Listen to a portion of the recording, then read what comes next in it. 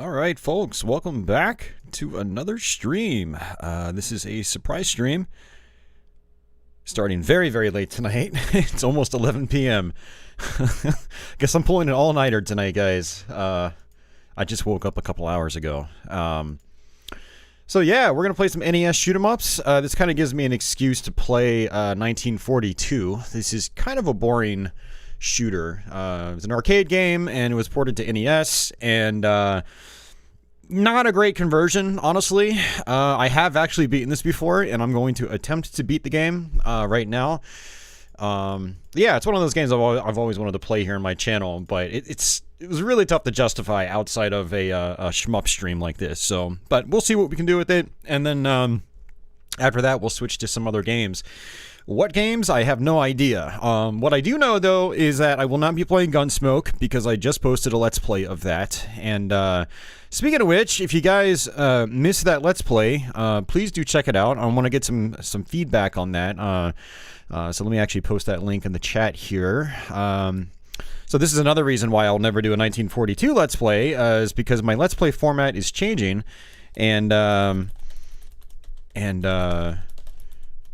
so there we go. That's actually Gunsmoke right there. But yeah, my Let's Play format is changing. So, you know, I'm not going to be doing kind of really, really dumb games where it's like just mindless, you know, not really much to talk about. 1942 kind of qualifies as that.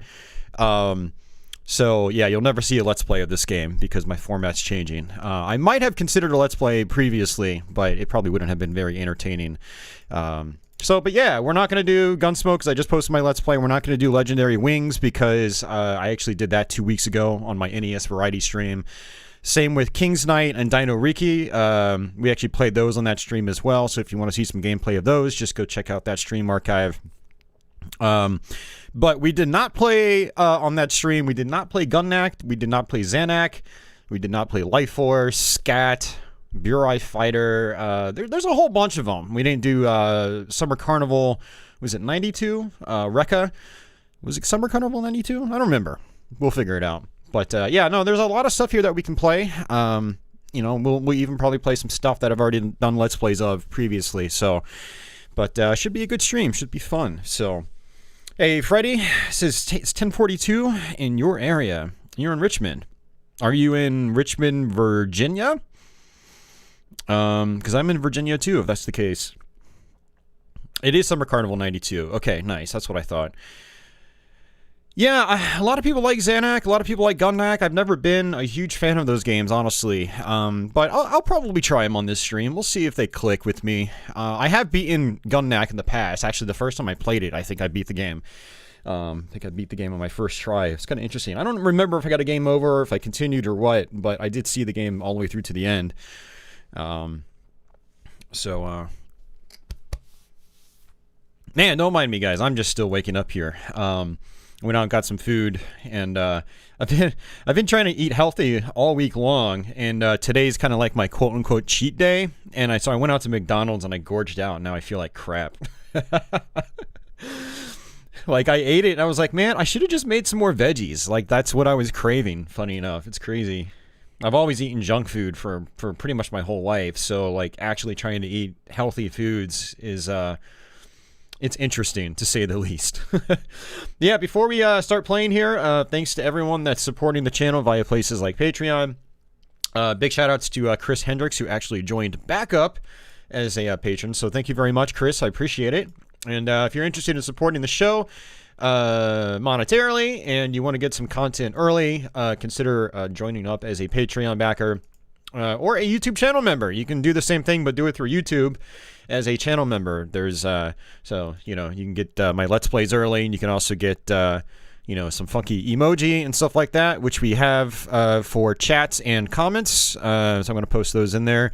Looks like we need 4 more people to join up to get another emoji. I actually checked on the last stream, so, but yeah. Yeah, thanks to everyone that's continuing to support the channel via memberships and Patreon. Big shout outs to Jeff Metal 42 and Pancreatitis that actually joined up as channel members last Wednesday, so thank you very much, guys. And thanks to everyone that's been doing super chat donations on these live streams here. So big shout outs to Jeff Metal 42 again, Jeffrey Smith, T-Bone Saxman, and Dad 1153, who all did super chats on my Mortal Kombat Deadly Alliance stream. Yeah, we did that on Wednesday. So thank you very much, guys. I really appreciate it. It helps me out a lot. Trust me, it helps me out a lot. I had to drop almost $100 in an original Xbox a couple weeks ago, and so like your tips and stuff like that, it goes towards things like that. It really helps me out here. So helps me continue to build the retro console arsenal to keep these streams and videos going. So thank you very much, guys. Hey, Cryogentics, welcome back. Let's see. Right now, you're duking it out with some multiplayer mayhem matches and Time Splitters. Future Perfect. Oh, very nice, very nice. I need to go back to those Time Splitters games. I only really played the first one.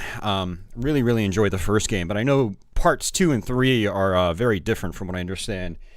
They're a little more like, I think they're a little more like GoldenEye and Perfect Dark. Journey to Silius. Yeah, that's not a shmup. So we're not going to be playing that tonight. Sorry. Oh man, Journey to Silius is actually a really good idea.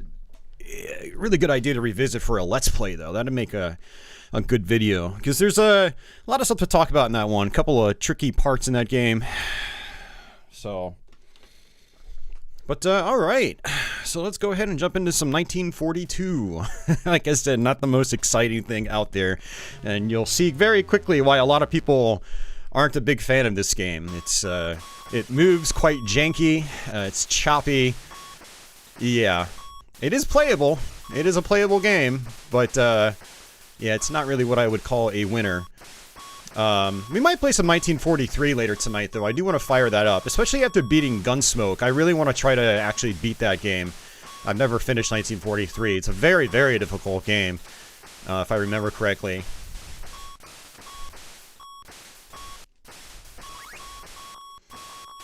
Man, and it's not very responsive either. Like, I'm trying to mash the fire button, and it just doesn't feel like it's working half the time. And I think that's the game, not my controller.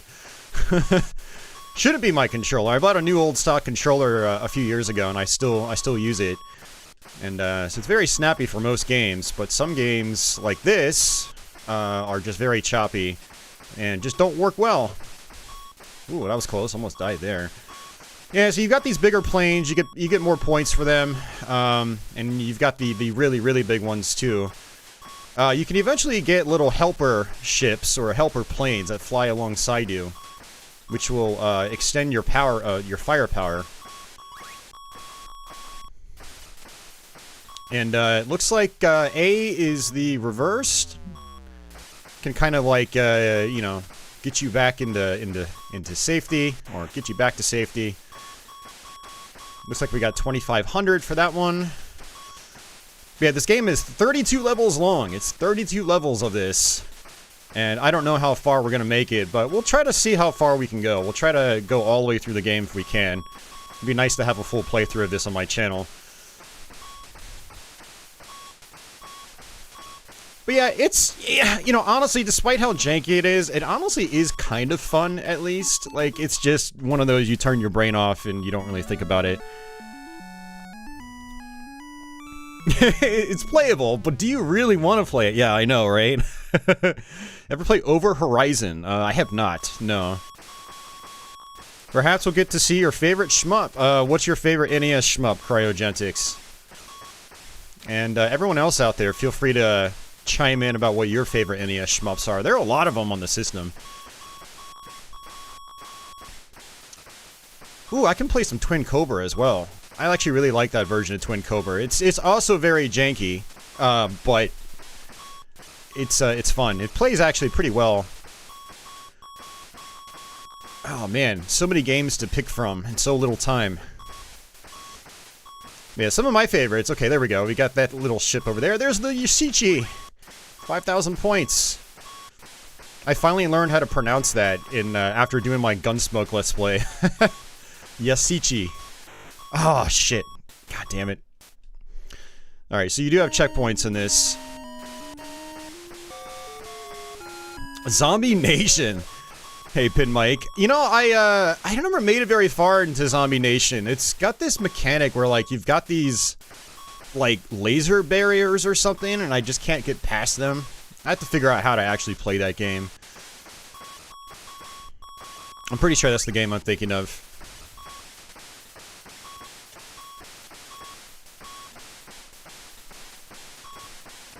Oh yeah, that's right, there's the Gradius games. I could potentially try to do Gradius 2. The Famicom version. I don't know if the Famicom one actually works on my flash cart, though. I thought I remember it crashing on me or something, like kind of glitching out. I don't remember.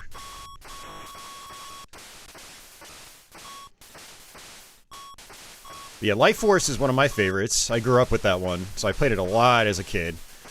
And I played it a lot as an adult as well. Still holds up very well. What I've actually wanted to do with Life Force is make kind of like a rolling save file on my flash cart. And try to get the game to loop a bunch of times, because apparently it gets pretty tough if you loop it several times. Sky Shark, yeah. That one's got some fantastic music. Tiger Heli, hey Mark, what's going on, man? You gotta pick Gradius, but you do like Air Fortress and Guardian Legend. Yeah. I really need to, put some time into Guardian Legend. A lot of people say it's a really solid game. That mix between, like, action RPG and shoot 'em up. I always enjoyed it when games back in the day had multiple play styles.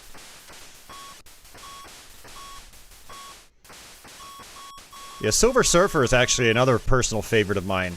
I really like that game. A lot of people don't care for it, but it's got a banging soundtrack, and it's solid. It looks good. When you know what to do in the game, it's pretty fun. But it is really tough if you don't know what to do. But we're probably not going to play Silver Surfer, because I played that a bunch on streams over the years. I think I played it just a few months back as well. I think we did an NES Variety stream, and I fired it up. At least it feels like I've done it somewhat recently.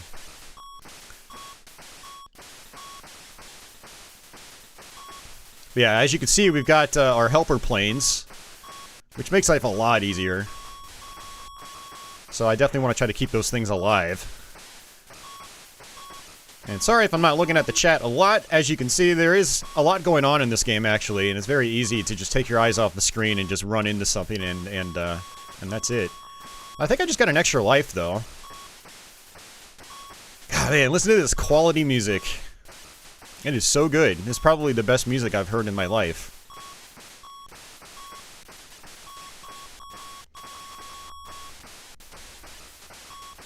And you know, if I fire at just the right rate, you know, I can add some notes to it as well. It's almost like I'm creating the music. Oh man, that's pathetic. ActRaiser on the Super Nintendo. I need to go back and relearn that game. I played that for the first time like 21 years ago. It was around the time the Dreamcast came out. I remember that. And I really enjoyed it, but I never went back and beat the game again. That was a long time ago.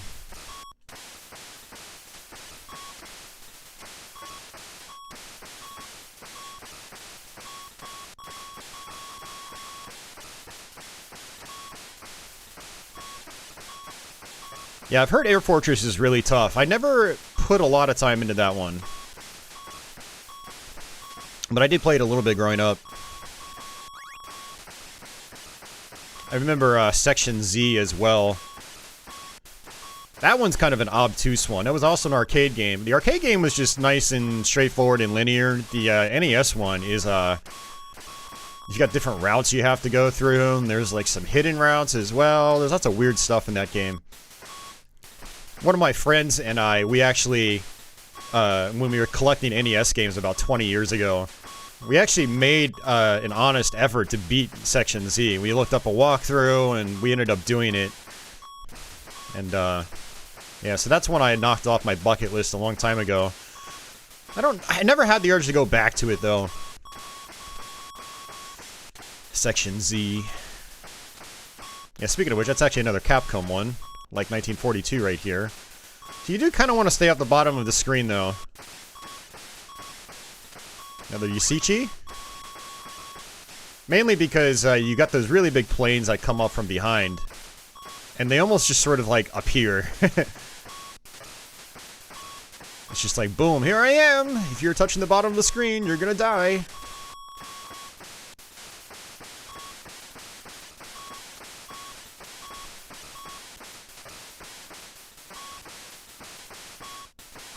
Yeah, I think this game's score actually rolls as well. Like, I think it goes up to 999,000 and then it just, like, resets. I don't remember. I remember when the Retro USB AVS first came out. This is like over 40 years ago now.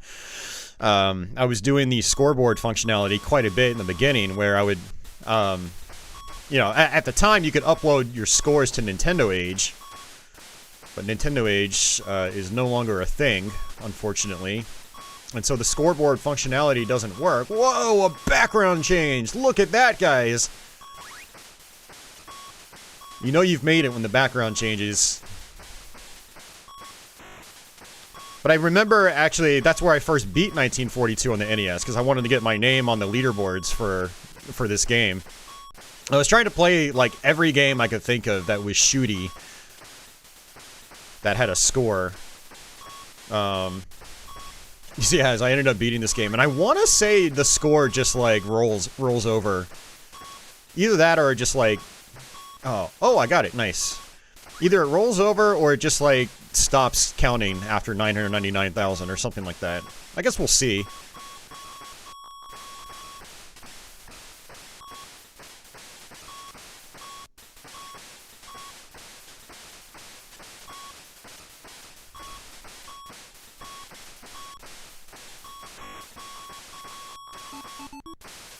I think I got another extra life.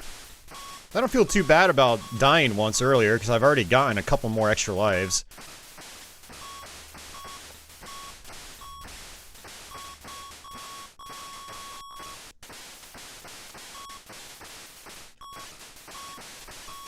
You know, I probably would have actually enjoyed this game as a kid. You know, if I was like 6 or 7 years old playing this, I probably would have liked it. But it's still not a very good game. There are a lot of NES games I played back then growing up that really aren't great games, but I still enjoyed them for what they were. It's not like I was paying for the games, you know? Ugh. Super Spy Hunter. Oh yeah, I need to play that. I remember that, yeah. Hey Guns, what's going on? Hey Stodgy, Section Z is a cool idea, just doesn't work great. How was Deadly Alliance? Did I like it? It was, yeah, I mean, I liked Deadly Alliance. I just wasn't really having a good time with it, because the AI was just... I wasn't really enjoying playing against the AI. We beat the game once with Scorpion. I tried beating the game again with Sub-Zero, and I just couldn't really find any, like, really good combos with him. And the AI kept blocking everything, and I was just like, alright, I'm not having a good time. So we ended up switching over to, Mortal Kombat 2 and 3 on, oh, shit. On the Midway collections for Xbox, so that was fun.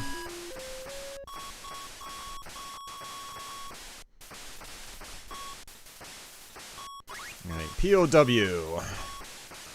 Yeah, it's a shame I ended up losing that firepower, because it just makes things a lot more difficult.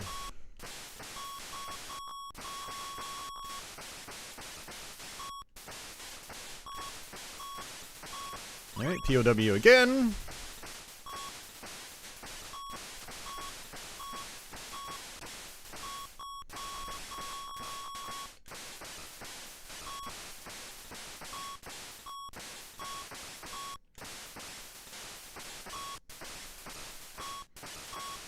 Yeah, I really want to take down these big guys. They shoot lots of bullets. And they take up a lot of screen space. You're more likely to run into them. Or you're more likely to run into something with them on the screen.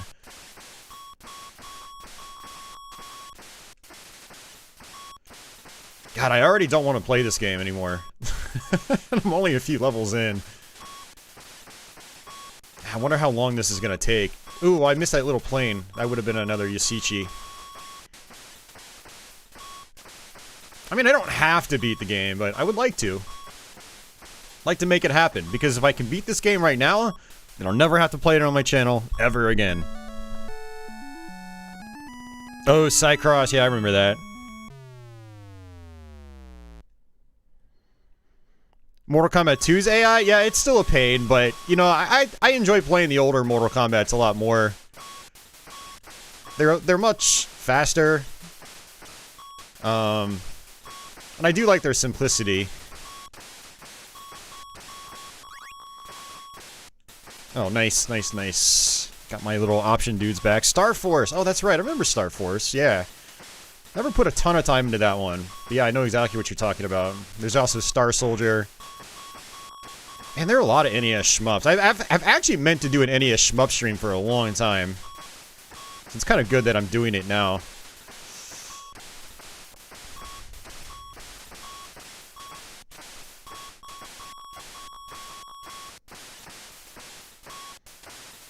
I'll be honest with you, I don't actually know what the different colored POWs do. I don't know if some are just points, or if some are specific power-ups, or what. Lord Yusichi?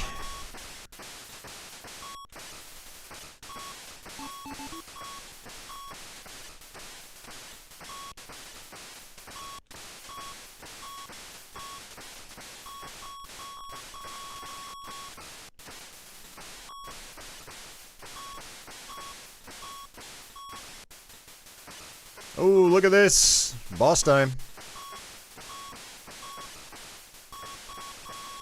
Forgot about this.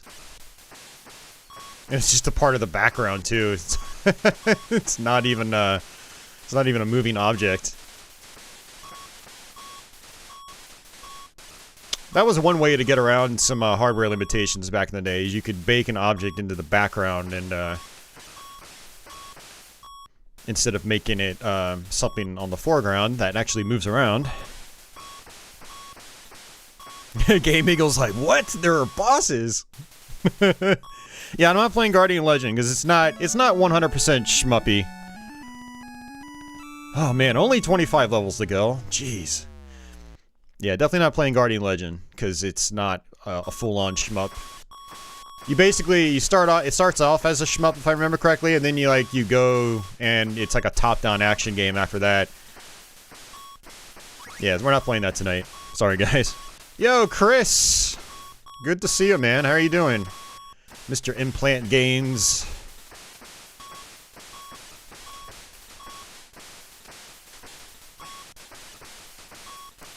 Yeah, I definitely want to play some Twin Cobra later tonight, for sure. When playing shmups, where should you be looking at? Honestly, I look more towards, like, the enemies and whatnot, as opposed to, like, looking at my ship.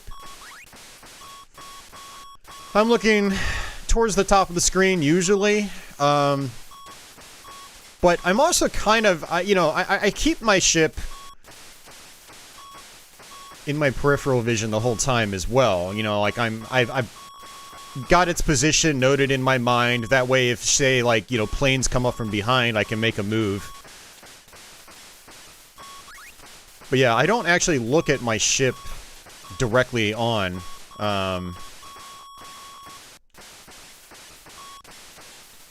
but I am very aware, obviously, of where my ship is. So I can do, you know, the proper dodging or move over to an enemy I need to target. Now, if I'm playing a bullet hell, like by Cave or another company, then a lot of times I'll be looking at my ship, you know, so I can weave in and out of the bullets. They're very thick, dense bullet patterns, but in a game like this, I'm more focused on the upper part of the screen.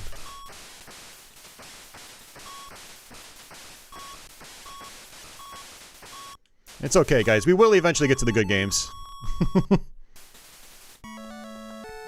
Yeah, Chris has Implant Games as a great channel. You guys should check it out. It's mostly reviews, retrospectives, and deep dives of games. Oh, PC Engine Twin Cobra is great. I love that version. It's one of my favorite ways to play that game. I like the Genesis version too, but man, that sucker is really hard. The Genesis version is very, very tough.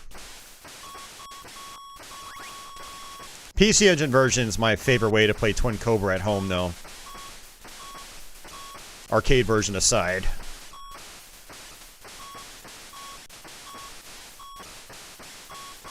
Ooh, oh, I didn't even see that bullet. Man, I hate losing those helper ships. They're such a good power-up.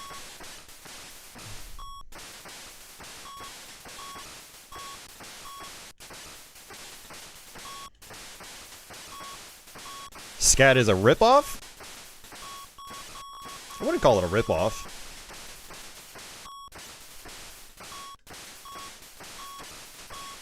I'd say Forgotten Worlds inspired. That'd be a nicer way of putting it, but I don't think it's a ripoff. I think it's a good game. Forgotten Worlds is a brutal game, too. I mean, I think a lot of people actually enjoy Scat more than Forgotten Worlds. But yeah, there are a lot of shooters like that have you shooting left and right. You know, it's not just Forgotten Worlds. You know, BRI Fighter is one. Section Z is another we just talked about.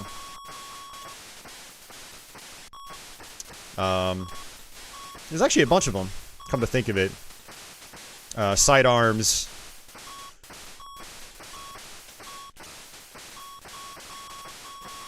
I know I'll come up with more as as I think. But my mind is drawing a blank right now. PC Engine port is your favorite, yeah. Michael, this is 1942. Top Gun is not a shmup. Not a shmup like this. No Top Gun. You're playing a game like Ikaruga or Radiant Silvergun, you're looking at everything. Yeah, I mean, that's generally what you want to do, period. You want to have an idea of... You just want to be keeping tabs on everything that's happening. I mean, that's ultimately what you have to do in these games. But the more complex the shooter, the more involved the patterns are, things like that, then yeah, you really have to be on top of everything if you want to survive. Still don't know how many lives I have left.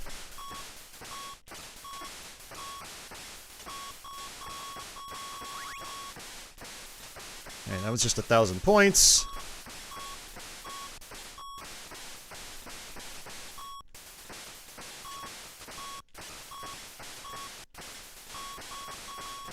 Speaking of Top Gun, though, I need to go back and try to beat that game. I saw Solid Nate beat it.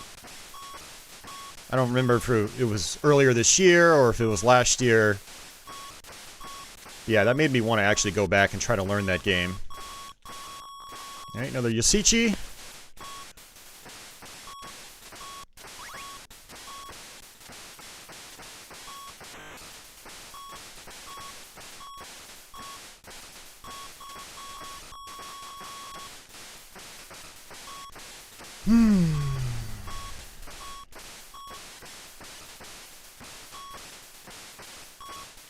Yeah, one of the things about this game, though, is like some of these enemies just blend into the backgrounds. I can't imagine even playing this on a CRT. I bet it would be even worse.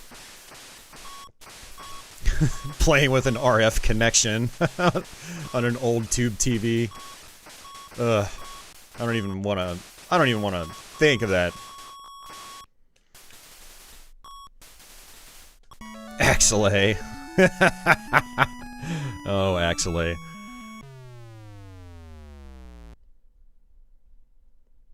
Yeah, Biometal's a good one. That's definitely an underrated one.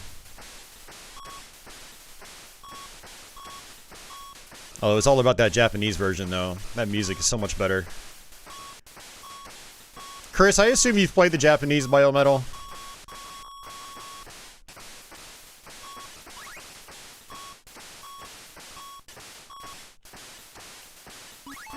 I actually don't mind the US soundtrack, but... yeah, after hearing the Japanese soundtrack, though, it's kind of hard to go back.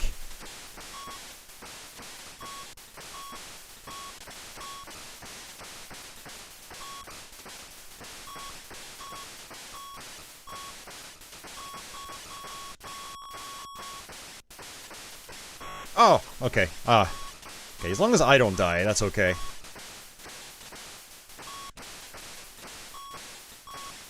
Alright, another POW.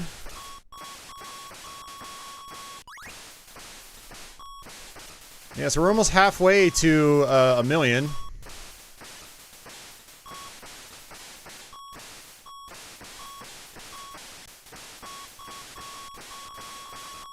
So I'm going to be really interested to see if the score rolls over or if it just does what people call counter-stopping. It's basically the score just stops counting up. So we'll see if that happens. I don't think we're gonna have an issue like getting to that point. I mean, the game, if I remember correctly, doesn't really get much harder than this. It's just kind of this for the rest of the game.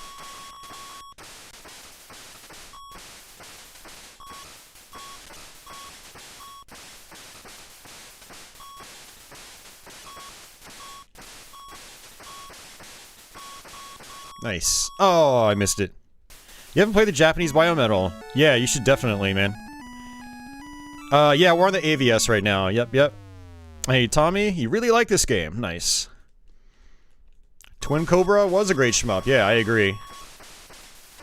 Am I playing this on an emulator? No, I'm playing on the Retro USB AVS console. I actually have a link to it in my description, if you guys aren't familiar with what the AVS is.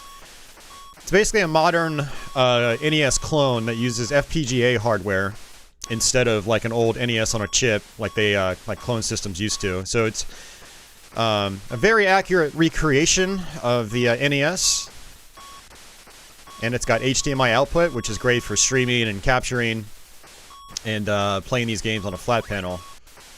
And then I'm using a flash card, also by Retro USB, the Power Pack, which is still a great flash card as well.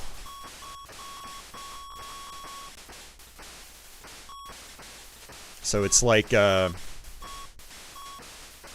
the convenience of emulation, but still using real hardware.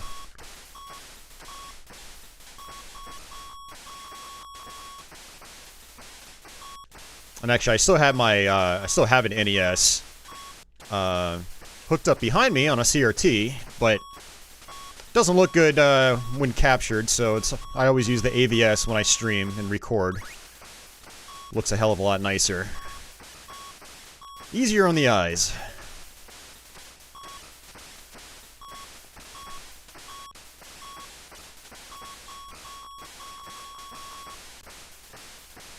I do have a Mister as well, an NES core, and that's pretty good, but I actually still prefer playing through the AVS. I like the AVS NES core, and I can use save states on my my flash card, which the Mister core doesn't have save states, unfortunately, which makes practicing for some games a lot more difficult.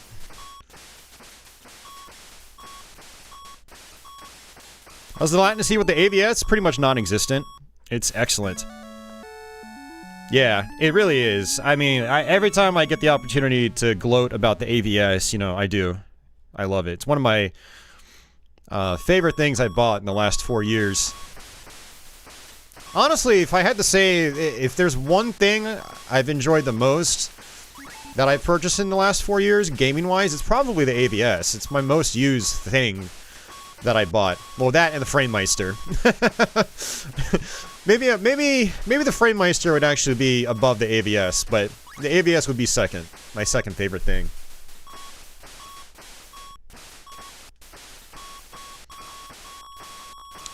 Yeah, I actually got the Framemeister around the same time I got the AVS. Come to think of it.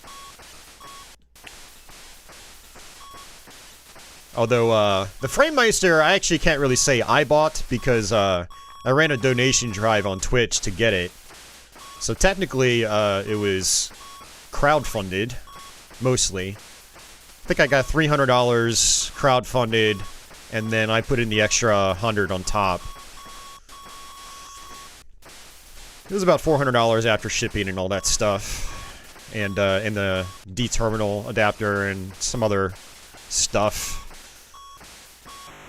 Yeah, the Framemeister has been a major workhorse in my setup for the last 4 years. And as long as it, you know, keeps kicking, it'll remain my main workhorse for a long time to come.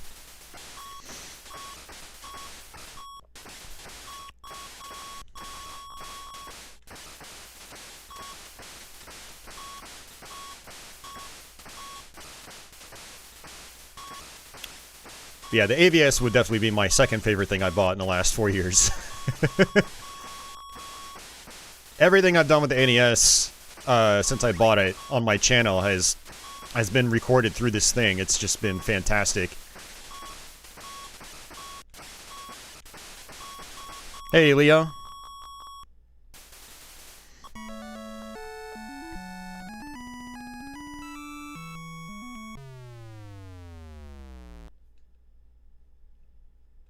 "19 stages left."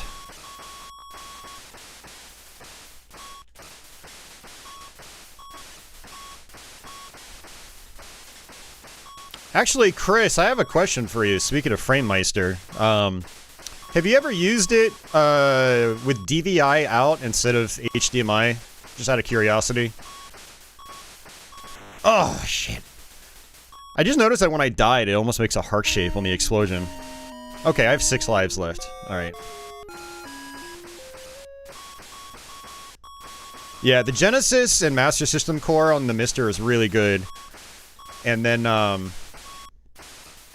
yeah, the PC Engine core is excellent as well.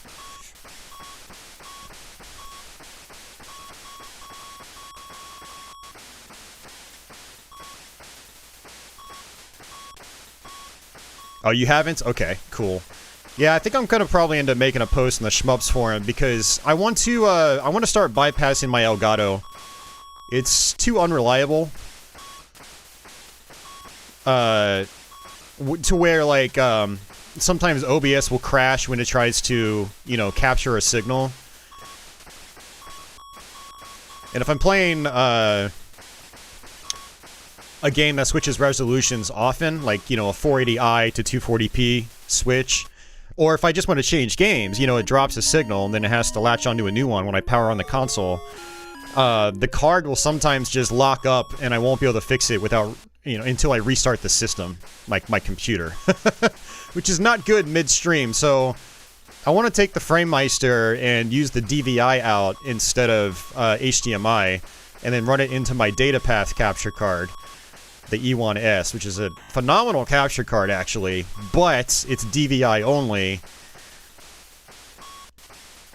So I'm going to have to research how the FrameMeister functions with DVI output instead of HDMI, and what kinds of adapters I need and stuff like that. I don't mind splitting the audio out. I already do that with my retro computers, and I do that as well when I use the XRGB2. The XRGB2 is not a great solution, or the 2 Plus. It's got a very unstable image. I wanted to get an XRGB3, but I'm like, you know what? I could just run the freaking FrameMeister into my data path card. Why do I need to buy another XRGB, you know? Just use what you've got, you know? It's just gotta be a little more work. Yeah, yeah. Okay, so you've never even used OBS. Very interesting. Yeah, I don't use Elgato's software anymore for capturing. It became way too unreliable. I get audio sync issues and all sorts of stuff. So basically what I do is I use OBS to record. OBS never fails on the recordings. It's, you know, the picture looks great. Yeah, so I started recording with OBS about 4 years ago because Elgato's software was just garbage. Like, when it worked fine, but it was too unreliable. There's nothing like... I remember it was actually Doom 2016. I did a whole Let's Play of Doom 2016, and we're talking like 2.5 hour episodes, you know?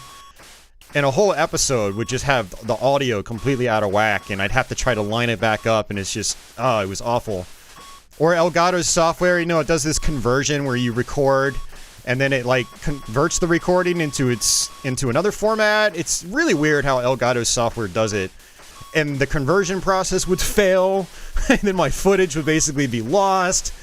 And I was just like, there's gotta be a better way. And so I started bringing it into OBS instead, and I recorded with OBS, and it's just been rock solid ever since. No issues with OBS recording.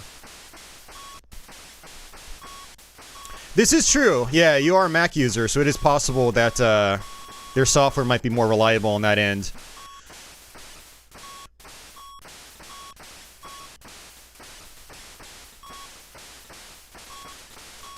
I guess that's it.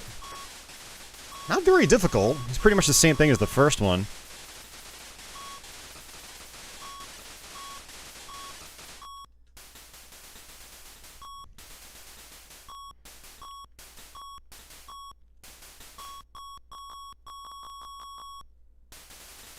Yeah, Pin Mike, the PC Engine core in the Mister is just excellent. Yeah, definitely. We're gonna do some Mister here, Mister streams here soon-ish. We'll do more variety streams. Alright, we're almost halfway there, guys. You guys are like, why are you still playing this piece of crap game? This is a good game to just zone out to and have conversations like this, though. I can kind of ramble on and not feel bad about it, not feel guilty about it. I mean, I ramble on anyway, but yeah. I just wish these levels would move a little bit quicker so we could get through the game a little bit quicker. Well, how's everybody doing tonight? What are you guys up to? I don't blame you if you've pretty much muted my stream because of this music. But feel free to leave and come back in about an hour. We'll be playing something else. Thanks for the GG, B Retro.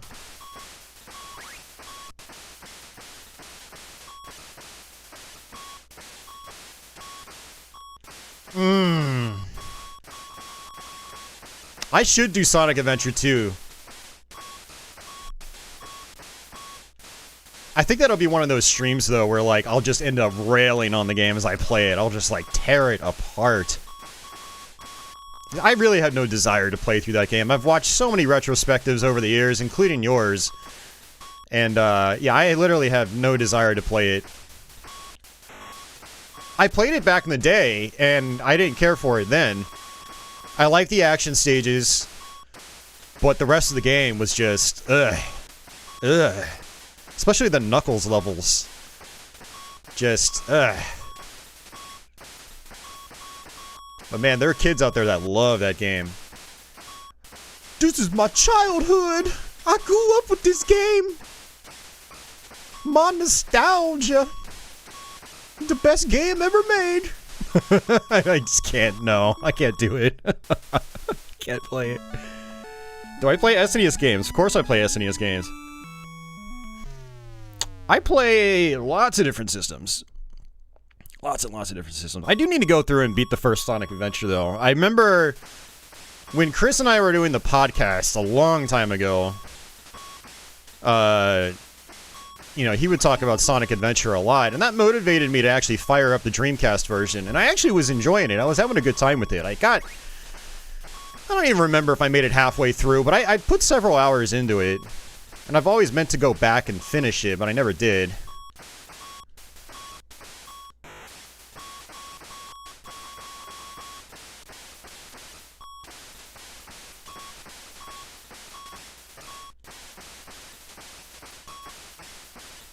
Okay, that's fine. I don't mind losing one of my ships, and honestly, in a way, it's better because it's easier to dodge. I don't have to worry about, yeah, you know, my ship basically becomes smaller when I lose one of my helpers. It's easier to dodge and weave.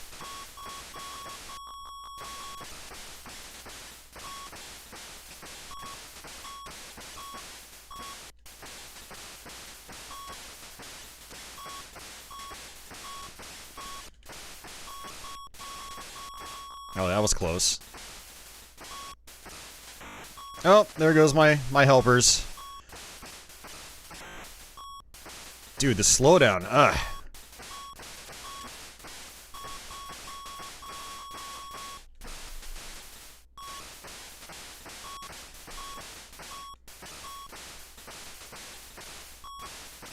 God, the poor NES just can't keep up with this masterpiece of a game. Whoa, that was close.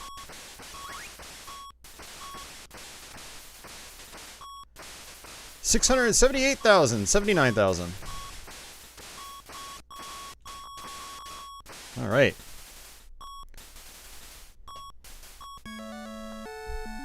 All day playing OG Splinter Cell on Xbox. It was a good day. Nice, man, nice. You're watching me in Star Trek Enterprise. Gun-Nac, please. Please. I might play some Gun-Nac.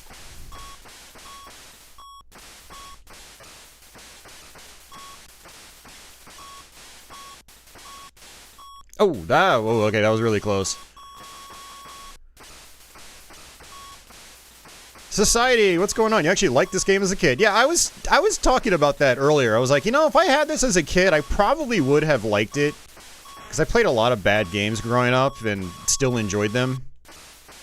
Just because, you know, when you're a kid, you don't have choices. You just, this is what you got, you're stuck with it, you play it. At least that's how I was. So...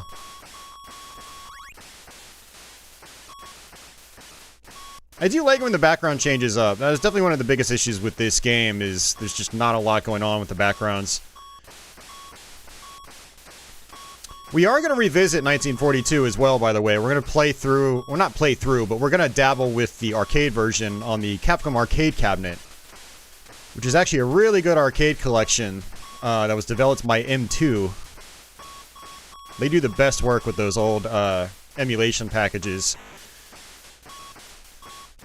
And it's mostly earlier Capcom arcade games. It doesn't really go into the CPS-1 era at all, which is like, you know, your Street Fighters and Final Fight and stuff like that.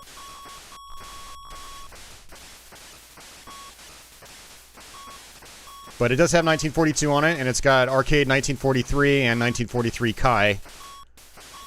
Those games are ridiculously difficult. Another extra life. You know what? I haven't used my reversal at all. I just haven't really felt the need to.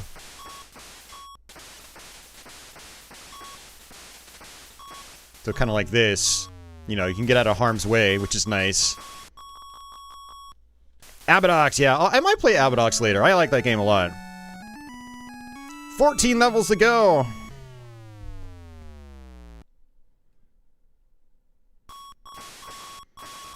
What genre do I usually stick with? It's just whatever I feel like playing, really. Shmups are really fun. It's one of my favorite genres, and they're very easy to just pick up and play. You know, I don't have to usually practice them before doing my streams. I just fire them up, we play, it's a good time. People like to watch them as well. I have a lot of shmup fans that follow my channel. But I love platformers. I like driving games. I love, you know, other types of action games. I even like some fighting games here and there. I like arcade-type stuff in general. Like last night on Twitch, I was playing the Midway Arcade Treasures Volumes 2 and 3. So I played a variety of arcade games there. But yeah, I don't stick with just one thing. I do bounce around. Even once in a blue moon, I'll do something, you know, RPG-ish. A couple years ago, I played through Diablo on stream, the first one. I did Secret of Mana a couple years ago as well. I meant to do Final Fantasy Mystic Quest, but I just completely forgot.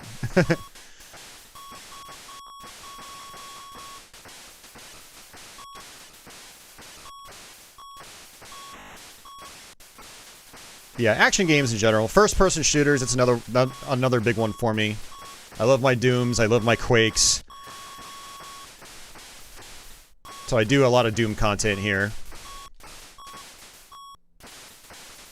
Yeah, it all just depends on what I'm feeling. I try to mix things up, though. Like, tonight I was going to actually do Dreamcast. I haven't done a Dreamcast stream in a long time. But I was like, you know what? I kind of want to shoot stuff. And yeah, I could shoot stuff on Dreamcast, but those shooters are usually a lot more chaotic and busy.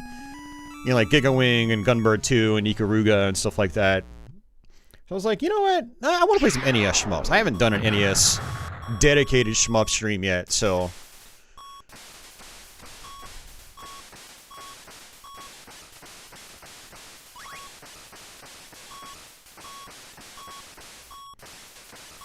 Uh, 1943 on NES, yeah.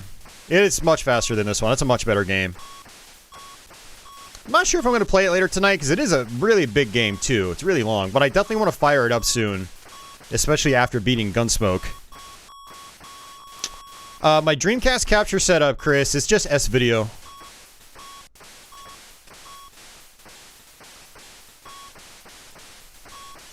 Yep, just S-Video into the FrameMeister.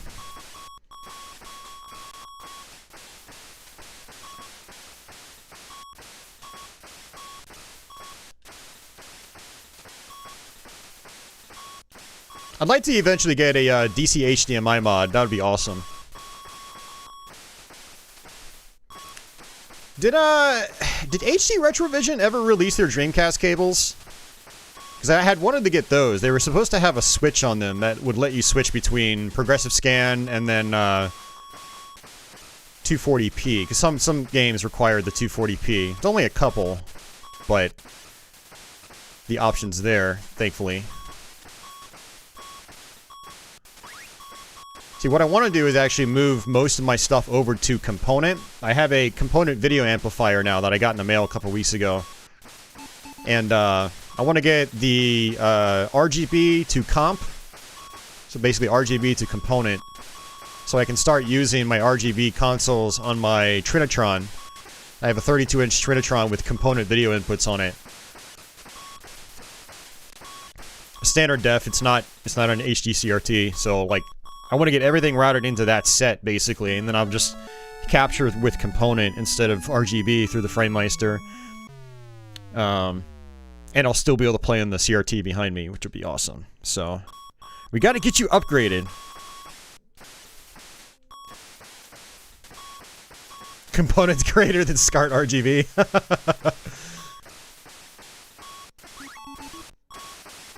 Is Afterburner considered a shmup? No. It involves shooting, but yeah, it's not a shmup like this. Not a shoot 'em up. And Afterburner, honestly, it's more about dodging, too. Less about shooting. You do shoot stuff in that game, but it's more about avoiding things as opposed to demolishing everything on screen. Especially with your limited ammunition. Like, yeah, you definitely want to shoot some stuff, but you don't rely on the shooting like you do in a game like this. More about avoiding things in Afterburner. Afterburner is such a hard game, too, man. I love the game, but I hate the game at the same time. I have a love-hate relationship with it.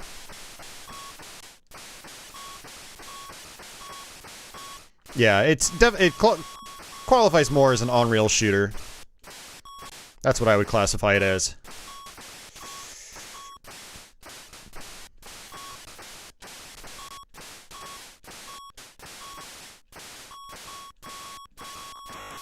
But generally when people mention shmups, they mean more traditional, you know, scrolling shooters like this. Either vertically or horizontally.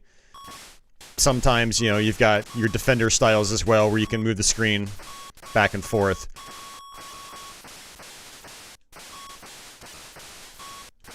Doesn't mean you can't say Afterburner's a shmup. It's just, when people say shmups, this is usually what they think about. Not Afterburner.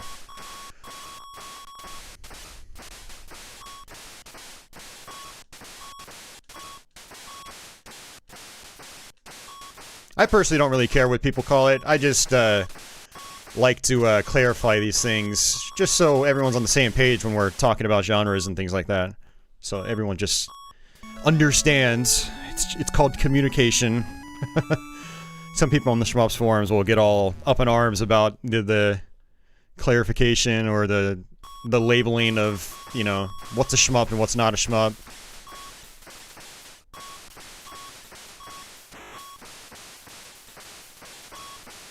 We're getting there, guys. We're almost 2/3 of the way through the game. And I'm getting close to I think, maxing out my score, which is nice. Diving into Famicom shmups? I might, Stodgy. I might.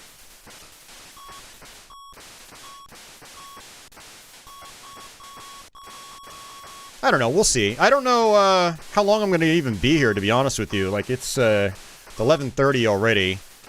I do have to work at 7 in the morning. But like I said, I slept really late today, so chances are I'm going to be up all night. Yeah, I don't know. I don't know if this is going to be a couple hour long stream, or if we're going to take it to 6 or 7 hours like we did on some other recent streams.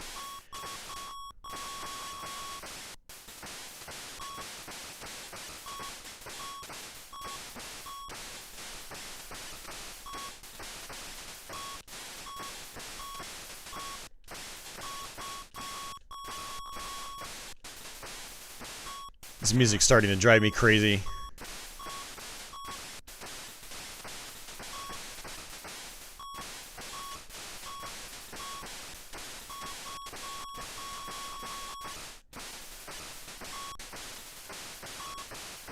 The game is so stiff, too, because of, like, the choppy frame rate.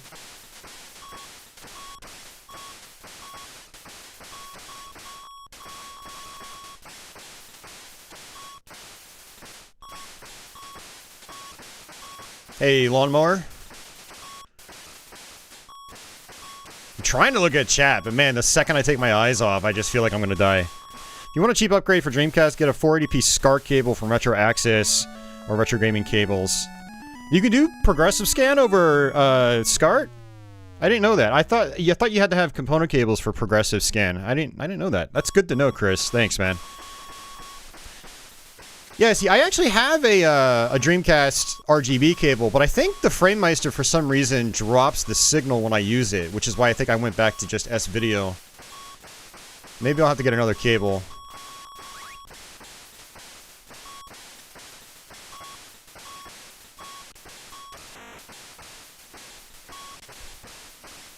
Hey, Micah, what's going on?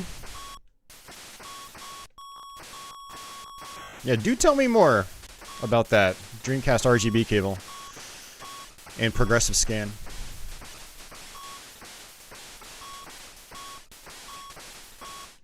Actually, hold on. Let me check my cable, by the way.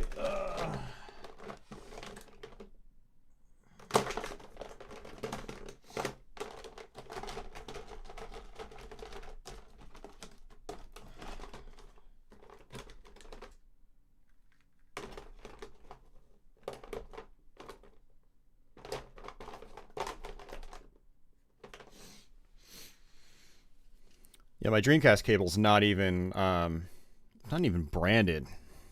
I don't even know where I got it from, honestly. Maybe that's why I have issues with it. Definitely not Retro Gaming Cables, because if it was, I would, it would have their label on it. This is actually a good time to take a quick restroom break as well, guys. I need to use the bathroom. I'm gonna get some water while I'm at it, actually, so, I will be right back. Don't go anywhere. We'll continue this game. Our 927,000 points. I forgot to turn on my my LED strips too. Let's see, where is it?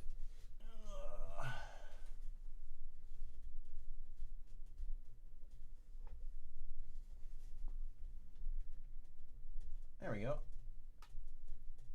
2, 3, 4, 5, 6, 7, 8. Sweet. Afterburner equals 100% accurate simulation. Yes, it's called RGBS, and it works with the OSSC or FrameMeister. Both cables have a 40i, 40p switch. Oh, very nice. Very nice. Okay. No, I'll definitely look into that. Yeah, I like retro gaming cables in particular, so I'll probably get one from them. Yeah, my Xbox, and also, like, when I use RGB from the Xbox, it also drops the signal on the FrameMeister. Same with my Neo Geo CD. Which is why I do S-Video on all those platforms. But when I start running into the data path card, it might no longer be an issue. I guess we'll see.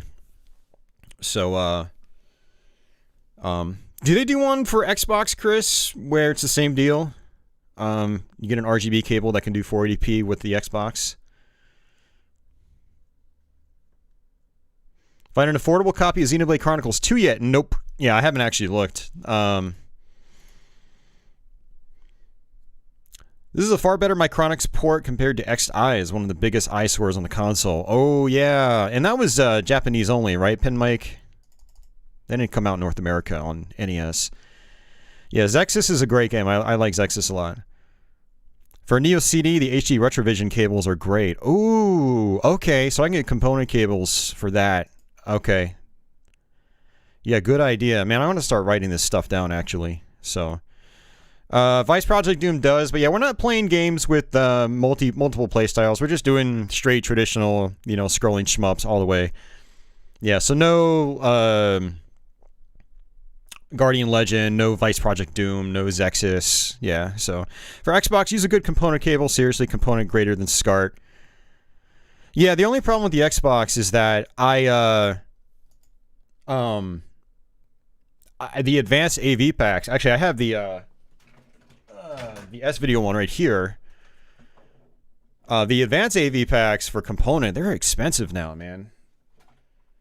So it's like I find it difficult to I mean, I'm probably gonna have to bite the bullet one day unless HD Retrovision makes cables for it as well. So, played Contra yet? I'm not playing Contra. It's not a traditional shmup. It's a run and gun. We actually played Contra 2 weeks ago. I did a rifle only run on an NES variety stream. But yeah, let me go use the bathroom, guys, so we can get back to playing, and then yeah, I'll be right back.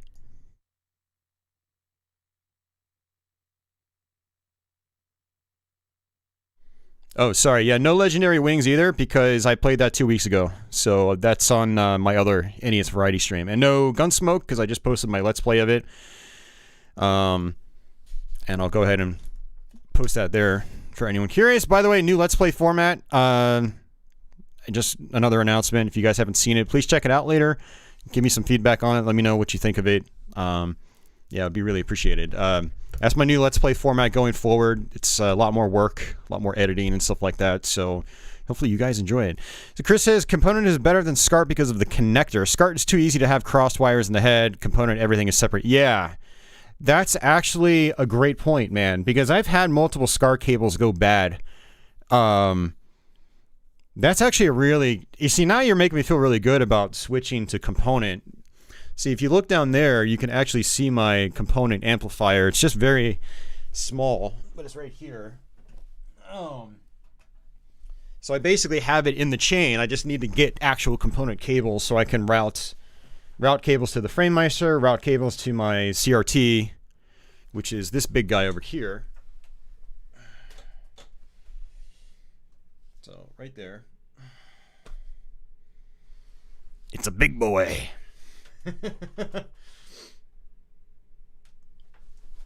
So yeah, component master race. Yeah, and I'm gonna have one going into the I have a VGA CRT on the other side that you can't see. So basically I have the amplifier running you know, to like three different outputs. Okay, now let me use the bathroom now so we can get back to playing this awful game and then get on to playing good games.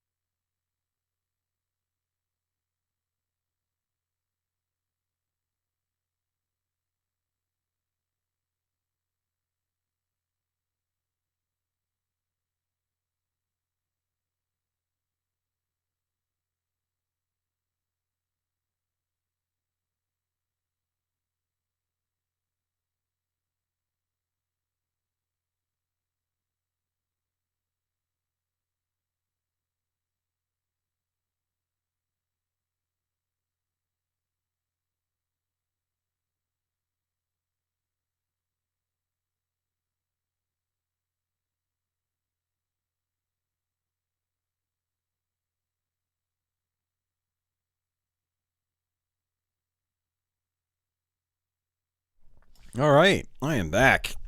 Let's play some more 1942.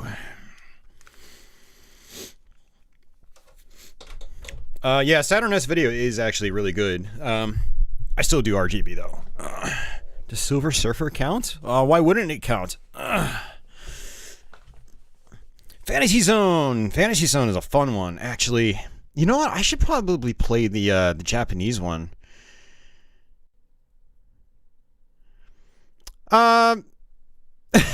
Fantasy Zone is a shmup, so is Defender.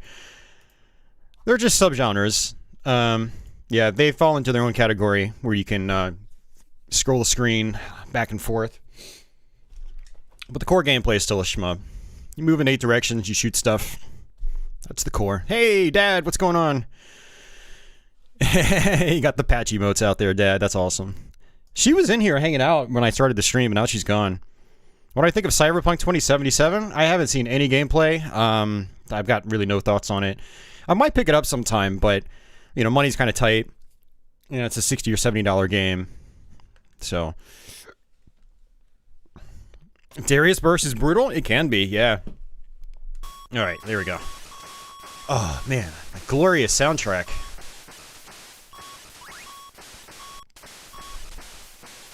I can't wait to play a game after this with actual music.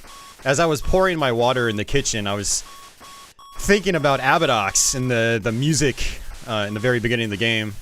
Do-do-do-do-do, do-do-do-do-do. I was like, oh man, that's gonna be so jarring after playing this game for an hour and a half. It's gonna blow minds compared to this. Alright, another boss fight, I guess. This time I'm actually powered up, which is nice.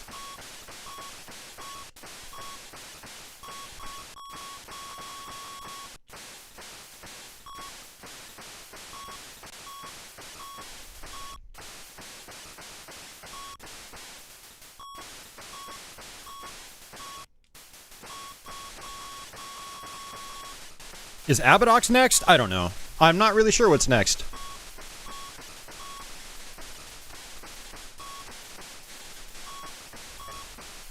Compared to AV-Jacks, any level of difference? Which one are you guys talking about? S-Video is a huge jump over Composite.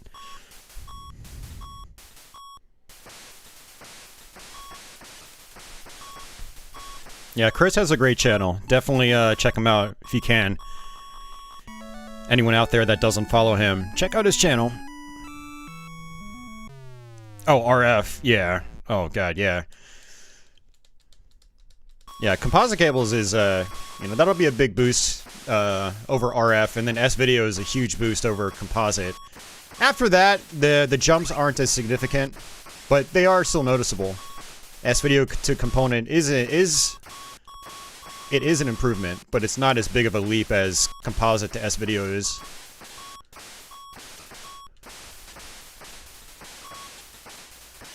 Yeah, I agree, B-Retro. I love Abadox. It's actually one of my favorite shooters in the system. Part of the reason is that I grew up with that game, so I actually played it a lot growing up.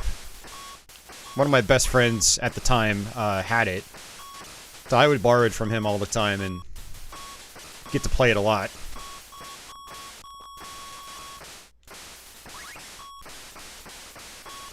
Gyrus had good music, yeah. I'm probably not going to mess with Gyrus. It's one of those games where, like, I almost feel like I might end up getting a copyright claim on it. Some of those Konami games are a little weird. So when I do these variety streams, I kind of stay away from them sometimes. But I'll try to... That's one of those games where I have a side channel just for gameplay only, no talk. I'll try to do some gameplay of it, post it online, and see if I get any claims on it. And if I don't get any claims, then I know I'm good to go on this channel. I really hate dealing with copyright claims. I've been trying to get rid of as many claims as possible. Either by deleting videos outright, which I hate doing because I lose the stats. You know, YouTube thinks you've had a really bad day and is less likely to recommend your content to other people. But I also don't like giving other people free money when they haven't earned it. Which is basically what copyright claims amount to. Someone watches my video with a copyright claim on it, and the claimant gets the ad revenue, not me. And they didn't make the video. So I either try to use YouTube's like song removal tool, or I'll just trim out the segment completely, which is fine in a live stream because sometimes blips happen anyway. Like connection drops can happen, and so it'll have that same effect with a connection drop on stream.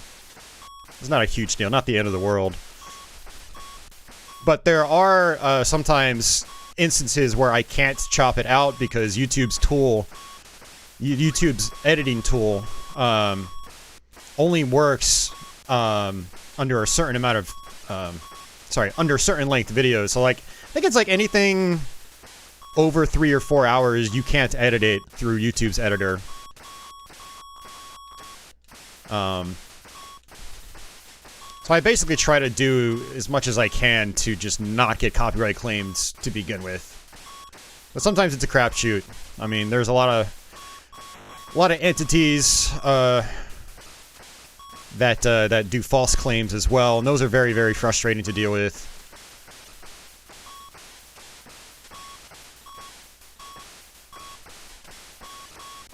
Yeah, that's why my Doomsgiving stream actually wasn't published right after Thanksgiving, because got a copyright claim on it. It was a false claim, but I didn't want to deal with it, so I had to re-download the stream, cut out the offending portion, and then re-upload the whole thing. So I ended up losing the original stream stats and all that stuff, and the video had to start fresh. Not to mention it got a major downgrade in video quality, because when you re-download a stream from YouTube directly, they only let you do it at 720p, 30 frames a second, so...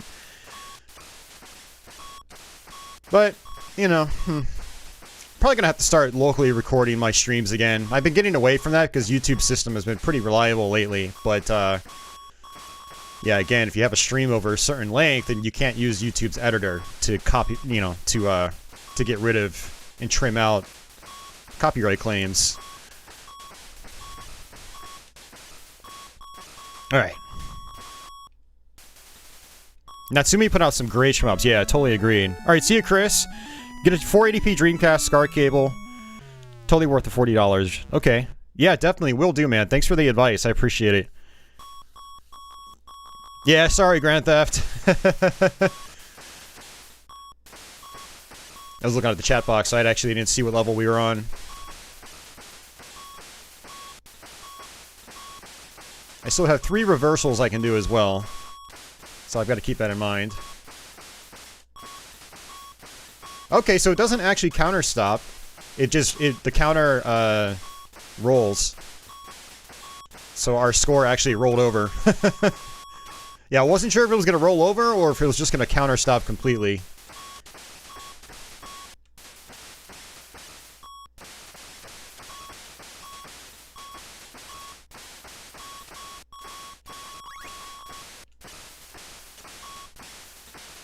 What is the rarest, most expensive NES shmup? I don't know. I don't, actually. I'm not sure.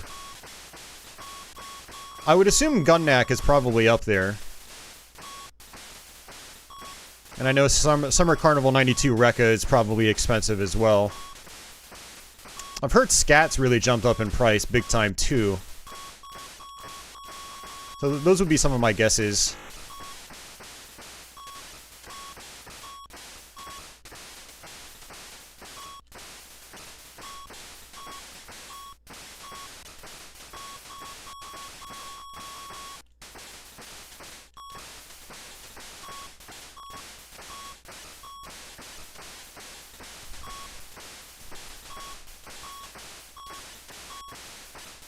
We're getting there, guys. We're getting there. Oh, nice. I got it. Thought I was going to miss that.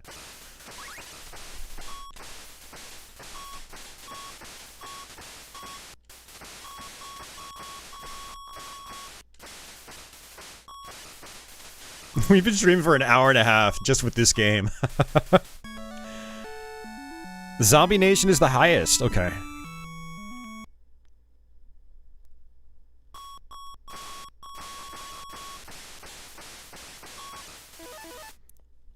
Yeah, yeah. I would assume this won't get a copyright claim. It'd be really hard to copyright claim this. Just a bunch of beeps.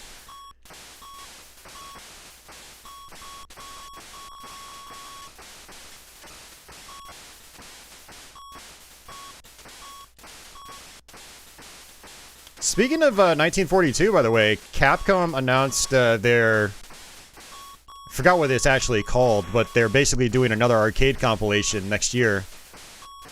And I think it's going to have 1942 and 1943 on it.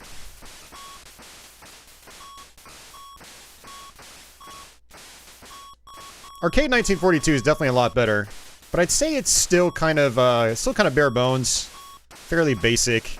It's never been a favorite of mine in the arcade. Always difficult to justify playing when you've got 1943. But I'm gonna give it another shot. Like I said, we're gonna do an arcade variety stream with Capcom Arcade Cabinet. We're gonna do that real soon. And so that's also got 1942 on it. So we'll definitely give that a spin.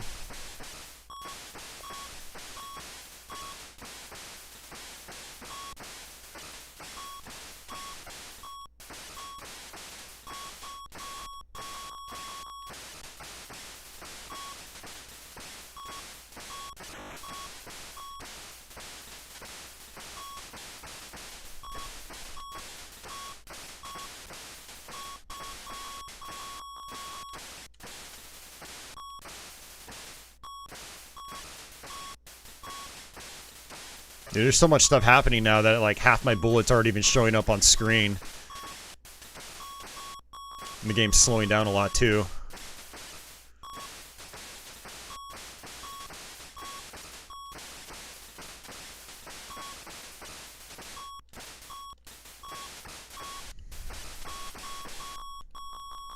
$1943 is the free game in Capcom Arcade Stadium. Nice. Morse code has a copyright claim on this song. 1943 Kai's not in the new collection coming out. Okay. Very interesting.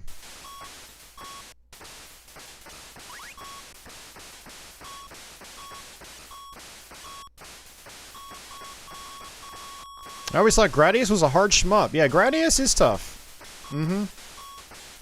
The NES one is pretty doable, though. I think the big roadblock for a lot of people in that version in particular is just the beginning volcanoes. I actually have a Let's Play of that game that, you know, should help people out if you're struggling with that part.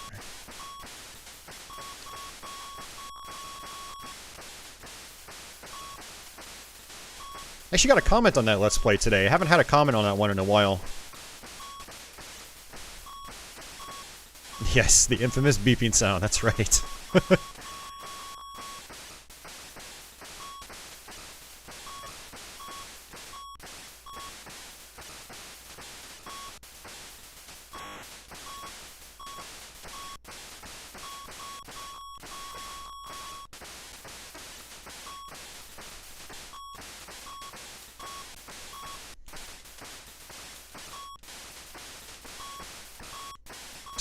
Which is good points.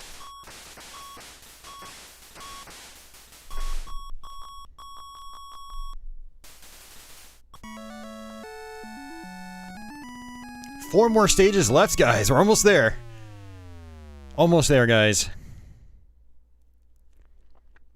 Yeah, I agree, Game Eagle. But yeah, when you know what to do with those volcanoes, though, they're actually pretty easy to deal with. You just got to know the trick. Yeah, I got hung up on NES Gradius 1 for so long because of those volcanoes, and then I finally figured it out, and I was like, oh. I wish I learned that like 20 years ago. Wow, finally a background change. And this is actually different.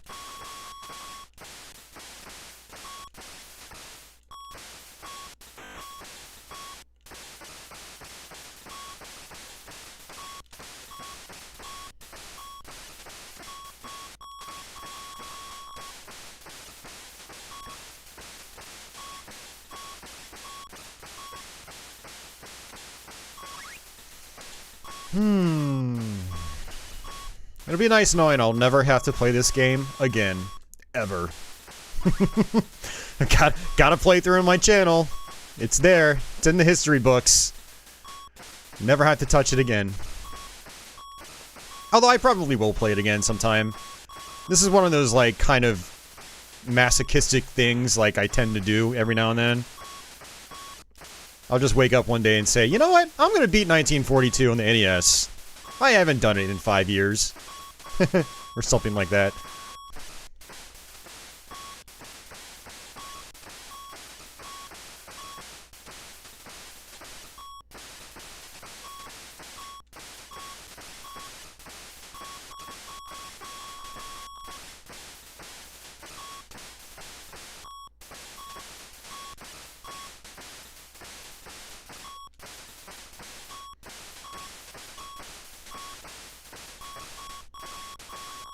It's like I have to do some actual dodging now, because I don't have my helper planes.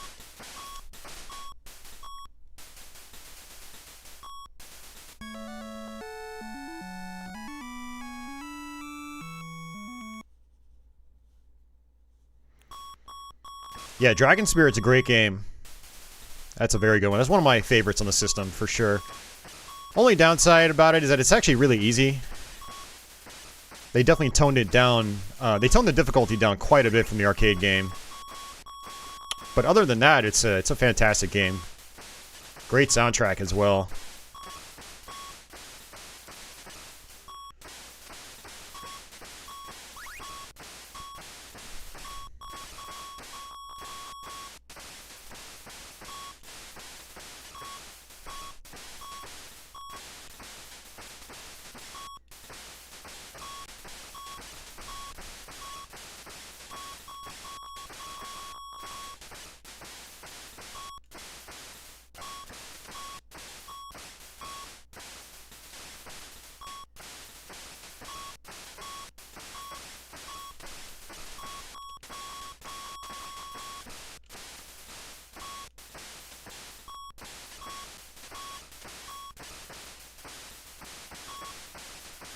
Just zoning out. Zoning out. It's tough to look at chat right now because there is actually a lot going on. Shame it takes 32 levels to get to this point, you know? This is one of those games where I wish that they went for a more cut back, trimmed down approach. Like, you know, make the game 15 stages maybe. Instead of 32. 32 is which is way too much. I mean, it takes you almost 2 hours to go through.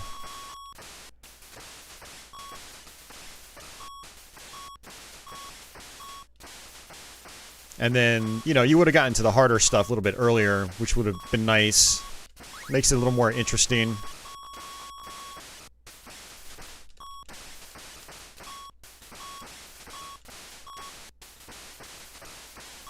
I'm going to assume we're going to have a last boss.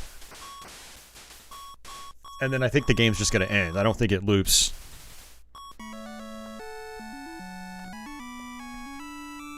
Alright, 2 stages left. Yeah, once I woke up and wanted to try to beat Superman 64.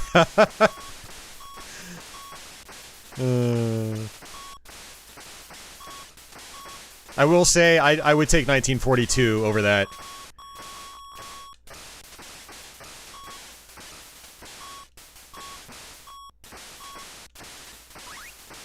There we go. Finally.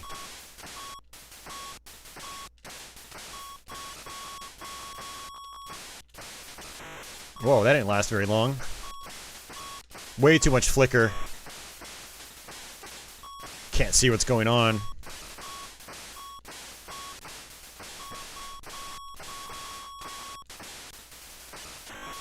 Well, there goes that. Ooh, that was close. I almost died.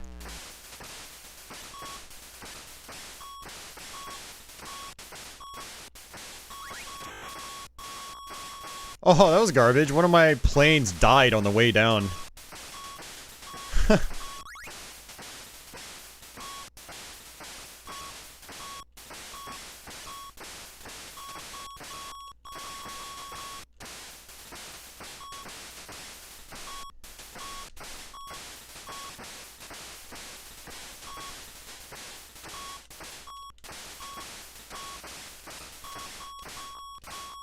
Tiger? Hell yeah, I'll probably end up playing that. I like Tiger Heli.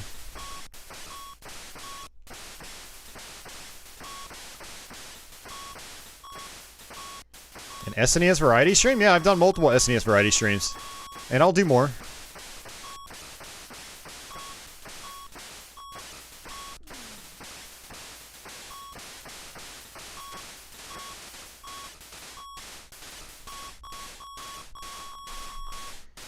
I've done a shmup stream on that system too. That was like a 12-hour long stream. All right.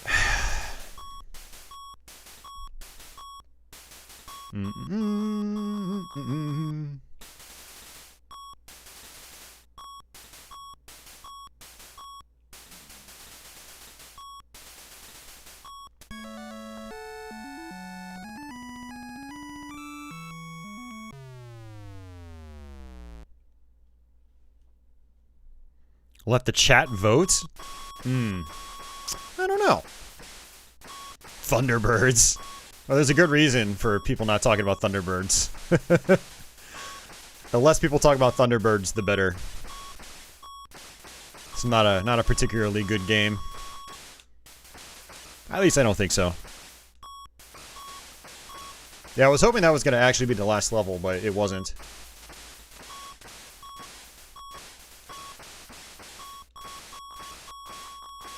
See, now I'm starting to question if the game loops, because the difficulty has just gotten way easier. There are barely any enemies and bullets.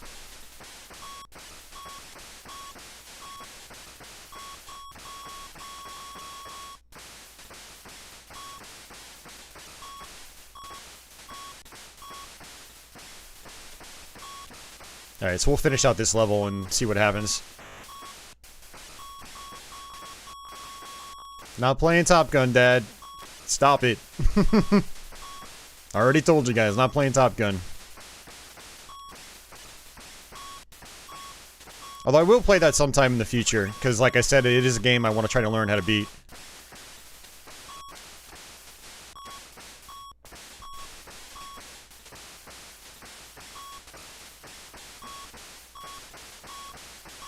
The calm before the storm, right? Not playing Tailspin.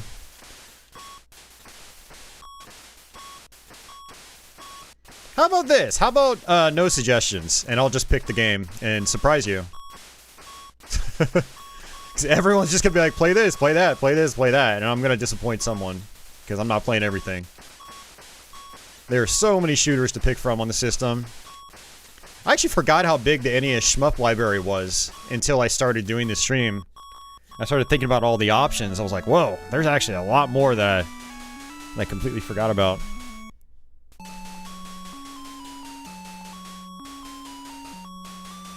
Nice. So it actually ends. That's good. That's what I thought.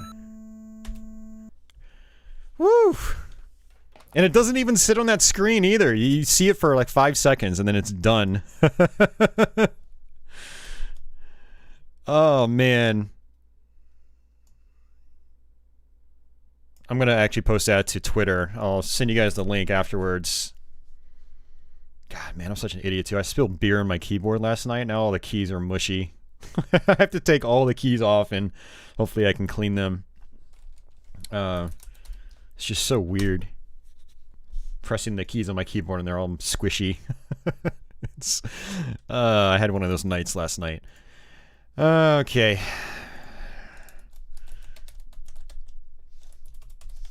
Alright, all 32 levels down.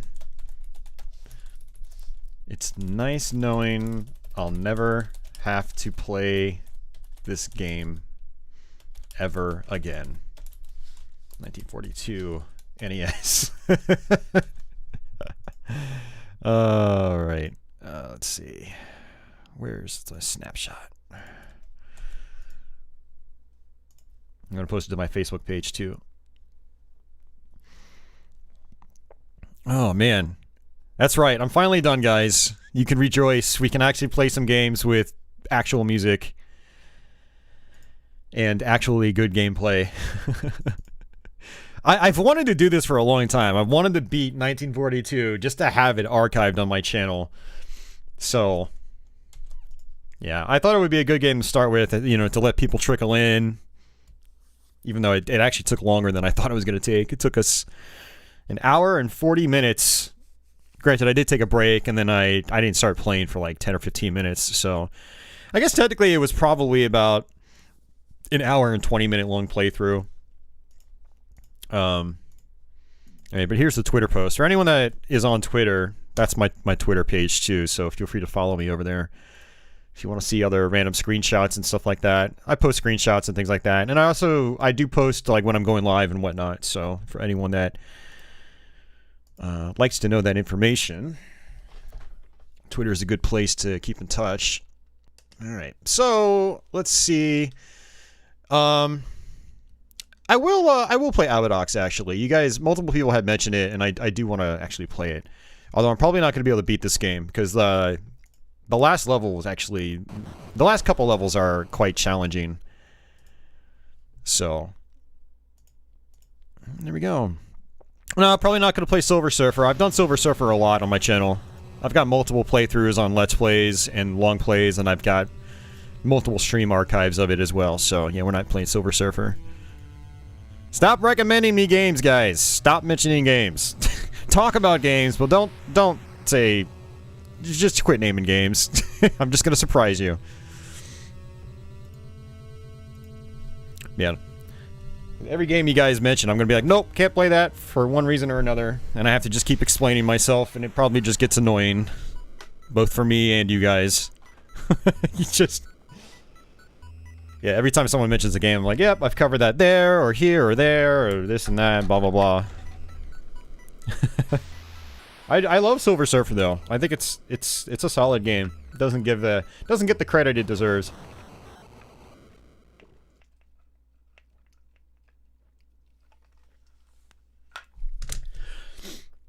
Yeah, Friday 1943 is, it was the sequel in the arcade. So 1942 came first. I'm gonna pour some more water, by the way.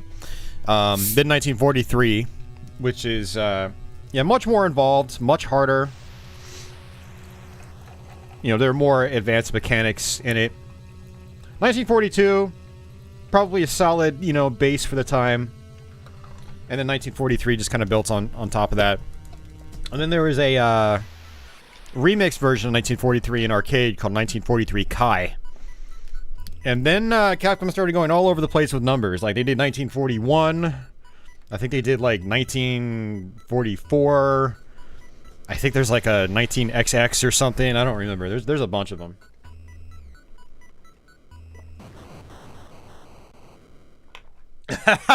Thanks, Michael. Don't forget to ring the bell for all notifications. I actually don't spam that, like, comment, favorite, subscribe, hit the bell. It always just comes off as being so awkward to me. Although at the end of my Let's Plays, I do say, hey, if you're new to my channel, please subscribe. But chances are a lot of people don't even hear that because it's all the way at the very end of the video. Your dog started barking when I beat 1942. He's also happy. Sorry, dude, for saying Silver Surfer. You better be sorry, man. Apologize. No, I'm not trying to sound like a jackass. I'm just saying, you know, for your sake and mine, it's just, I don't want you guys just dropping names for the whole stream. You're just going to end up being disappointed because I'm not going to play them. So I'm trying to get that out there early so you guys don't spend the whole stream naming games that I'm probably not going to end up playing. Alright, let's play this. Yeah, so Abadox is, it's definitely a challenging game. Definitely memorization heavy as well. And your little guy here to start off with, it's actually really slow. And what I'd like to do is actually just try to be accurate with my shots. You notice that I don't really mash the fire button rapidly in this game. I just try to, you know, be accurate with all my shots. And this is a, sort of like a little barrier. You can actually press A to, you know, have it, get closer or farther away from you. Ooh, that was close. Almost died there. But yeah, this is, it's actually a little bit like R-Type in a way with the checkpoint system. And then thematically, it's very similar. It's another reason why I've always enjoyed this game. It's very R-Type-like, when it comes to the setting. This is like in some kind of like organic star, or organic, not really a star, but like organic planet. So you need to hit this guy's eyeball that's on its back. That's how you do damage.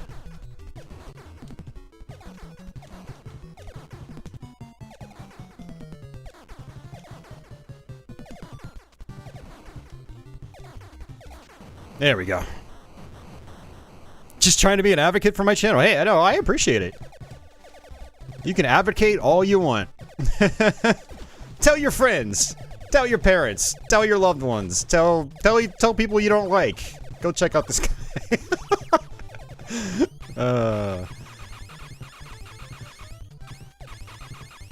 Yeah, I actually don't really advertise my channel much either. Like, I don't do paid advertising anymore. I tried that for a little while, actually. And I don't go to people's channels spamming my channel or anything like that. I don't, you know, when I'm in other people's streams, I'm not like, hey, I stream and I play video games, I make videos, go check out my channel. Like, I don't do that. I think it's a bad look, honestly. I don't really like doing that. So, like, word of mouth is actually really important. You know, the more people say, hey, you should check out this guy's channel, you know, the more people are gonna watch my stuff. I like what I do, but it's always a good feeling when like your stuff's getting out to more people. So, and then that also means more people hanging out in the live streams and stuff like that, which is cool. So,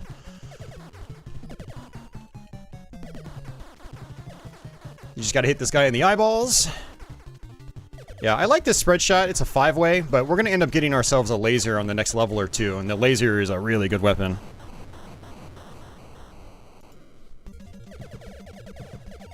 Good old NES games without the seizure warnings.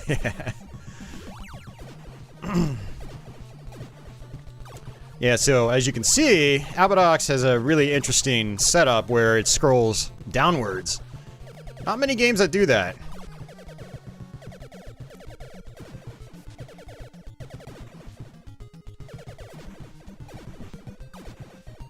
Alright, here's our laser. I'm just gonna try to roll with this for most of the rest of the game.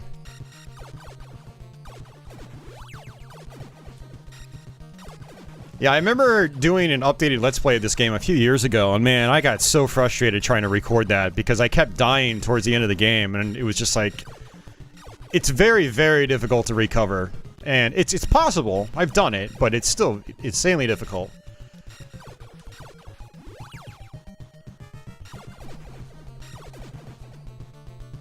So we'll see what happens.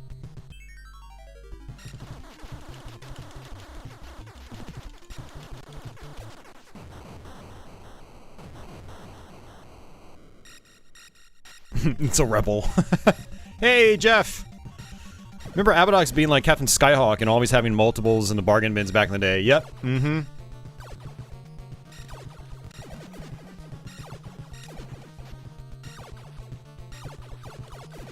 Remember the television commercial for this game? It's one of those games that actually, I think, sold decently. And I think Milton Bradley published it. Which is kind of crazy. You got this Japanese, like, crazy Japanese developer making it. And then, like, an American board game company ended up publishing it in North America. I'm so glad they brought it over, though, because it's, like I said, it's one of my favorites on the system.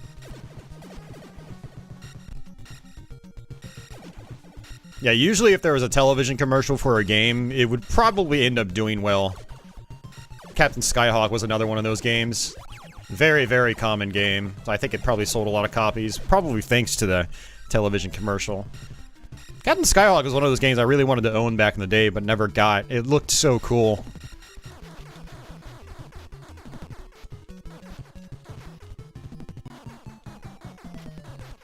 I almost beat Captain Skyhawk, actually. I think, we did a stream where we played games made by Rare. It was, like, sometime last year, I think. I don't remember. And I think we almost beat it. I've never actually finished that game. It's one of those games I will get back to and I'll eventually try to complete. It might be an okay game for, like, the new Let's Play format. Because there are definitely some things you need to know in that game. So I'd be able to give some tips. So that would be pretty cool. Yeah, I'm really thinking about like what games would be good for the new Let's Play format. Yeah, Life Force is great. Yeah, definitely recommend that.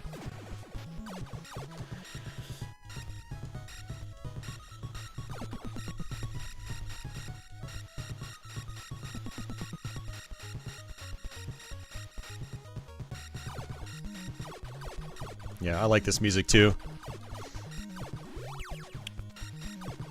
Let me know if the game audio needs to come up a little bit. I actually had set the game audio for 1942, but I can turn this up a little bit if you think it needs to come up. Or if it's fine where it is. Do do do do do do. Big hitbox on that guy. Sounds very promising. You'll check it out. Yeah, that's actually, you're right, Stodgy. Yeah, Milton Bradley published that one too.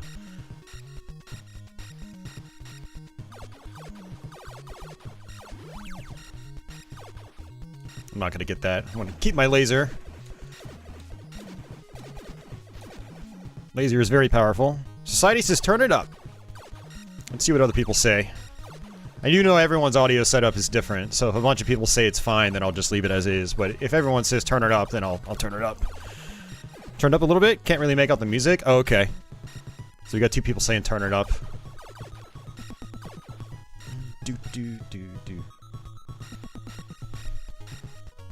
Yeah, it's pretty good, Michael. I definitely recommend it.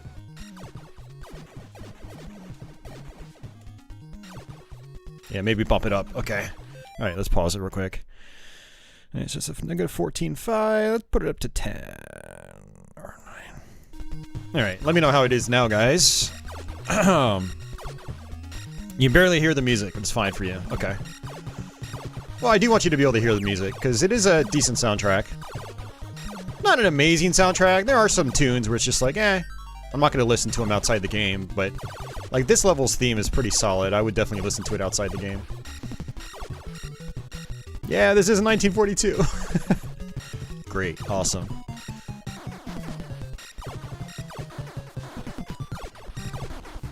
Yeah, so there is this like ring weapon you get on this level, and it's actually, I think, better for this boss.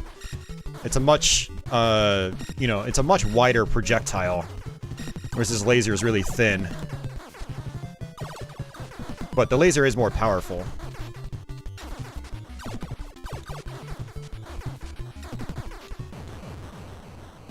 Sounds good, nice. It was developed by Natsume, yep. Mm-hmm. We're making good progress, though. This game's not all that long. If you know what to do, anyway. It's one of those games where, you know, you'll die, and you'll just find it very difficult to recover. And so you'll spend most of your time just doing the same checkpoints over and over again. And it's very difficult to recover in a lot of cases, and it hurts your hands because you lose your firepower, which means you're stuck with your little rinky-dink pea shooter, and you've got to mash the fire button really fast. That's the ring weapon right there, actually.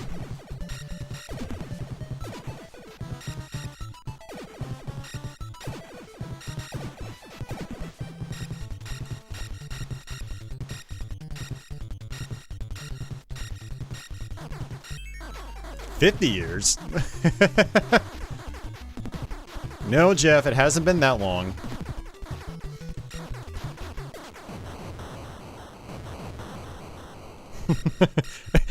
It'll get to that point eventually. But not yet. Thankfully, it's not 50 yet. God, I'm gonna feel really old when the NES is 50. That means I'll be in my 50s. Yeah, the NES actually came out 3 years after I was born.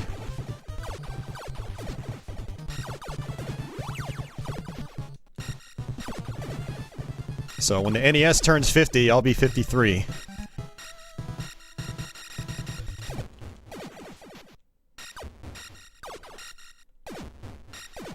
I do like these homing missiles.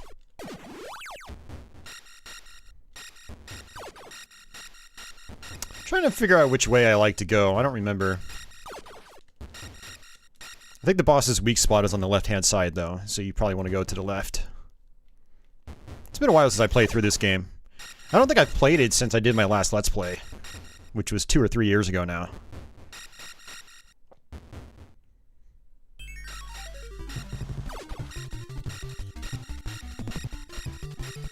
And I believe this guy shoots out a laser as well. Yep.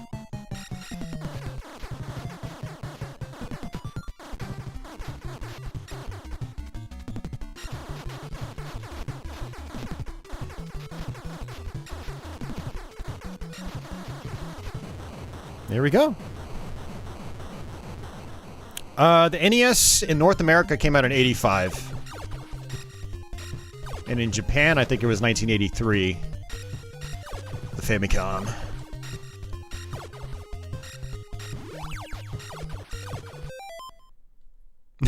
'50. I lost a few decades somewhere. Throwing out those patchy shades. The 2600 is almost 45, yeah. How was the Master System Shmup library? It was okay. There's some good ones, but there's not nearly as many on it as the NES. I actually have a Master System Shmup stream. We play almost every shooter on the system. We had some people there on that stream that were recommending like really obscure ones I had never even heard of before. So I definitely recommend checking that out if you want to see what the Master System Shmup library is like. We also played some Game Gear shmups there too. Because at the time I was using my Mega SG, which had a Game Gear core on it.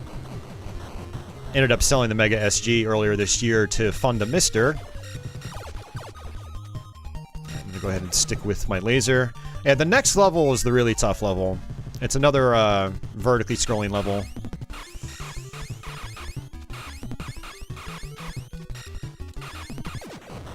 Wow, that was fast.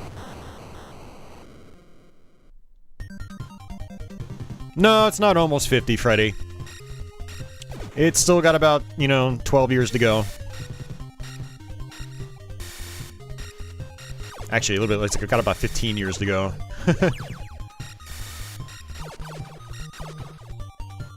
Not quite there yet. Yeah, it's actually 15 years, come to think of it, because Mario is celebrating his 35th anniversary this year. And that came out the same year as the NES, so... yeah, still got a while to go.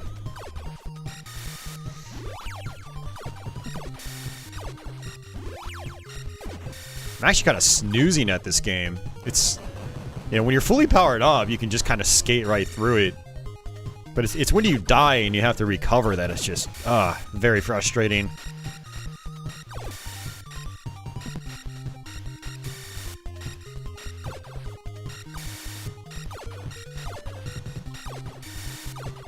I'm gonna keep my laser.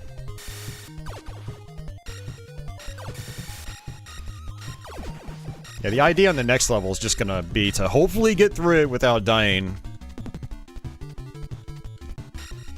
I have to hit this guy in the head, I believe. I think? Yeah, okay.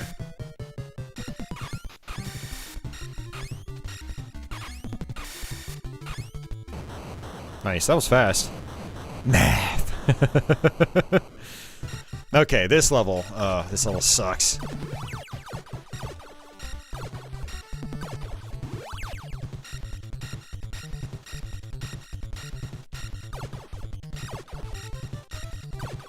It's these guys. These, they're like these phoenix-looking things that appear. Very aggravating enemies.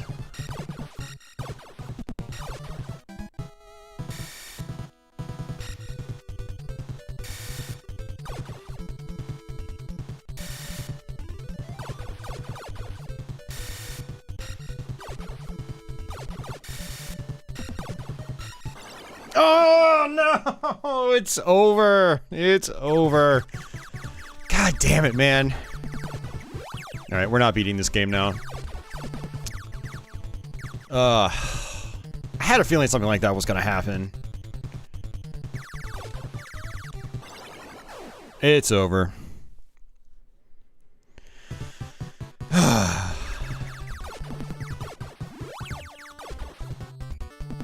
I mean, it is possible to recover here, but it's very frustrating to do it.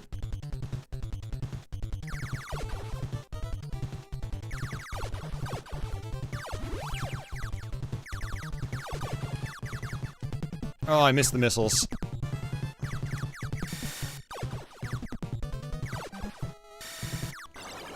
And that's it. Alright. That's it. Good old Abadox, though. Damn it. Oh, this game. Alright, let's switch up.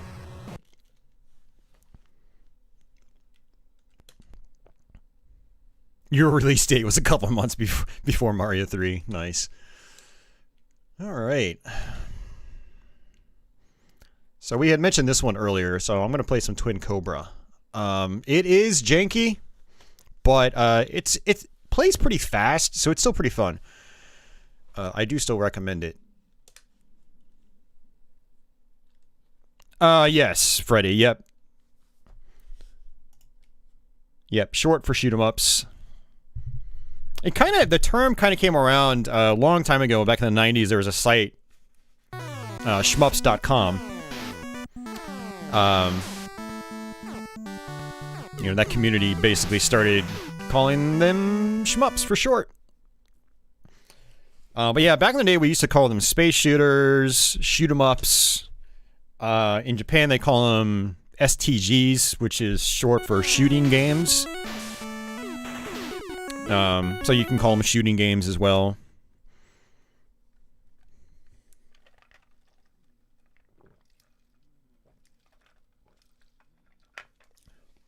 Yeah, Dad, right? 1942 is an hour and a half. Abadox is like 20 minutes. Ever played Twin Eagle? I actually have a Let's Play of it. Yes, so I have, yep. Fire Shark was not on NES, unfortunately. And actually, it's a good idea. I might play Sky Shark, just to show off how janky that is. It's got some of the worst hitboxes on the NES. But it's got a great soundtrack, though, so I still like to play it.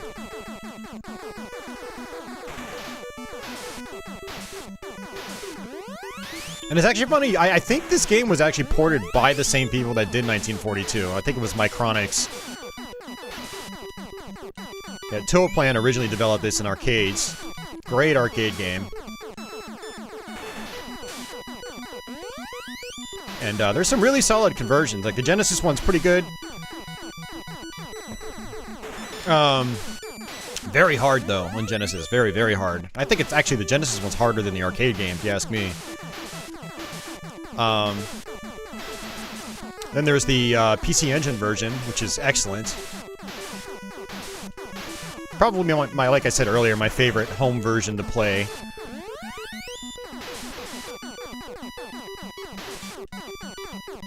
Although it gets very difficult towards the end, too.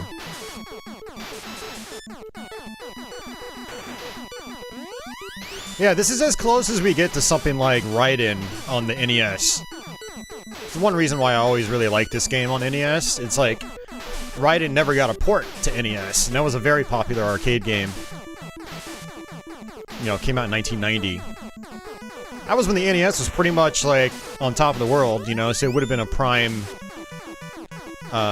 place to port the game. It would have ended up looking like this, though. So it wouldn't have really done the arcade version justice, but I still wish it was ported to NES.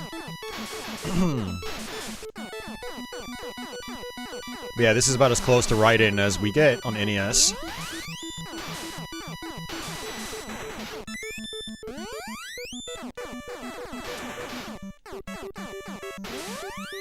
Yeah, so you have 4 different weapon types. And, I like to just stick with the red shot in this version of the game in particular. In the other versions, I'll switch over to the blue shot, which is kind of a more traditional spread shot. Turns into like a 5 or 6 way spread shot eventually, maybe more. It's very nice. Yeah, just like Raiden, which, you know, technically came out after this in arcades. You know, Twin Cobra came out before Raiden. You know, Raiden shares this game's just crazy, like, massive firepower. There's, like, probably something like 10 or 15 stages of firepower upgrades in this. So that made the game stand out. Oh! What? Crap. Janky hitboxes.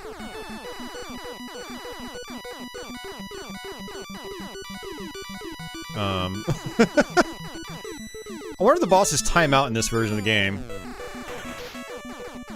In the arcade game, if you just let the bosses sit there for a while, they'll eventually time out. What are the currently asked prices, Dad? I'm kind of curious what that sells for these days. Like, actually sold items on eBay. Yeah, Raiden's one of my all-time favorites. I will never sell my Raiden project unless I absolutely have to.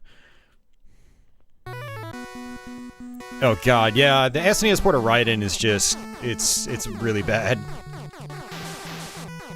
Very disappointed in that port. Very disappointing port, I mean.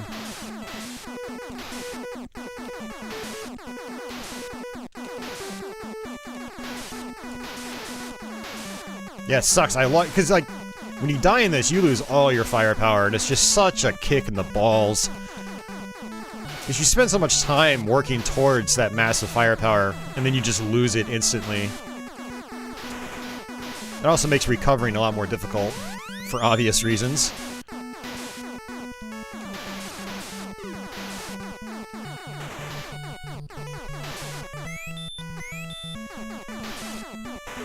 Oh shit, I looked at chat and I died. Ugh.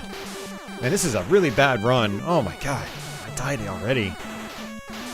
Yeah, this run is over too. I've got no lives left. No firepower. Although this guy will give me some firepower. There we go. I mean, you earn quite a few extra lives in this game, so there's a chance that I'll still survive.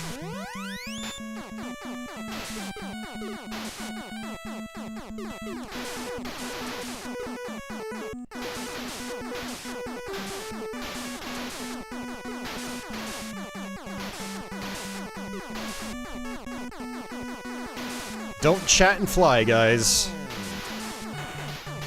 I actually used my bomb by accident there. I just skimmed the A button. So B button fires and A drops your bombs.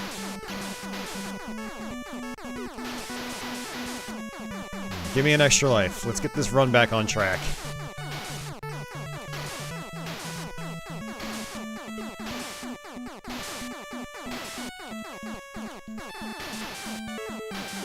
Yeah, I want that thing to fly up a little bit. Or not fly up. It's technically on the water.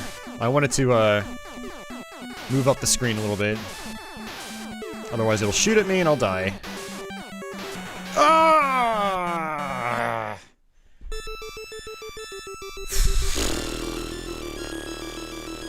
That sucked. Hey, Dudley, what's going on? We're having a really seriously awful run of Twin Cobra right now. Figured I'd continue at least once. We've only been playing the game for a couple of minutes. This is another reason why you need your firepower upgrades, is because, like, these little kamikaze helicopters will just dive bomb you. And it's not really an issue when you've got your upgraded firepower, because it spreads out to the sides, which is great for taking those guys out.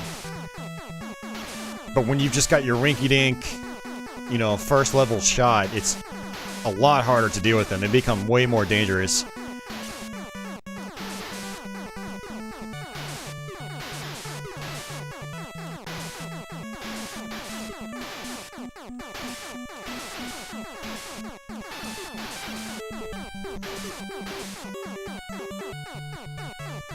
Alright, boss time. Let's go ahead and use my bombs.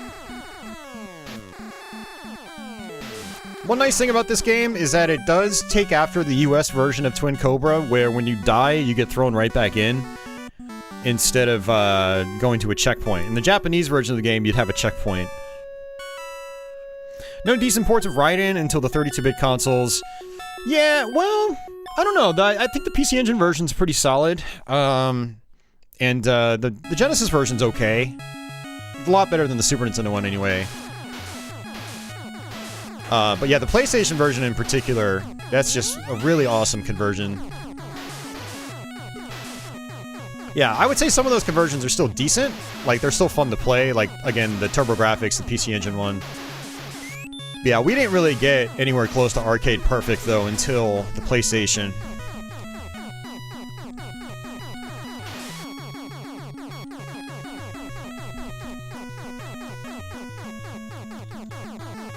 I do believe this game has 8 stages. Yeah, it's either 8 or 10. I want to say it's 10 stages.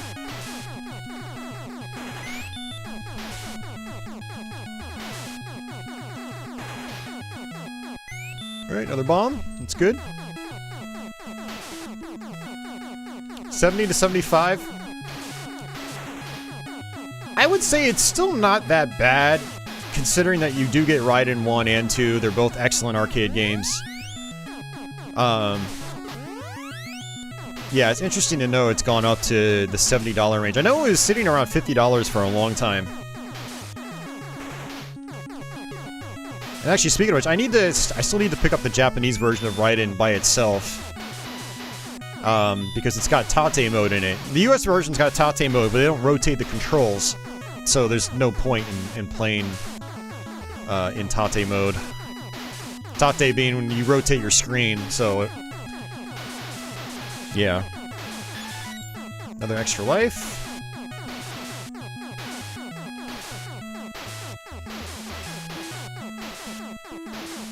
That's right, Deadly. Twin Cobra goodness. We're back on track. Getting upgraded. Another bomb. Yeah, this is one of those, like, feels real good to button mash kinds of games. Like, you can just tap every now and then, but then when you want to go crazy, like, the game lets you, you know. You get up really close to bigger enemies, and you just, like, pummel them with as many shots as you can. Like this right here. Feels really good. I like it when games give me the ability to do that. Rapid button mashing on an NES controller is one of my favorite things to do when it comes to video games. I think it might be invincible right now. I don't remember that in the arcade. I wonder if they added that to this version.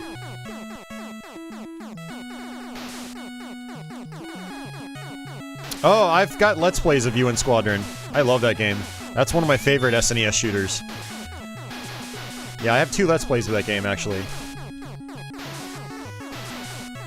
I actually want to eventually go back and try to beat that game on the higher difficulties.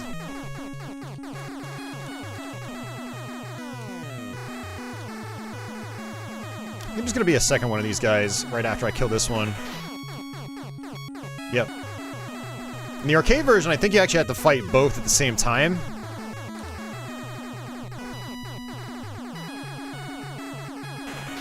There we go. Alright, good stuff. I'm feeling better now about this game. Oh yeah, I love Raiden 5. I did not like that game when it first came out, but it's turned into one of my all-time favorites. Especially the director's cut version.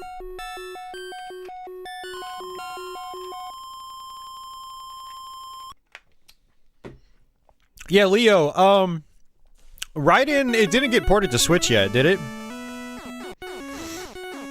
Raiden 1 is announced as Arcade Archives for Switch. Oh, nice. Yeah, keep me up to date, Leo. I know you keep a better eye on those things than I do. Yo, Jeff!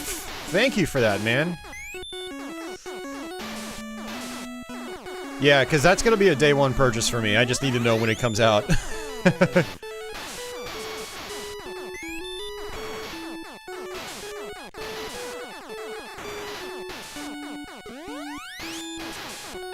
Yeah, right. The original Raiden arcade game is up there in my top 5 favorite shmups of all time. So pretty much anything Raiden, I try to buy. But I'm especially looking forward to a good Arcade Archives version, so I don't have to resort to MAME. I mean, there's the Raiden project as well, obviously, but you know, I want to be able to use, like, a really good modern arcade stick. I eventually want to try to 1-credit clear the original Raiden arcade game. It's a very, very difficult task. It's a monumental task, actually. It's very challenging. That's one of those ones that I want to do. Oops, I did not want to switch to this. It's okay, we'll switch back. This is like a, you know, a more focused shot. It's really powerful, but it's not really good against, you know, smaller enemies for obvious reasons.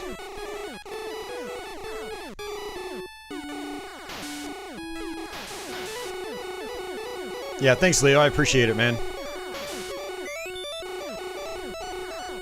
Yeah, I need to start picking up all those Arcade Archives games on Switch, by the way. I would keep buying them on PS4, but I don't have a PS4 anymore, so... gonna have to start building that collection on Switch. Rude Breaker, any good? Never even heard of that one.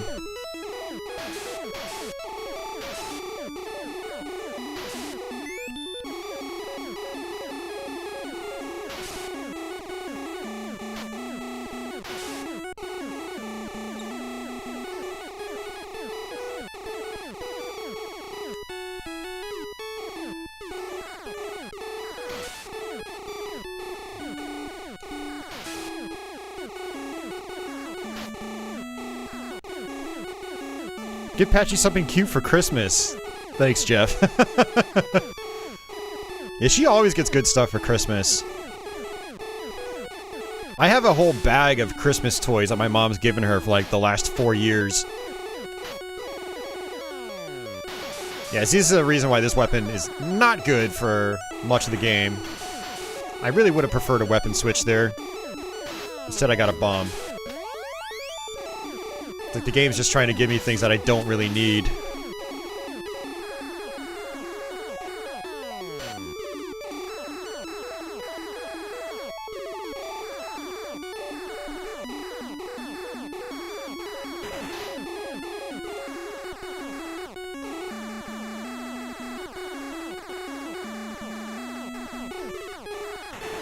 Okay, nice. Another level down.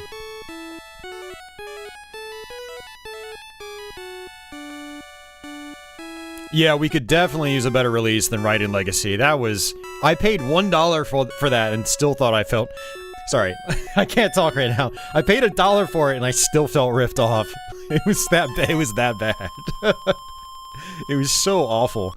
And I'm like, why am I even playing this on PC? I can just fire up MAME, right? MAME just does it so much better. It was awful. Awful, awful, awful. And I thought to myself, you know, it's probably a good way to play at least, Raiden Fighters? Nope. It's garbage. It's so bad. Thankfully with Raiden Fighters, I've got that on the, Raiden Fighters Aces collection for 360. I would really love to see those games come to Arcade Archives. Alright, let's switch up. So this is the blue shot. Makes life a lot easier. Yeah, so this, I believe, is the last level, and then the game goes through a second loop. You basically go through the same level themes again, but the level structures are different. So it's not... You're not going through the same thing, again. So the levels are harder. So this is kind of like, you know, when we get to the boss here, it's basically the halfway point to the game.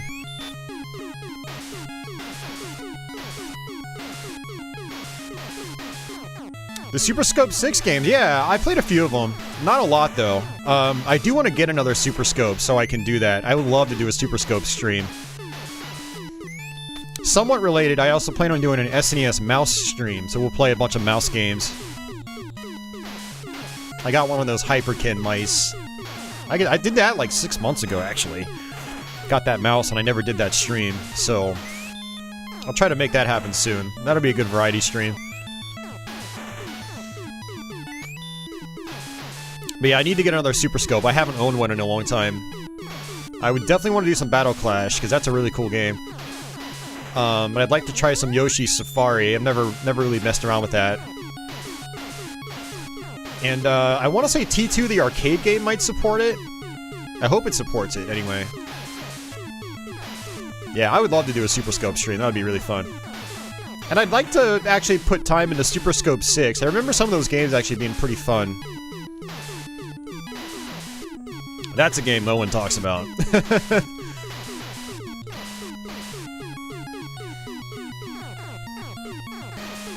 I played all the Super Scope 6 games. Not on stream, but, you know, back in the day.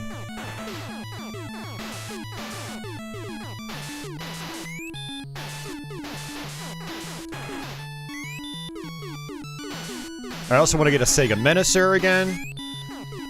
Damn! So many accessories I need to buy for some of these streams. Yeah, I definitely want to do some Menacer stuff. And I've got a CRT now, so it's like I can do them, which is great. Got a CRT in my chain, my recording chain. What games use the Super Nintendo mouse? Oh man, there are a lot of them. Actually, way more than I originally thought. So obviously Mario Paint is a big one, but Wolfenstein 3D works with it. I think some of the Lemmings games work with it. Yeah, there's a bunch of other games like that. Almost too many to name.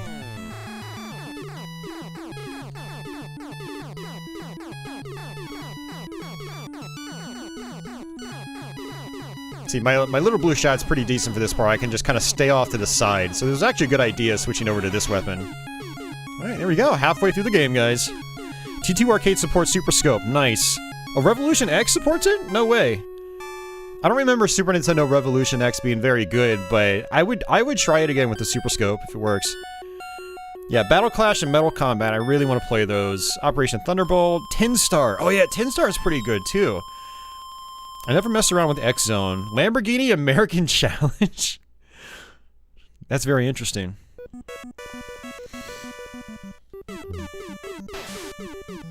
Hey, Pixel Digs. Jurassic Park works well with the mouse. Interesting. Adrian? Yeah, no, I definitely want to do that. Definitely. I do actually have a Gun-Con for PS1, and I actually have a Gun-Con 2 for PS2 as well. I need to build up my light gun collection, though, before I can do that. Yeah, I need to acquire the Time Crisis games again.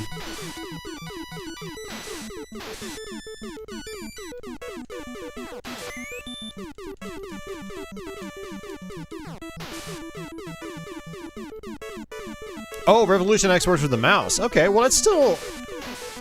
I actually had Revolution X on MS-DOS back in the day, and so I played it primarily with the mouse. It actually played pretty well with the mouse, all things considered, so I wonder how the Super Nintendo one feels. Not an amazing game no matter how you play it.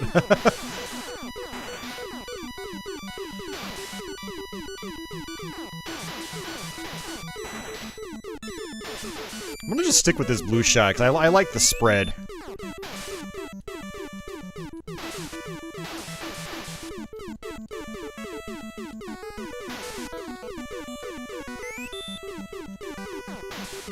Oh yeah, Arkanoid Do It Again. Yeah, I want to play that too.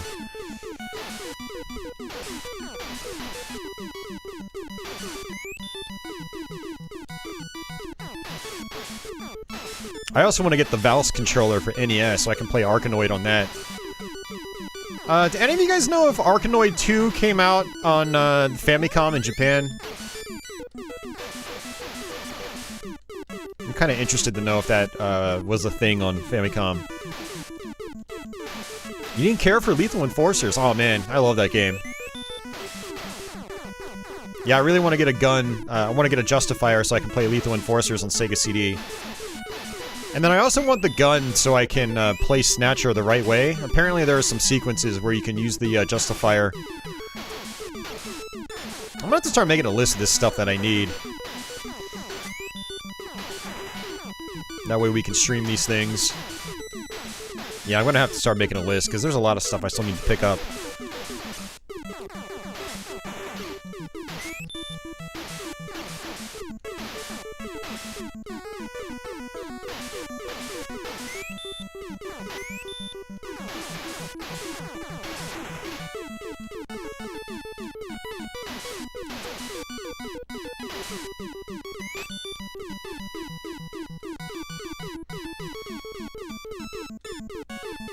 Yeah, Arkanoid did come out here on NES. Yeah, they also had the Valve controller, which was, you know, official.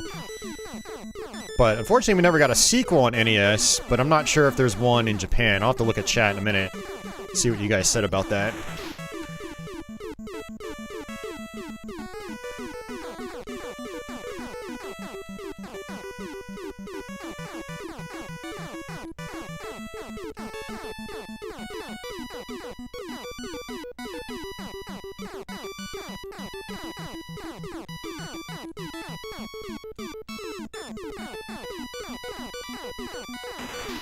Alright, there we go. Let's see. Been collecting more Gun-Con games. You got the Japanese version of Resident Evil Survivors that has Gun-Con support. Oh, nice. All in the Ball, Camel Try is another good SNES ball mouse or mouse game. Okay, nice.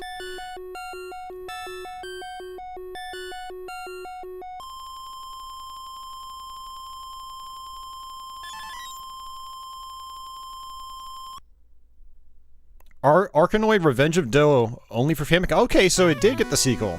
Okay. I need to, I really need to get a Valve controller then, so I can play that too. I probably have the ROM on my flash card here. But I need the controller for it. Apparently, the NES Arkanoid games are really hard to play, with a D-pad. I do know some people that have beaten Arkanoid with the D-pad, which is, that's a pretty impressive feat.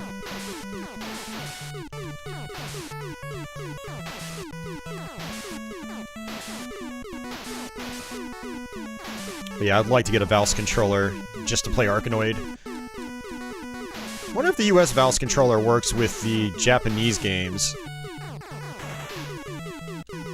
Or if maybe I should just invest in a Famicom version.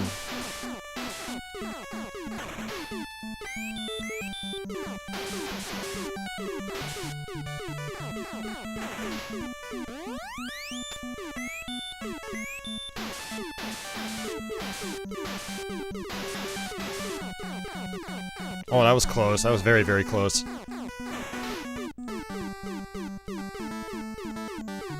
Oh, you know what? I just realized there are only 3 weapons in this version of the game. Looks like they got rid of the, Oh, wait, no. No, all 4 weapons are still here. Okay.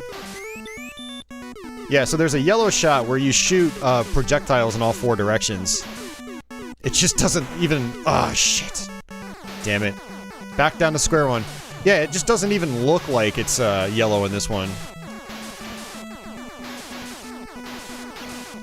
It's like, there's puke green, and then there's even darker puke green. The colors are so fugly in this game. Like I said, the game's got some jank to it. It's got an awful color palette. But it's still a very fun game. It still plays pretty well. That's its saving grace. You know, your helicopter moves pretty quick over the, you know, bounces around pretty quickly on the screen. You know, you can shoot very rapidly. The game allows you to do that, which is nice. So yeah, it is definitely not a looker, but it is fun. I mean, I'd go as far as to say it's probably one of the worst looking NES games. It's pretty bad. It is not a good looking game at all.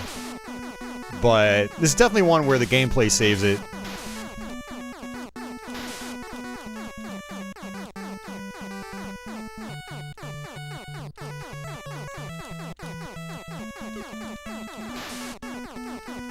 Alright, almost boss time.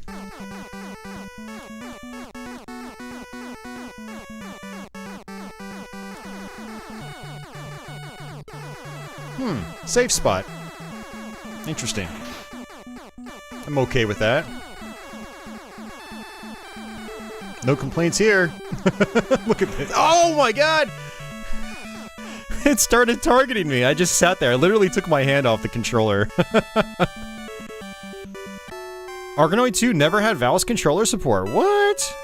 Oh, that sucks.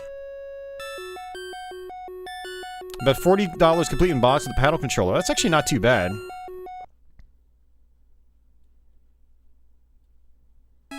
Hey, encrypted printer. Hey, Doom. Am I tired yet? I am not, actually. I woke up only a few hours ago.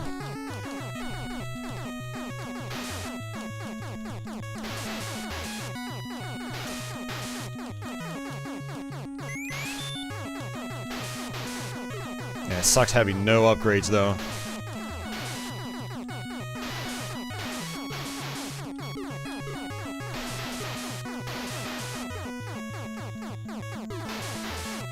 Yeah, it's gonna be difficult to recover.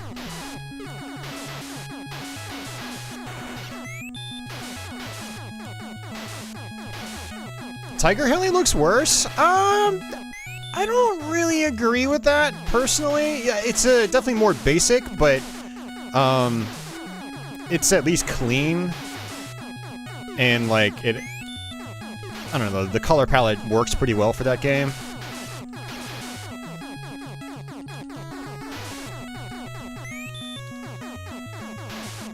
There is a lot of flicker in Tiger Heli, for sure.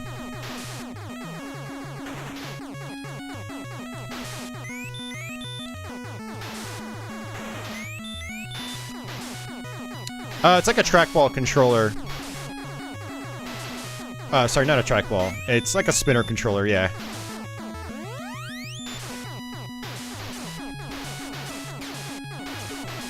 Yeah, we actually got a Valve controller. I found a Valve controller at the game store, and I was trying to test it out the other day.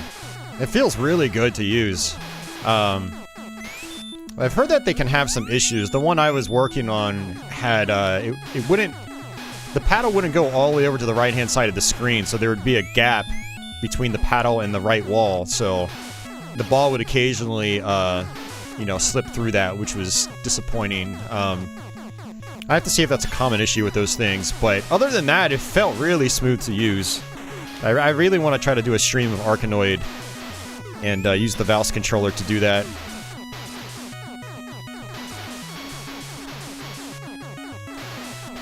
Wonder if there are any other games that support the Valve controller.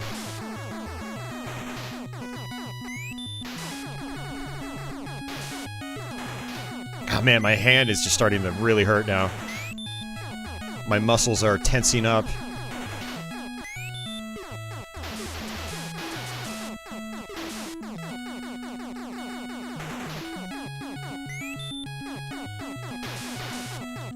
Yeah, Leo, yeah. Pin Mike had said that. Yeah, I'll have to look into that patched version then. Chase HQ for the Famicom has support, okay. You like the arcade version of Tiger Heli? Yeah, me too.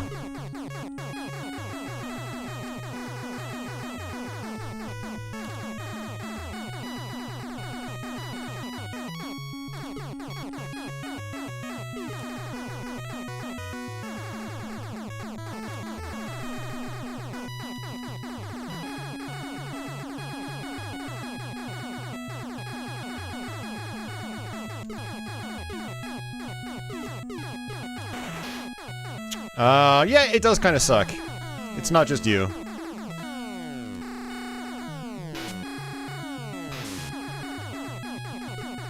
Did that last bomb even hit it? I have no idea.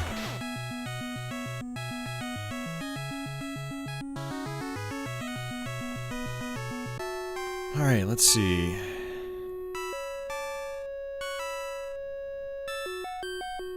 Want to buy Nintendo DS Arkanoid, but it's worth it without the balance controller. There's a balance controller? Interesting.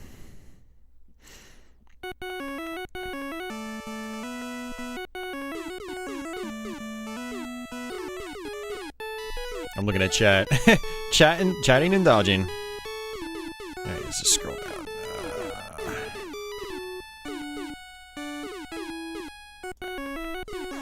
Alright. Now let's shoot. I think this is our second to last level. Unfortunately, I've got no upgrades.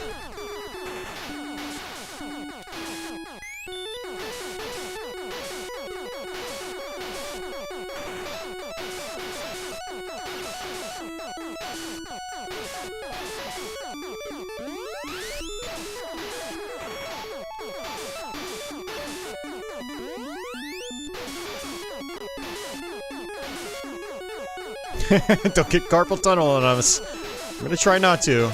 That's something that's kind of hard to control.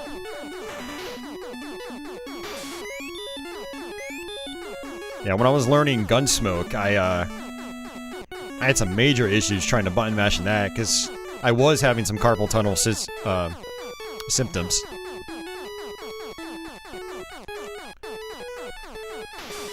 Oh, man.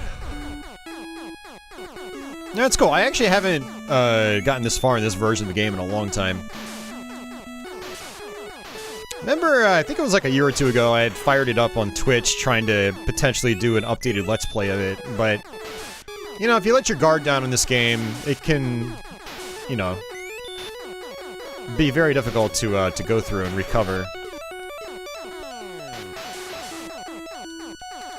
Like, for this kind of game, it would have been one of those Let's Plays where I would have preferred getting, like, a 1 life clear or something close.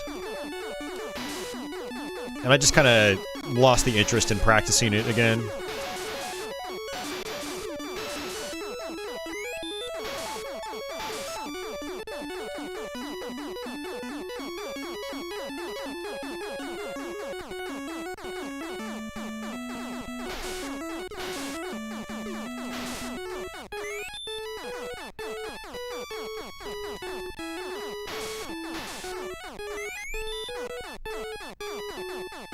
You really like the new format. Awesome. Thank you.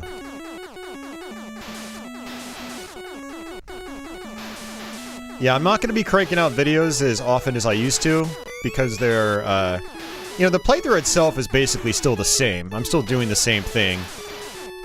But all the other post-editing and stuff like that, it takes a lot more time, so I'm going to try to get one out every few weeks.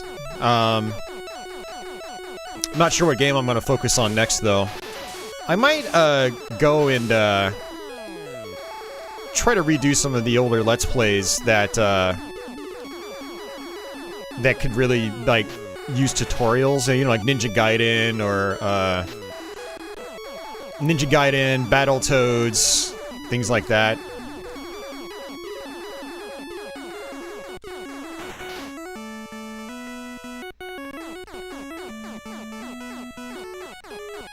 Yeah, I don't know. I do want to learn some new games, though. Like, I wanted to see if I can try to do 1943.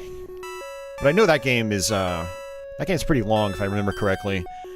It's got a crazy amount of levels in it. Yeah, so I gotta figure out what I want to do next. It's actually kind of nice not being bound to, like, a weekly upload schedule now. I was getting kind of stressed out doing that. Because I want to do my weekly live streams. But I also work 2 jobs outside of that. And then trying to squeeze the weekly Let's Plays in was just, I don't know, just making life extra stressful when it didn't need to be. So not only I think the format has improved, but it's also taken, stress off of me, which is good. Yeah, I need to learn Knights, Dad. I've never actually beaten that game. But yeah, that would be cool to do, for sure. Iron Tank I have not. That's actually a game I'd like to try to learn as well. I've never beaten that one either.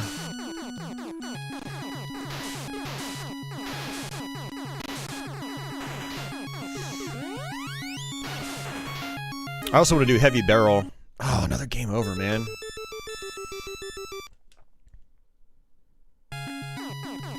Yeah, Michael, yeah, we played that a couple weeks ago. Yeah, that was fun.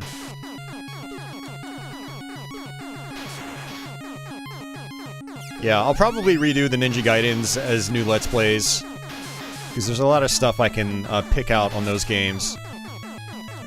You know, especially parts 1 and 3. But I'm not going to rush them out, I'm just going to take my time. It's just nice knowing I've got a whole bunch of games that I can go back to and redo for that new format.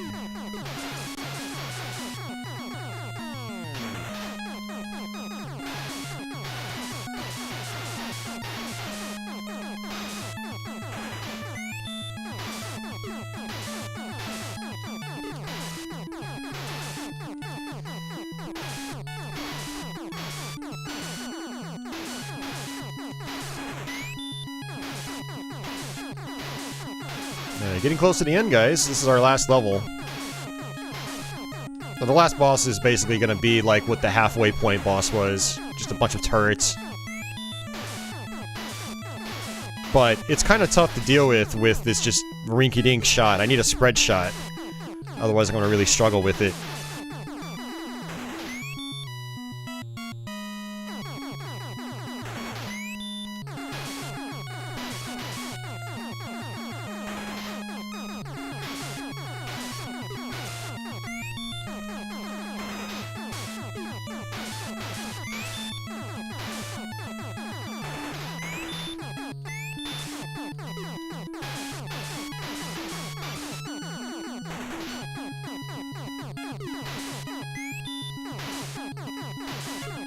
Steel Battalion? Yeah.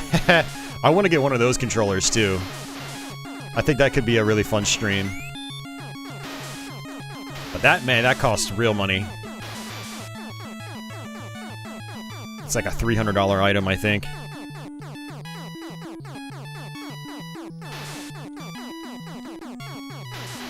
Ninja Gaiden 3 Razor's Edge is hard? Yeah, I didn't know that. I actually have that. I should play it sometime.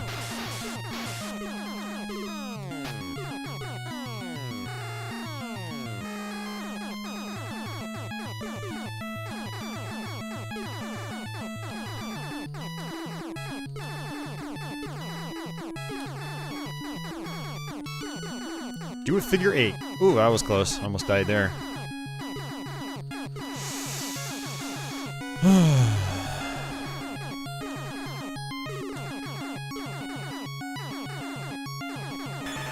Nice.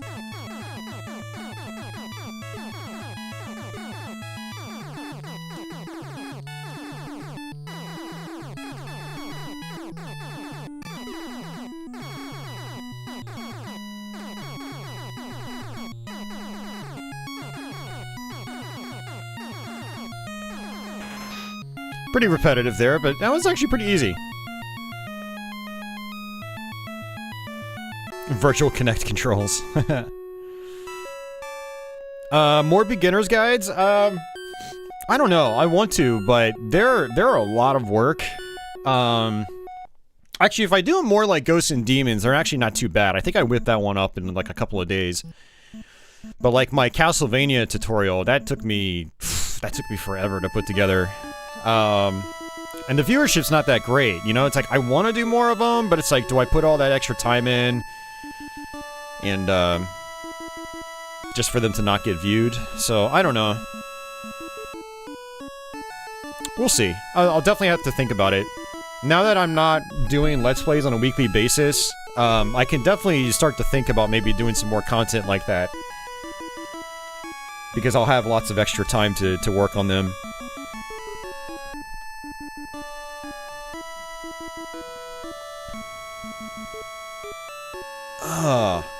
Yeah, difficulty definitely ramps up there towards the end, for sure.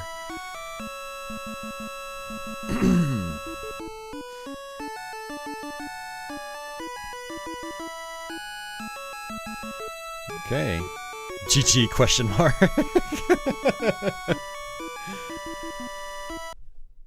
Oops. Doesn't look like it goes back to the title screen. Oh, it fades out. The end.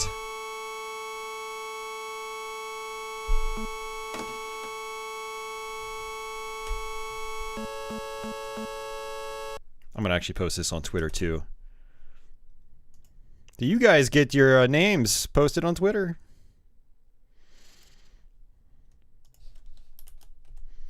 Alright. Twin Cobra.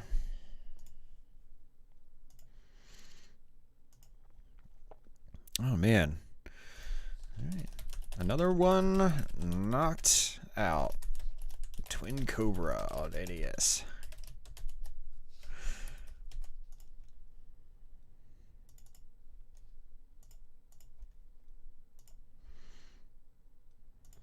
Ah, I love this fiber internet. It's so fast.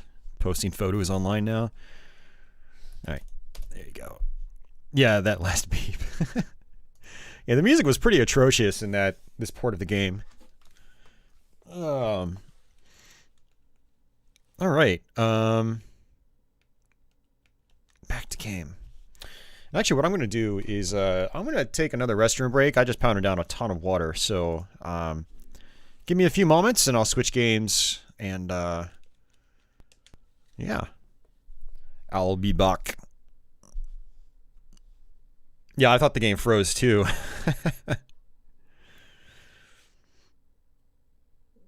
Starting in 2021, you might embrace the platform again. Yeah, Twitter is kind of dumb, honestly. It's a bunch of people, like, just shouting at the wind. But it's a good place to, like, catch up on, you know, get, like, updates. Like, you know, or see screenshots and stuff like that, you know.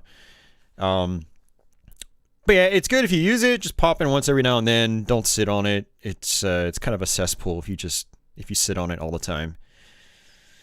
But yeah. All right, I'll be right back.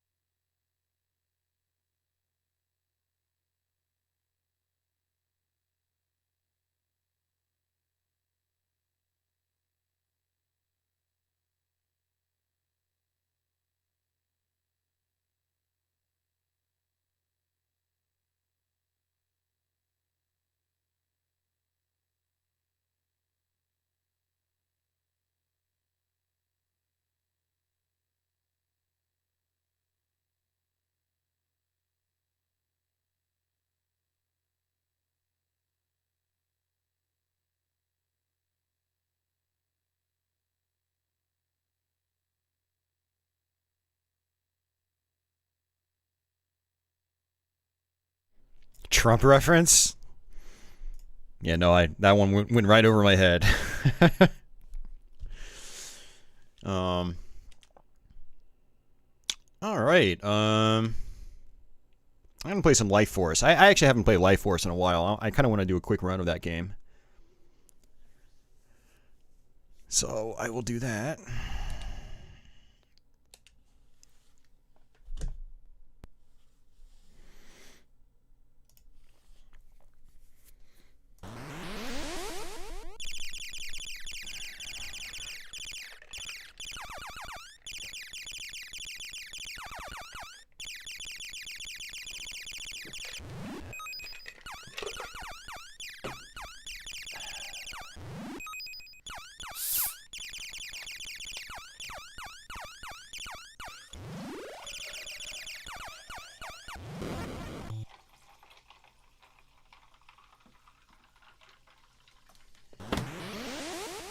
Alright, just pouring some water.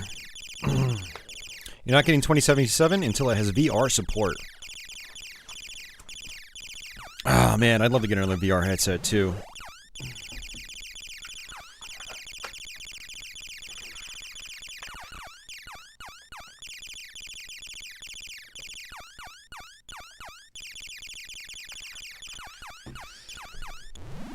When I was trying to pay off one of my credit cards earlier this year, I sold a bunch of big-ticket items, and my VR headset, my Oculus Rift, was one of them. So, yep, no longer own one. But, I'd love to get another one. This game room is really good for a VR setup now. Like, when I had my last headset, I didn't really have a good setup for it. But now that I've got this spacious room just for my game stuff, it would make a really good VR space.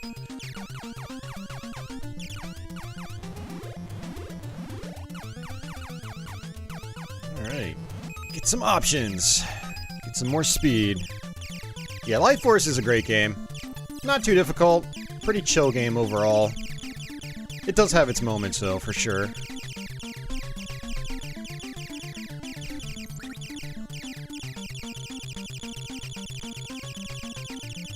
Hey, Mernon, welcome back. Yeah, I thought, you know, we played we played some mediocre shooters. I need to play a decent one. Like Twin Cobra, as much as I like the NES version, it is kind of, you know, it's not a looker. So it's nice to play something that's actually easy on the eyes, or easier on the eyes anyway. That's right, we did play Abadox. That was a really short one.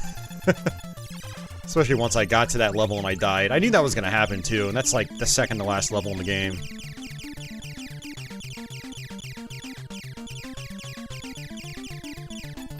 I'm gonna wait 57 years.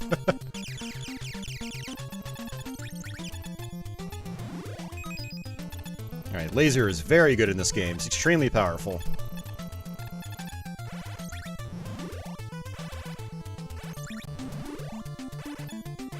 I don't really ever mess around with Ripple laser. It is decent, but I'd much rather use the laser because it's a lot more powerful.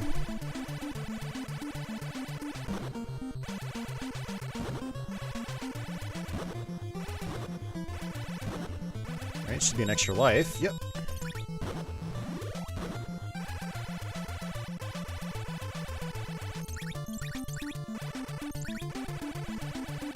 Yeah, so this is a game I actually owned as a kid.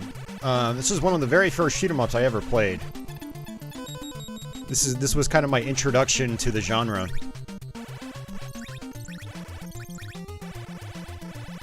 I mean, I did have some more basic shooters on the Atari 2600, but this is what kind of introduced me to, you know, the genre as we kind of know it today.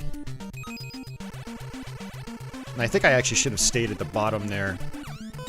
Oh, no, I still got it. Yeah, there's that extra life right at the bottom. Yeah, VR is actually really awesome. I think it's worth the investment. But, yeah, it's not cheap, for sure. Use the Ripple because it looks cool. It does look cool. You just caught the RG280V. What is that? Quest 2 is 300, has its own great library, yeah.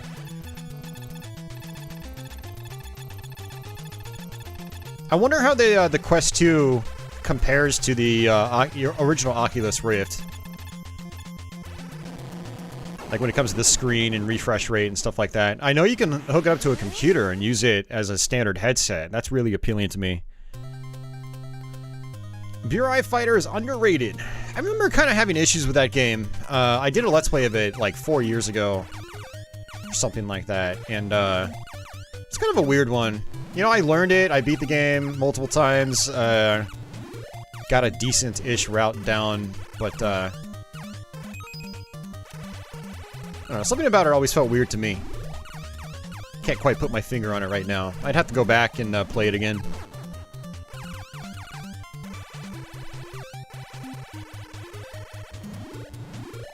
Force field, there we go. Definitely need that.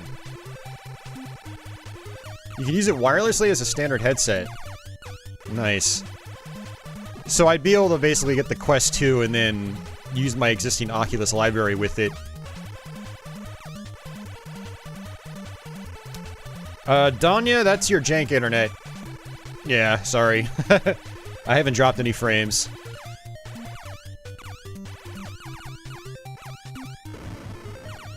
Yeah, since I've been on the fiber optic internet, I have not had any, like... I don't even know if I've dropped any frames yet. It's crazy.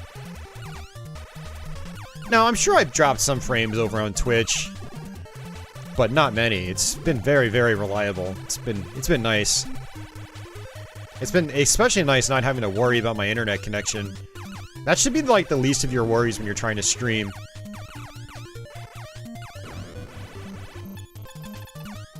Alright, can't look at chat right here, otherwise I'll definitely die.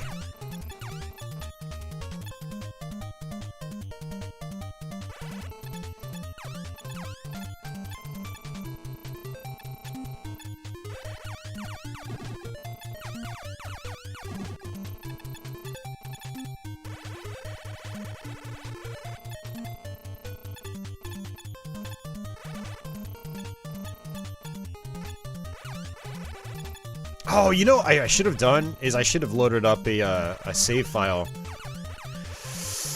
Totally forgot to do that. Yeah, like I said earlier in the stream, this game loops a lot. Like, I don't know, like, when the difficulty stops rising, but from what I understand it, it loops, and the difficulty actually keeps increasing quite a lot, and so I'm interested to play this on a later loop to make it a lot more challenging.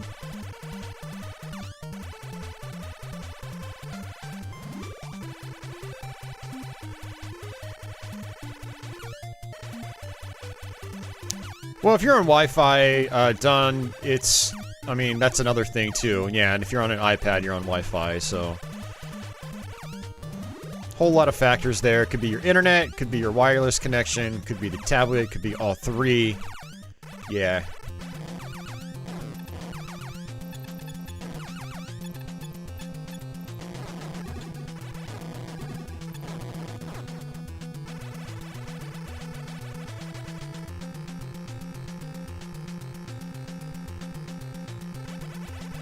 Yeah, I think that's where I stand on BRI Fighter, Stodgy. I kind of feel the same way. It's not a bad game. I don't think it's a top-tier NES shooter. But, yeah, level design, and whatnot. Yeah, I totally agree. Definitely had some interesting ideas, though. Especially, if I remember correctly, if I'm thinking of the same game, some of its bosses were interesting.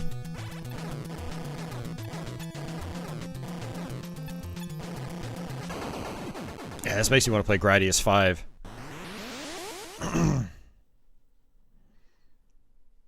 Oculus and Steam Library. Nice. And Cryptic Printer, are there a lot of Steam games that use, that support the Oculus stuff?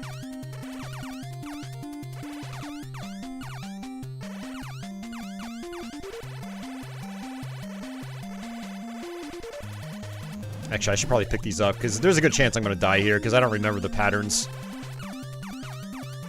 This is the level with the flames that shoot out.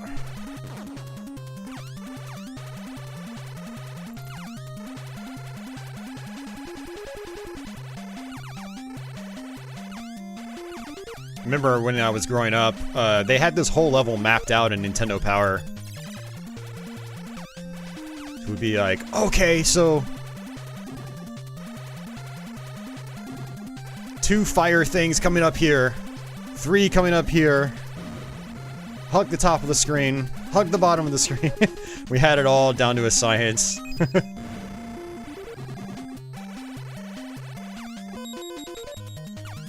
Such a cool effect, actually. A lot of people struggle with this level for some reason. It's actually not that bad. Oh, what the hell? How did I die there? Okay, whatever. Like, how the hell did I die there?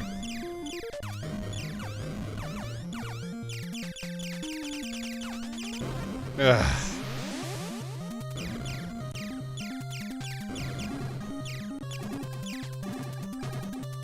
I will say it is definitely harder to recover after you've died here.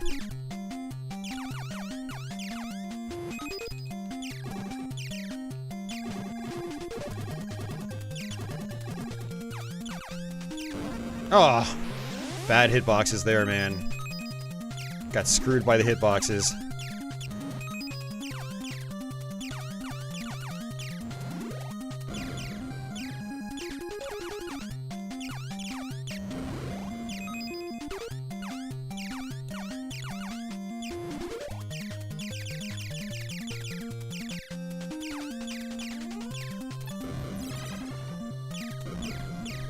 Yeah, it's much more interesting and difficult when you've got no firepower.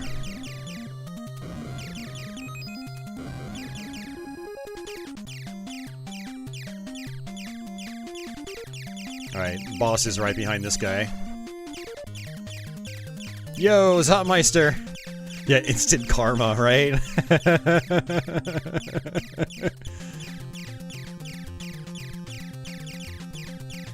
Yeah, how are you doing tonight, Zotmeister?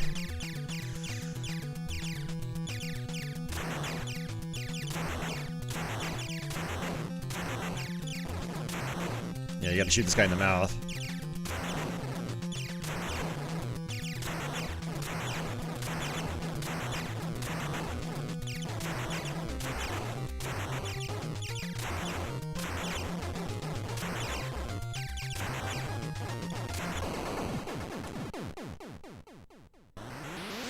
The flames alternate almost the whole way. That's a good observation, actually. I didn't know that.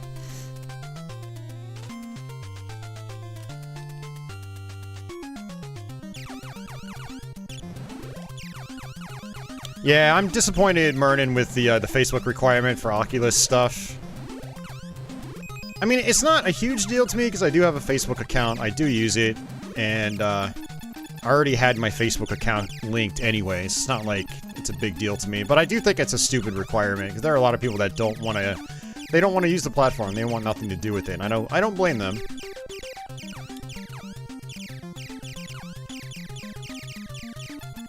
But yeah, when I get another headset, it'll definitely be an Oculus product, despite me not really liking Facebook as a company. Simply because I've already got loads of games, you know, that I've already paid for, and I'm not just throwing that away. So, and honestly, the Oculus products, like their headsets, they are really nice. It's actually good products, you know. I love their controllers too. It's like they actually make, you know, good headsets. It's just that they're owned by Facebook. It's like, god damn it.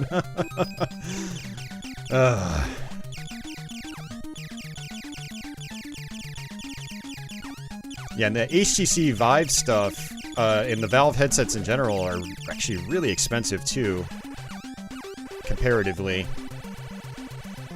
So yeah, I would just keep sticking with the Oculus Rift, or the Oculus stuff for my own personal use. It's your favorite song in the game. Yeah, it's a good one. Robo Recall is like actually one of my favorite games of the last like 5 years. I love that game so much. It's, you know, it's the reason why I bought a second headset after I sold my first one. I was like, I missed this game too much. I gotta play it again. It's such a good game.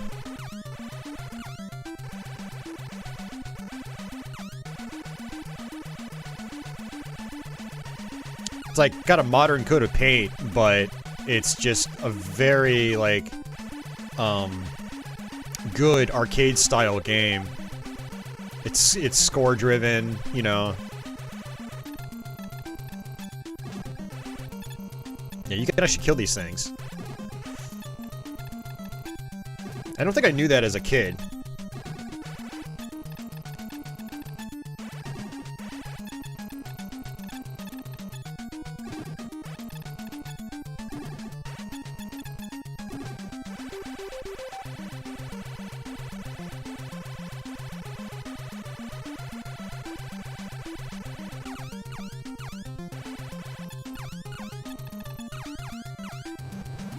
Trying to look at chat. Trying to look at chat and not die in the process.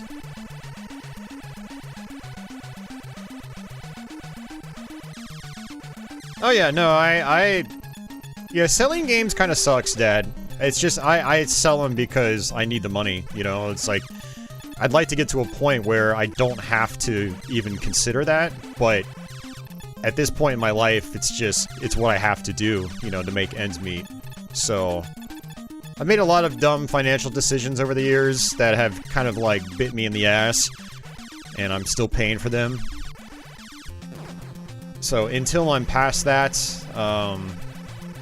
yeah, I have to consider selling my stuff here and there, so.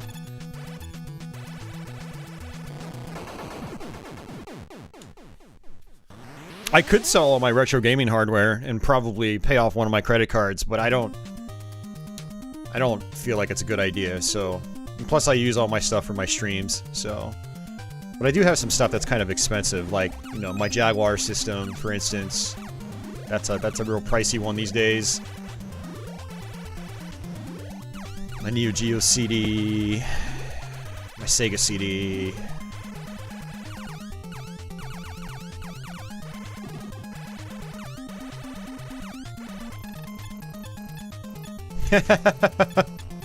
My cat is expensive, actually. I had to actually buy cat food for her the other night. I was like, God damn it, there goes another 60 bucks. Yeah, and they charge me cat rent, so it costs $40 a month just to keep her here in my apartment. And then litter is not cheap. Fortunately, litter I only have to buy like once every other month. But when I do, I hate it because it's like another $30 or $45 I have to spend.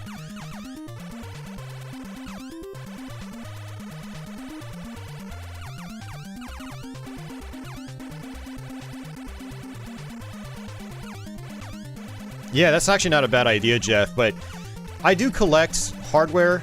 I do like my stuff boxed and mostly complete. You know, I don't get too anal retentive about, like, you know, flyers and things like that. But I do like having at least the instruction manual in the box and the styrofoam.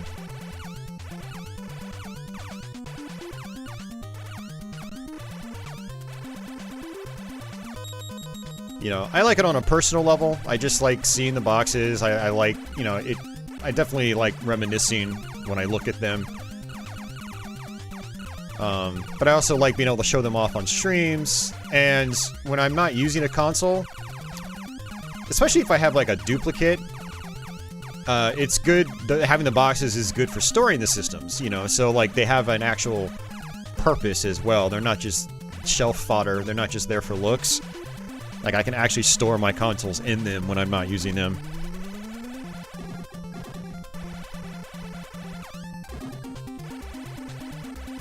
Let her feed herself on mice. If only it was that easy.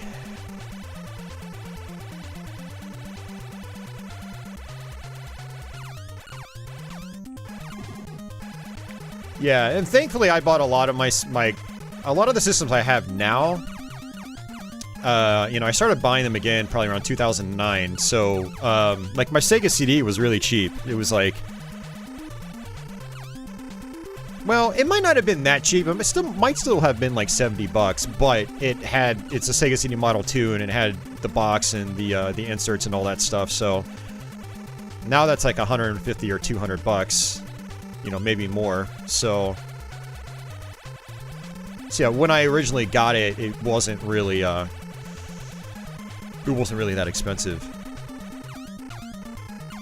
Genesis consoles are still really cheap, but nice boxed ones have definitely gone up in price a lot.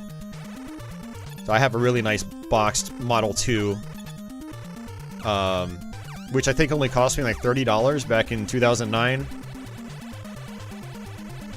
And I still have it. Yeah, so basically what I did is, you know, I had a big collection in the late 90s and early 2000s, and then I had ended up selling them off in probably around 2005. It's kind of going through a period then where, like, I felt like I was growing out of the whole collecting thing and video games in general. I mean, I still played, but, you know, I was like 24, 25 at the time. Just going through a lot of, like, weird stuff, I guess, mentally. That's when I had picked up DJing. You know, I had got the urge to try that out. It was interesting. So it's kind of shifting focus, shifting my hobby focuses, or my focus. And then I had moved out of my parents' house in, I think 2006. Yeah, it was 2006, I believe. And, you know, that proved to be kind of rough. Didn't know how to manage money, and so I ended up basically starting to sell off all my consoles. And then come 2007 or 2008, I basically had nothing. I just had my computer, and that was it. Which was weird, because I went from having like 35 plus consoles to having nothing over the course of a couple of years. But 2009, I started my YouTube channel. I moved back in with my parents, and that's when I had started rebuying stuff. I started off with the Jaguar, then I moved on to Dreamcast and Xbox, modded an Xbox so I could play Sega CD and stuff like that on it, and But then that just led into reacquiring all the old systems again. I got a 3DO at that time. I got my Sega CD again. And all that's well, not most of the stuff. I'd say a lot of that stuff I bought back then in 2009, I still have now. I still have the exact same one. Still have the same Sega CD. I still have the same Genesis Model 2. I do not have the 3DO. It was an FZ10. I eventually got an FZ1 Japanese box that I still have, which I actually need to get fixed, but that costs money. So, and I have sold, you know, I did acquire even more hardware that I did end up selling, unfortunately, because again, you know, in the last few years, I also came on hard times with money. And the most logical solution was to sell some of the stuff that was, you know, more expensive. So, like, I think it was, 2013-ish, 2014 maybe. Yeah, it was right before my brother moved out. He announced he was moving out, and I was like, well, shit, I don't know how I'm going to even make ends meet without him. You know, my rent would basically be doubling. So I had like a PC Engine Super CD-ROM attachment, box and complete. I ended up selling that. I sold my Bandai Apple Pippin. I sold my CDI. I had a Magnavox CDI 450 in box. I sold my 3DO FZ10. That box was actually really nice. I wish I still held on to that. I think I had sold my Neo Geo CD at that time. I've had multiple Neo Geo CDs over the years. Ended up reacquiring another one like a year later. Not one I still have. Basically, I'm trying to hold on to as much as I can now, you know. Which is why I started working a second job. I didn't want to sell off my hardware again. The second job's definitely helping out there. So, like, I actually have a small cushion built up now. So, like, if my car breaks down, I can fix it. I won't have any money left over afterwards, but at least I can fix, you know, I have a car repair done and not have to, you know, stress it. And not have to sell off my consoles because something stupid like that happens. So, yeah, I'm trying to hold on to my stuff. Yeah, so over the last 10 years, I've you know, built up another hardware collection. I've managed to keep a lot of it. Some of it I did sell, like the ones I just mentioned, but a good portion of it I still have, thankfully. And I don't want to... I know that if I sell them again, I'll probably just end up rebuying them down the road, and they're going to cost me even more, because the hardware prices, they're not going to go down. These things are fragile. They, you know, especially like the CD-based systems, your Sega CD, things like that, your 3DO.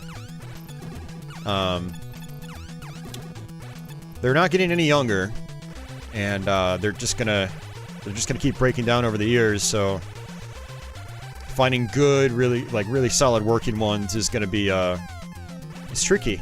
Or you just gotta pay the money and have people fix them, which is not cheap.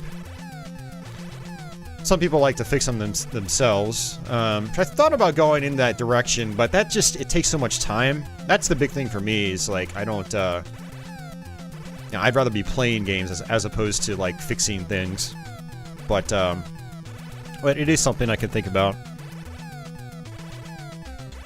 Just to stay afloat and get ahead, yeah. That's kind of where I'm at, Leonard. Yeah. That's kind of where I'm at. I realized, back in September, I was like, man, I can't keep doing this. Like, I was kind of relying on YouTube as like a second job, but it wasn't really making enough money.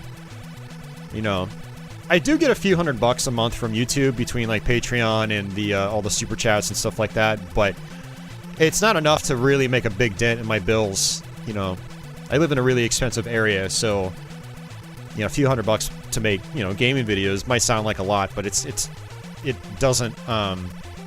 It pretty much just ends up going right back into buying games and stuff. Like, again, I had to buy an Xbox a couple weeks ago, so we can finally do some more Xbox streams. That cost money, so... But yeah, so I was like, you know what? The YouTube thing is great, but it's not really putting a big dent in my bills. And that's it. We just died 3 times.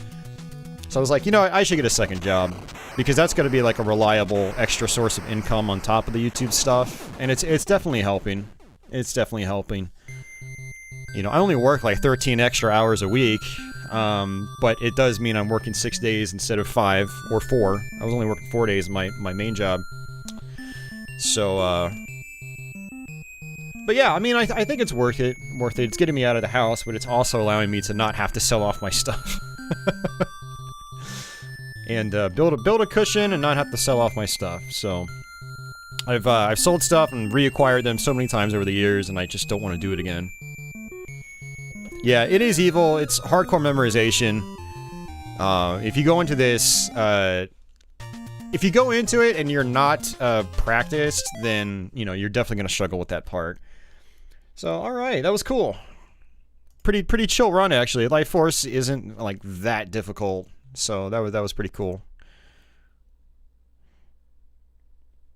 Yeah, exactly, Leonard. It's, yeah, I'm earning that money instead of spending it.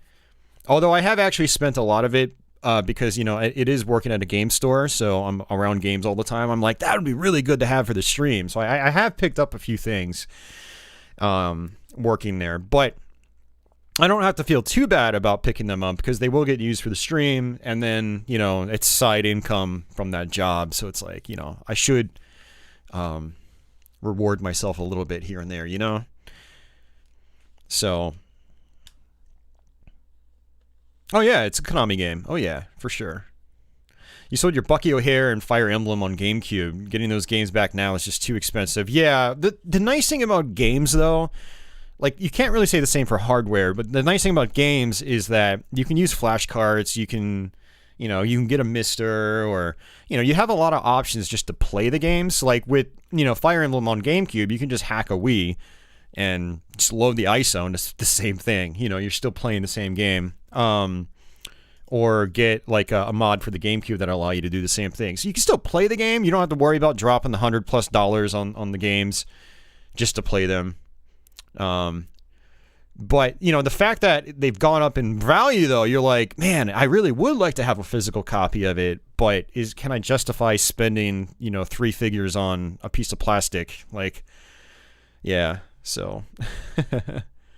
Yeah, it sounds like you're investing instead of just spending. Yeah, exactly. Yeah, I try to only buy stuff that I know I'm going to use for the stream. I try not to just buy stuff because I just want to have them on my shelf. So, yeah. Let's try... I know a lot of people probably want to see some Gun-Nac. I'm not very good at this game. But we'll fire that up and play some of that.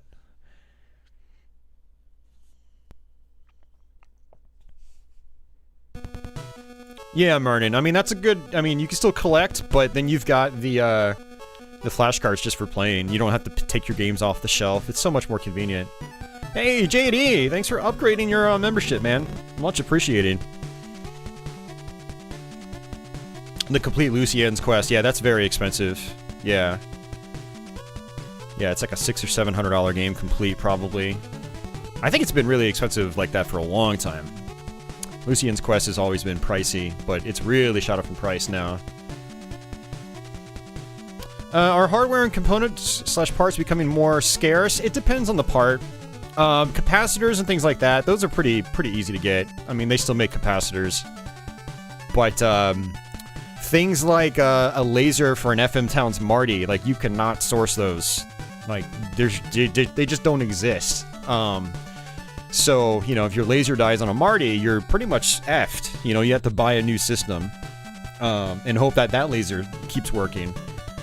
But thankfully, you do have things like optical drive emulators. Like, the Marty in particular has a Doc Brown, which is like a GDEMU for Dreamcast, where it just replaces the disk drive completely and allows you to use an SD card. So, my friend here on YouTube, Tony Hayden, he actually sent me his Marty a few weeks back, and he's got a Doc Brown in it, so that works.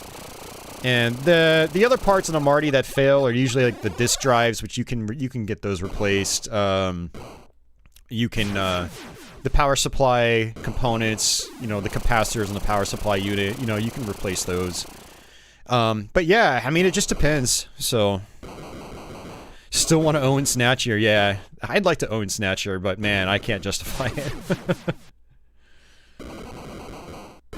Panzer Dragoon Saga is the king of pricey games. It is pretty pricey, yeah. So,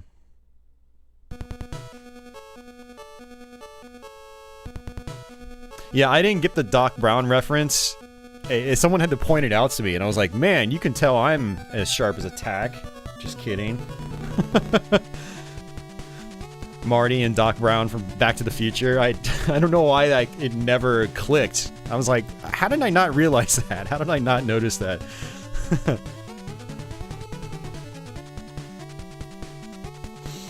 Alright. Config.sys, I like that. Okay. No ricochet of bullets. Ricochet of bullets. So ricochet, I think, is like suicide bullets. It is cool that they give you that option. So I remember this game being kind of goofy. I remember that being one of the things I didn't like about the game. It's like it would have kind of like a weird serious level, and then it would have like a joke level. I don't know. We'll see. I haven't played this in like a good 4 or 5 years. So speed has priority. Sprite has priority.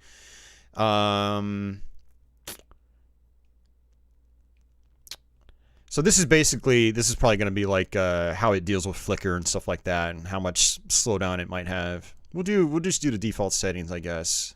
Have $0. Since this is your first time, you can have 4 bombs for free. Press A button or button B. If you collect several bombs of the same type, the effect of each bomb is enhanced. Okay, but you can't carry more than 20 bombs. That's a lot of bombs, man.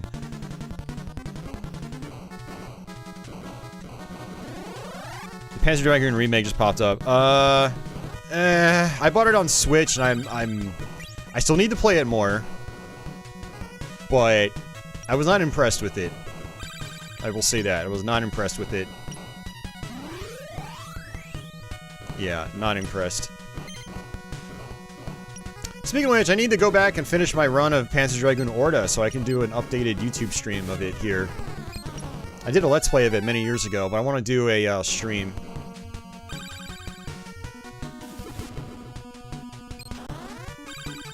F. I don't know what F does. B is... Oh, those are your bomb types, I guess. Okay. Interesting.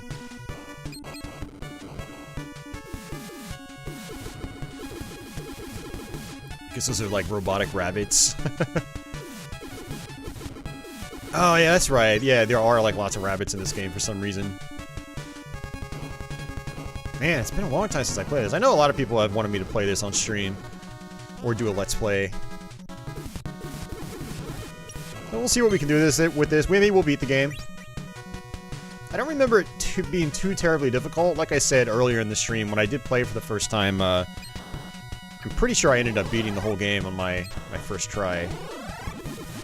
Number 2, that actually seems decent. Number 3, ooh, that's kind of nice. Number 4, probably powerful. And not a real fan of these lasers. Alright, so number 2 and 3 is actually pretty decent. Okay, it's pretty easy up until the water level, then it's hard as hell. Okay.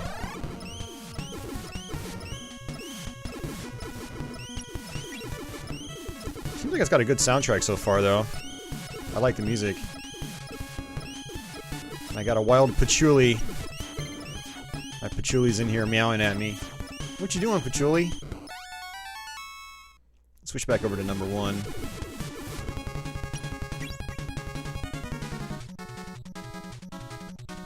It's the moon. The Japanese have a folk legend about lunar rabbits. Really? Okay.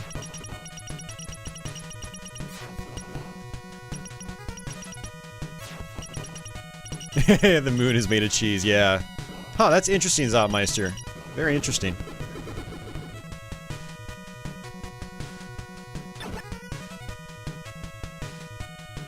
Yeah, so the Panzer Dragoon Remake, again, I only put a few minutes on the Switch version. I just kind of stopped playing because I wasn't impressed with it. I don't know, visually it seems weird to me. Gameplay-wise, it does not, like, feel good like the original does. You still have to, like, mash the fire button like the original game. Like, I think it would have worked a lot better if they made it feel more like Panzer Dragoon 2. And the sound package is not... Like, the sound effects they use are, like, garbage. It's really, like, generic stuff. It does not have any, like, identity. This is what, like, what I was worried about when they announced the remake. Like, I saw trailers, and I heard the sound effects, and I was like, oh, you gotta be kidding me. Are they really gonna do this? Like, did they actually play the original game? Like, I hold the Panzer Dragoon games, I hold them up very, very high. I think they're some of the best games from that era of gaming. I mean, Part 2 in particular, which apparently I think they're gonna remake as well, which that actually has me worried. Like, that game to me is a masterpiece. And then Orta, my god, that game just is crazy good. Yeah, Part 1 is definitely rough around the edges these days, but I think it's still a great game. It's actually a nice short and sweet game, too. I did a Let's Play of it a few months back, and it was like, I don't know, it took me like 35 minutes, maybe? Pretty breezy playthrough, which I like. I mean, it does have some challenge, for sure. But, yeah, it's a good, solid, nice tight package.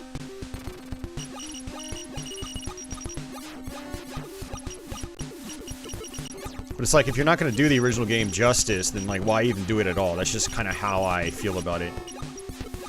But I'll go back to it. I will try to play it some more. I remember there being, like, a,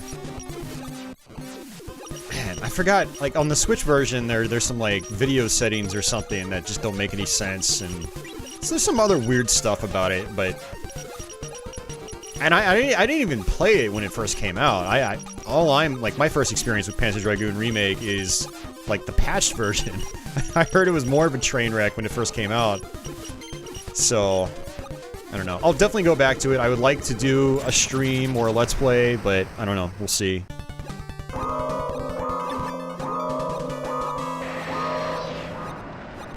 Ridgewater's no patchy cam today. No, she's actually, she's on the ground, right below me. Hey, Signal RF, thank you, man. Thanks for joining up. I appreciate it. Yeah, I've heard Resident Evil 4 is gonna get a remake. Turbo power or drop bomb. I'm just gonna save my money, I guess. Yeah, if I take another break, I might let you guys see Patchouli if she's still in here. But she's, like, sitting right just by my feet, meowing at me right now. But yeah, like I was saying, you know, I hold the Panzer Dragoons in very high regard, and so, like, if you're gonna do a remake of it, you've really got to do it justice. Otherwise, I'm gonna just ultimately be disappointed, and that's kind of where I stand right now with the Panzer Dragoon remake. So, but like I said, I will put more time into it. Maybe it'll grow on me, but so far it definitely has not.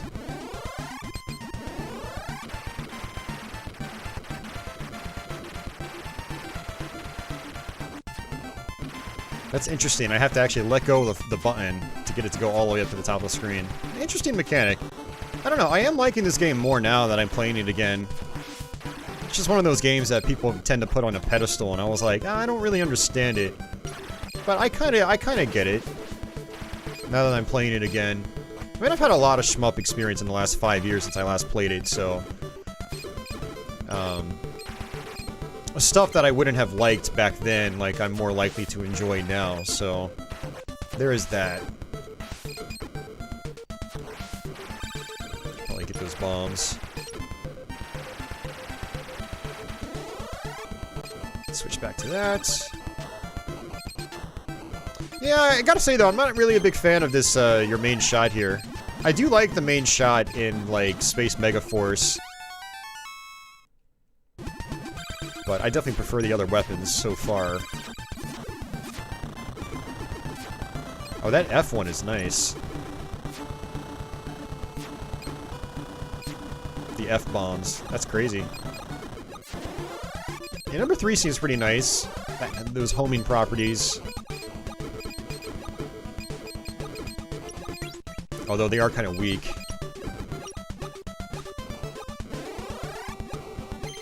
Money.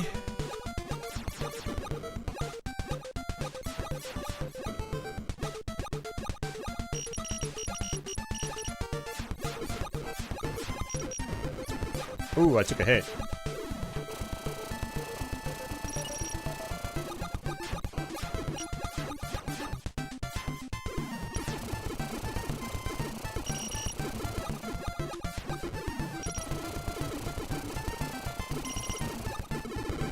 Okay, there we go. Yeah, me too, Encrypted Printer. I can't wait for that. Thanks for the reminder. I actually kind of forgot about it. I backed it on Kickstarter, so it's just I'm just waiting for it to finish. You know, I'm sure I'll wake up one of these days and I'll have the announcement. Oh yeah, that hit hurt earlier, because, like, I have no firepower right now.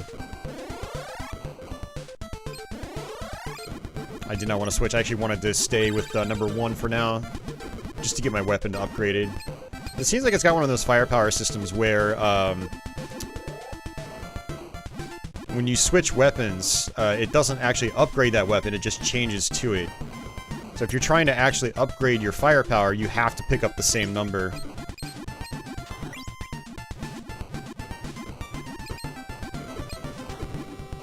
Yeah, and if you lose your firepower, the game definitely becomes a lot harder, that's for sure.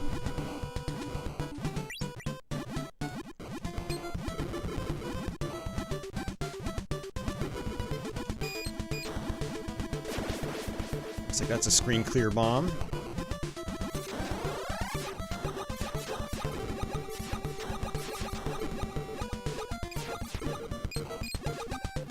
Yeah, I need to go back and try to beat R-Type Final, the original. I've never done that. I got to what I think is like the second to last level, but I never did finish it. There are some levels I really don't like in R-Type Final. Like that space level with the crazy visual effects. Oh, can't stand it, man. And I don't usually dislike levels just outright like that, but I really just do not like that level at all.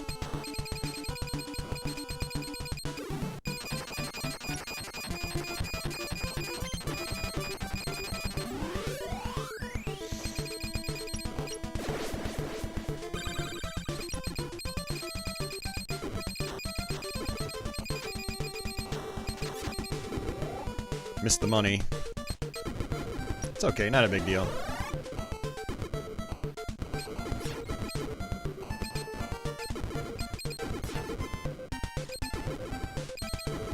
Yeah, so it's like, that level just has this crazy visual effect that makes things really difficult to see, and it causes this, like, wavy image, and so it's really difficult to line up, like, where your ship is in relation to the bullets on the screen, and it's just, oh, it's the worst, man.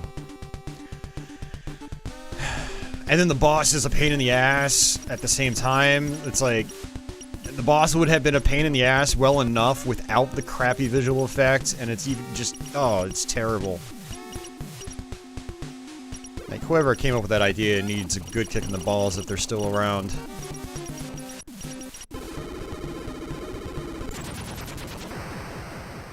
Alright. Well, we recovered, which is nice. It looks like it might be fun to play. Yeah, it's pretty decent. Yeah, this is Gun-Nac again, for anyone curious.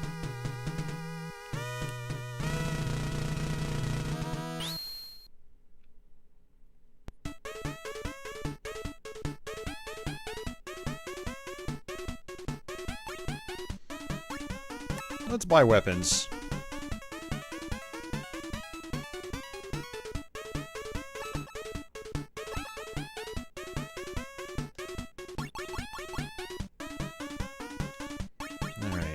Go to end.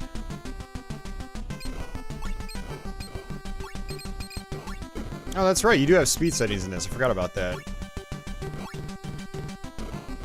I think speed 2 is like a good in-between.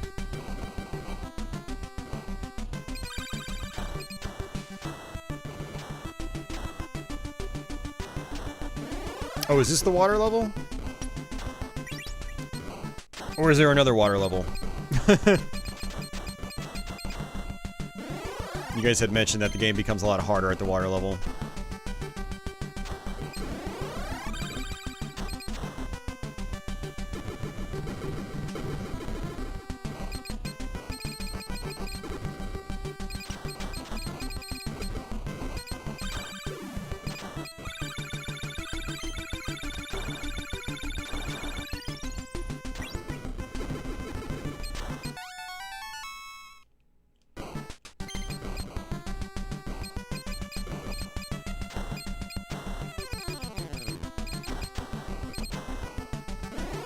Alright, yeah, number 3. Way better.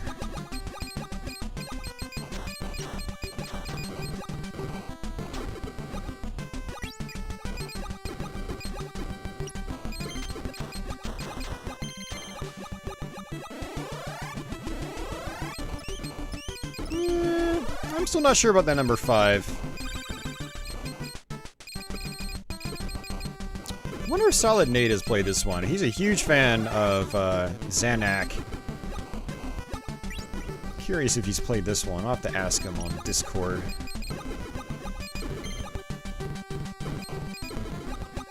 And we might fire up Gun-Nac later. I've barely played it.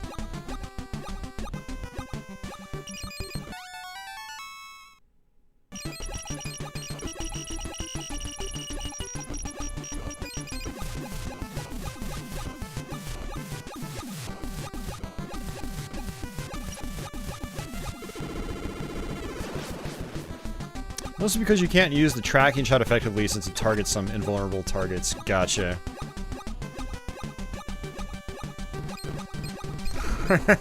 Let's buy some weapons.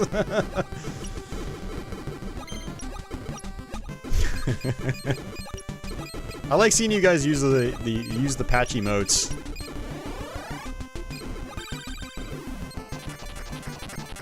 Not sure if I like this T-bomb though.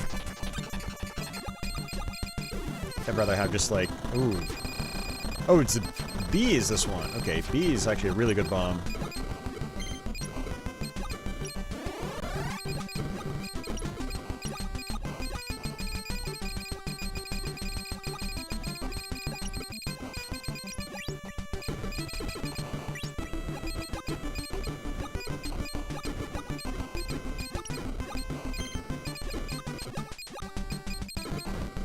Oh, took a hit. That's not good.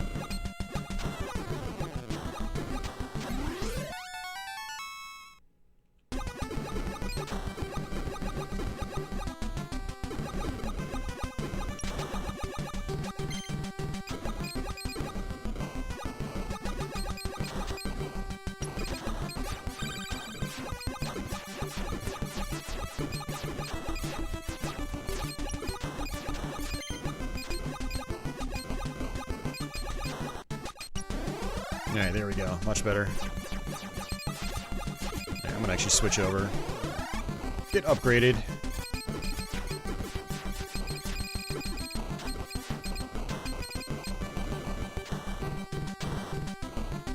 And let's switch back to this.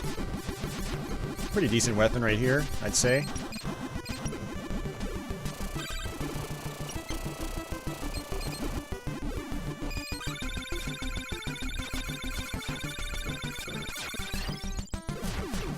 Oh, I actually died. That sucks.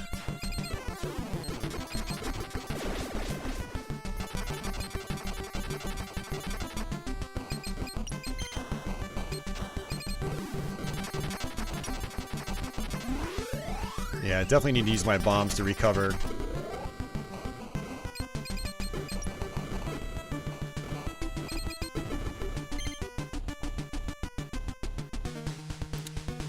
Xevious? I don't know. I'm a little...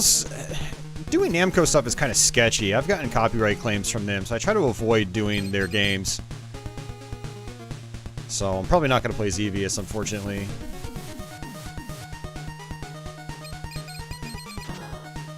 Which sucks, because they've got a lot of good classics. Like, I wouldn't mind playing some Dragon Spirit.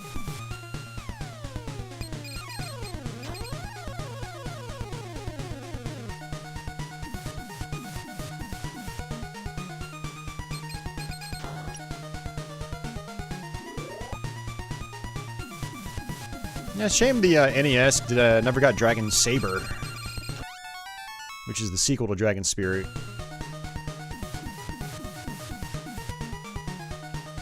PC Engine got it though.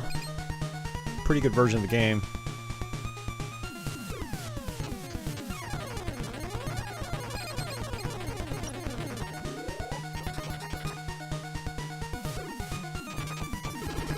There we go. Yeah, the number 1 shot doesn't feel like it's very powerful at all.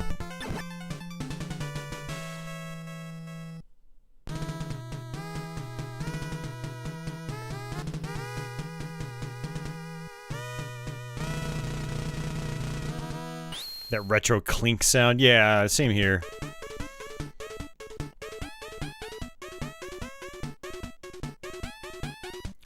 Well, it depends, Mernon. It's, you get copyright claims for different reasons. Sometimes it's for audio, sometimes it's for visual content. And, other times it's just fake claims and I just don't want to deal with it. Yeah, and so it's kind of weird. Okay. So, yeah, in some cases I just try to avoid it altogether. And it's not the end of the world. We had so many other games to play.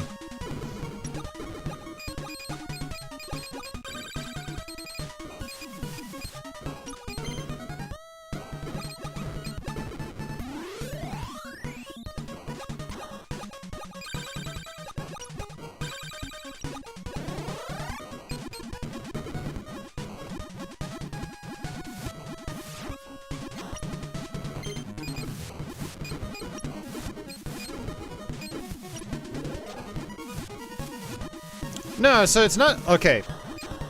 So how the copyright claims work, it's not... You know, your YouTube's not banned from YouTube. Or, sorry, your content's not banned from YouTube.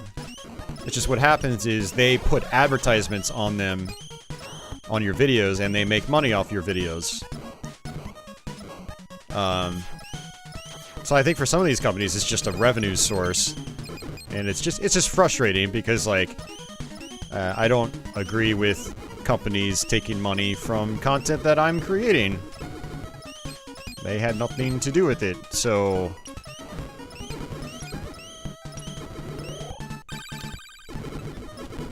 So yeah, they want you showing off their games, they just, you know, they also want to make money on top of that as well. So they're like, please show off our content so we can copyright claim them and make even more money.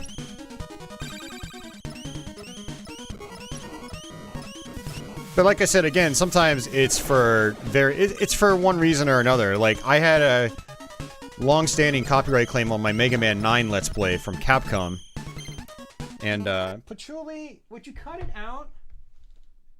Cut it out, girl! You just... My cat's just staring there like...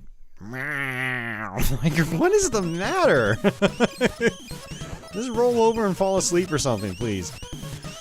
I can't give you attention right now, Patchouli. I'm playing a game. I forgot to shut my game room door tonight. Normally I do that so she doesn't come in here and start nagging me while I'm in the middle of a stream. She gets a ton... My cat gets a ton of love. Like, every night, like, before I go to bed, you know, she sits on my chest for like a half hour, and she just gets brushed and pet, and she purrs like a machine. But what she doesn't realize is, like, I can't always be giving her that affection. It's like, I have to do my job, which my job right now is streaming, so... But yeah, so the copyright thing, like with Capcom, I have a long-standing copyright claim on my Mega Man 9 Let's Play. I looked at the claim about a month ago again, and I was like, oh, I see why there was a claim. So, Capcom, basically what they did is they live streamed the game when it came out, a long time ago. I think it was, they probably did a live stream when, like, the, Mega Man Legacy Collection 2 came out for Xbox One, PS4. And, what the copyright claim was for was, YouTube's system had matched their live stream, confused it with my Let's Play, and that's what the copyright claim was for. It was basically YouTube's system saying, oh, you stole Capcom's stream content. You actually took their stream video and re-uploaded it. It was a false positive, basically. So I've since countered the claim, and it's actually, the claims should be released in the next day or two. So, like, sometimes that's why you get a copyright claim. Like, I got a copyright claim on, my FM Towns Marty Splatterhouse Let's Play from years back. But it wasn't for audio. What it was, I got a visual claim because same situation. Namco's got their own YouTube channel, and they have Splatterhouse gameplay on it. And so YouTube's system thought that I took their video, which obviously is another false positive. That was not the case. I recorded the gameplay myself. So in that case, you know, the point is you can get copyright claims for a bunch of different reasons. And it's not a just really simple cut and dry thing, where one claim is, you know, one claim for someone is the exact same kind of thing for someone else. Like, it doesn't work like that. It's kind of nuanced. I don't even know how to explain this stuff really well. So with the Splatterhouse one, I actually ended up just trimming out the content completely, just so I didn't even have to deal with doing a counterclaim. Because I don't know how some of these companies work too. Like, Namco could come back and say, no, we don't like you doing what you're doing, and then that'll give me a copyright strike, and that's really bad. The claims aren't that bad. They're a nuisance, and you end up giving companies free money, but your content is still there. But the strikes, that's where things start to get serious, because then you'll actually start having limitations being placed on your channel. Like, I think if you get a strike or two, like, your live stream capabilities are taken away, for instance, and like, that would be a big blow to my channel. If I couldn't live stream. So, yes, copyright strikes, that's where things get serious. Copyright claims are just annoying, and I just don't like them. But I try to minimize how many I get. Buy some weapons. It's called Gun-Nac. So G-U-N-N-A-C. Two separate words. Patchouli, get out of here! My cat is just being a little pain in the ass right now. Alright, hold on. I gotta shut my game room door. Why are you being such a pain in the ass right now? Come on. Alright, game room door shut. No more Patchy time. She's gotta go hang out on her own. Oh.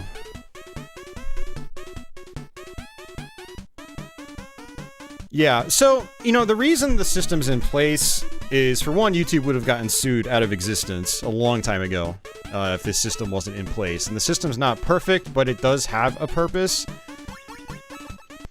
You know, like, you know, someone just uploads straight music to YouTube. You know, that's what the system's there for. Same with, like, film content, you know, someone takes, like, the latest Avengers movie and just posts it to YouTube. Like, that's why the system's in place. But when it comes to games and stuff like that, it gets kind of dicey. But yeah, there are a lot of false claims from nefarious parties. But there is legitimate stuff there too. Gameplay has been shown to be, you know, most companies see it as fair use. They don't really care, because it's promotion. You know, especially these old games, it's like, you know, does it make financial sense for them to go after people like, you know, Nintendo were a long time ago? No, it doesn't. Just let people have their fun, you know?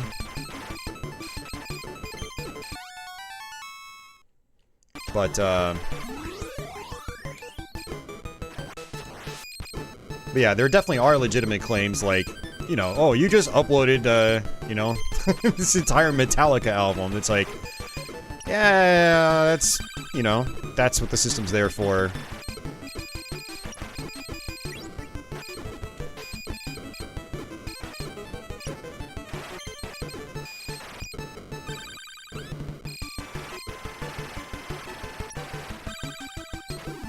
Should be using my bombs more often.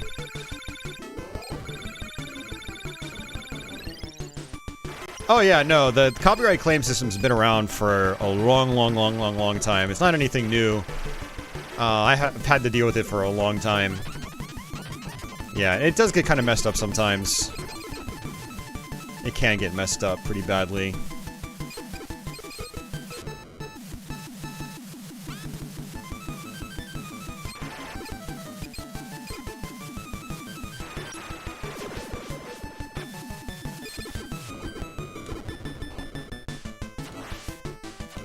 Yeah, this game does look really nice. They hated me personally. No, I'm glad Nintendo's come around because I was really, really angry towards Nintendo for a long time because I really liked their products, but I couldn't, like, during the Wii U era, they were really, stubborn for some reason. They did not want you covering their stuff. They did not want you broadcasting their games. They did not want you, you know, making gameplay videos on YouTube. So they would copyright claim, like, everything. Which is why for quite a while I stopped doing Nintendo content. And, actually, funny enough, when I first started Patreon, one of my stipulations was like, oh, if you guys, you know, if you guys join up as patrons, I'll start covering Nintendo content again, because I won't make any money off Nintendo content. But since you guys are giving me money, then I'll do the Nintendo content, and I'll eat the copyright claims, you know? But, with this new management, and the release of the Nintendo Switch, they basically reversed all that. They're like, please play our games, please show them off. We value all that. And it's like, finally, but, you know, it would have been nice if they did it during the Wii U era. Because I would have covered the Wii U a lot back then. You know, because I loved that system. I thought it was a great system, and, a lot of other people probably would have felt it to be a great system, too, if they got to actually see it. Because there are a lot of people that had no idea what the Wii U even was, and just kind of ignored it. Had people been able to broadcast it and show off their gameplay and stuff like that, you know, things might have actually turned out a little bit differently for the Wii U. But, you know, Nintendo was stubborn, and I think they ended up realizing that, you know, with the Nintendo Switch. They're like, we really need a home run with this thing. We've got to do whatever we can to make that happen, and allowing people to actually play our stuff on the internet was, I think, a part of that.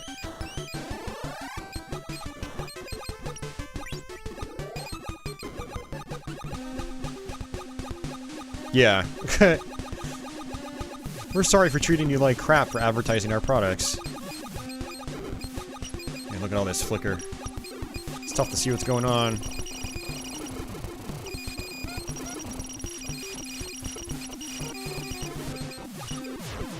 Oh, I died again, man. Ah. And I died again. Fudge.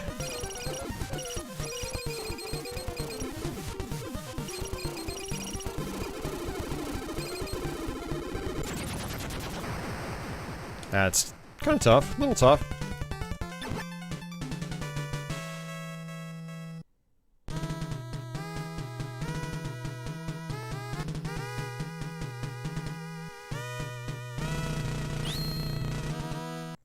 What's the deal with that Splatoon 2 tournament, Dad? Tell me more.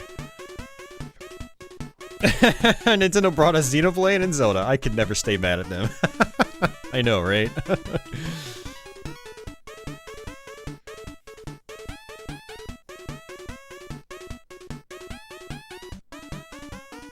Yep, old corporate style. Yeah, thankfully that's kind of going away a little bit. I'm reading some interviews with 80s and 90s Japanese developers. Apparently Nintendo has 50 Tokyo University lawyers for their legal department. Wow.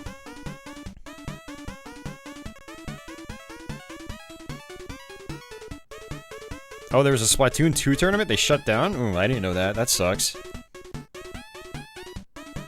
That's crazy. You missed the wild, wild west of YouTube days. Yeah, me too. Yeah, there was some really fun stuff back then. I do miss when YouTube was a new thing for me. You know, it was so fresh and different at the time. Alright, Area 6.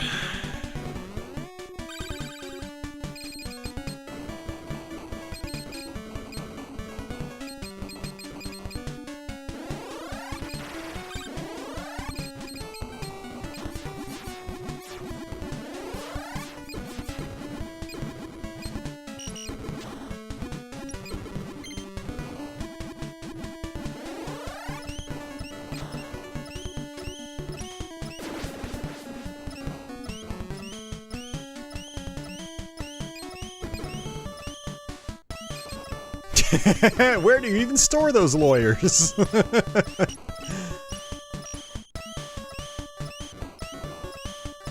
They've got plastic bins for that, Jeff.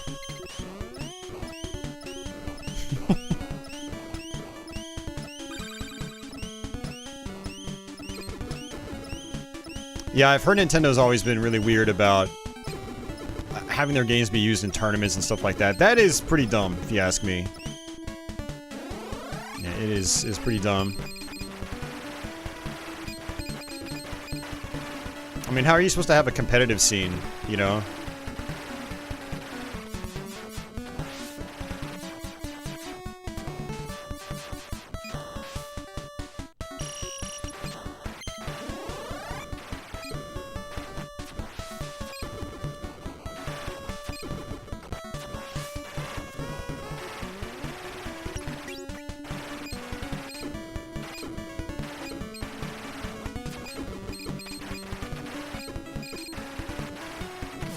Ow. I still have 7 lives left. For some reason I thought I was like really low in lives.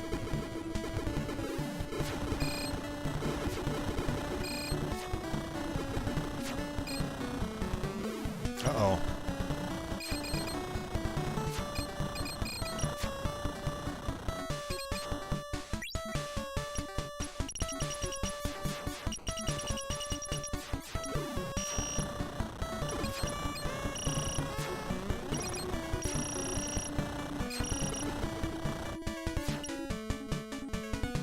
Come on up here. Thank you.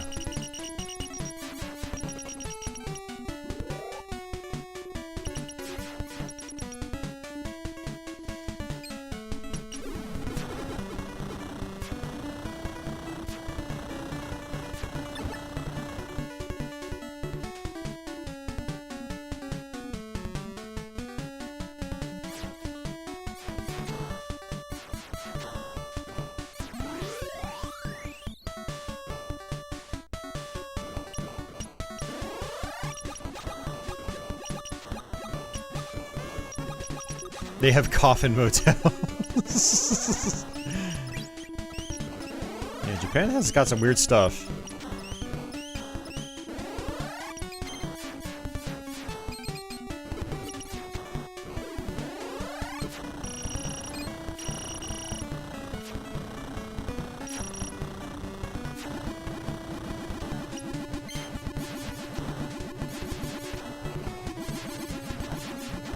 One thing about the firepower in this game, though, is pretty much everything feels weak. I don't feel like I'm really strong in this game at all.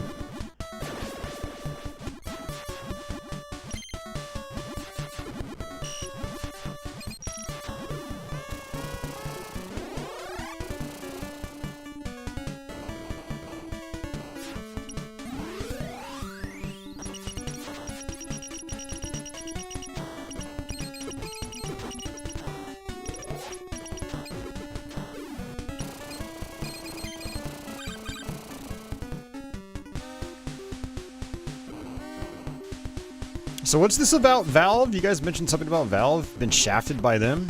What happened with that? I've never had any issues with Steam. But I also don't play a lot of, like, modern games on it.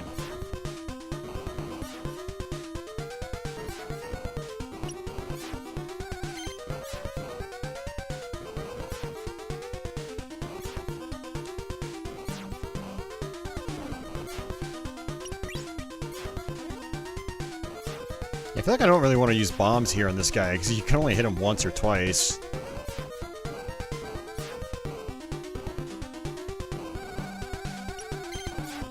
Oh, you asked what everyone's favorite game studio was. Gotcha, okay.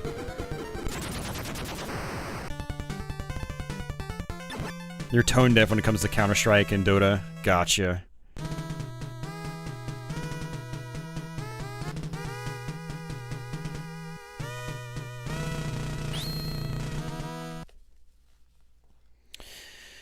Man, that's a good question. I don't know what my favorite companies are. I mean, these days... I mean, I'd probably have to go with id Software still. They still put out good games. They take their time with their games.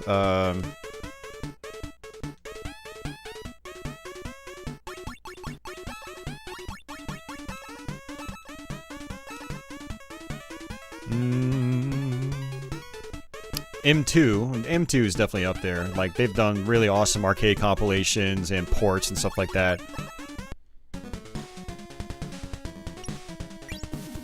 You guys know how many areas are in this game? We're on area 7 right now.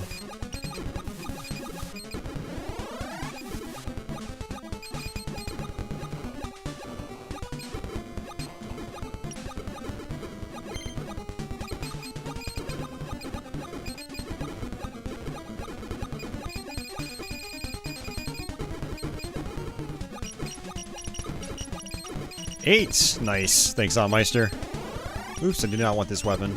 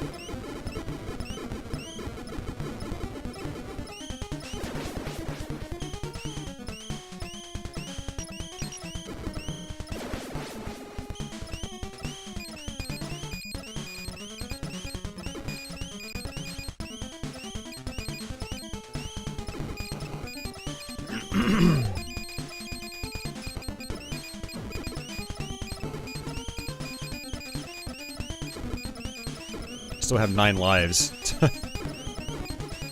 I definitely got to play this game with the ricochet turned on sometime. Because, again, I think that's suicide bullet. So basically, you'll kill an enemy, and then a bullet will appear in its place, and then shoot towards you, typically. It'll definitely make this game more interesting.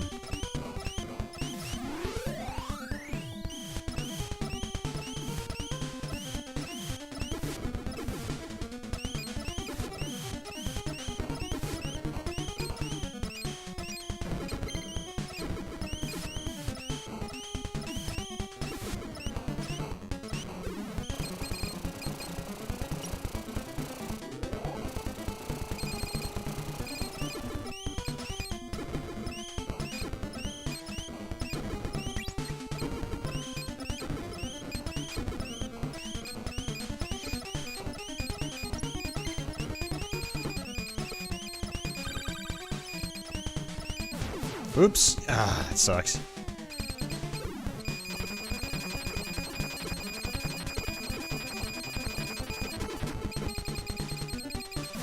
Yeah, definitely a tricky part.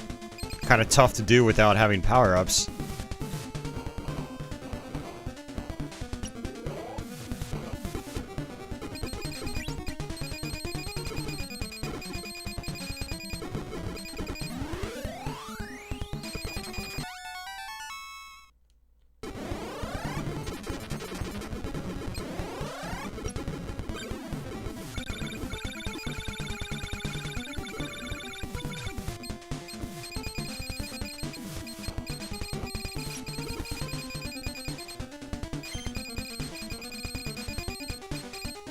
Oh, took another hit.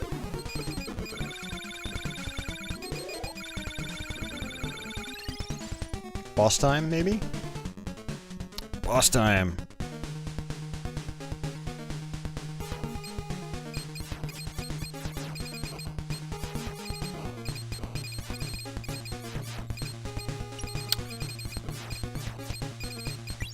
Yeah, Lobotomy, they were really awesome. It was sad to see them get shut down.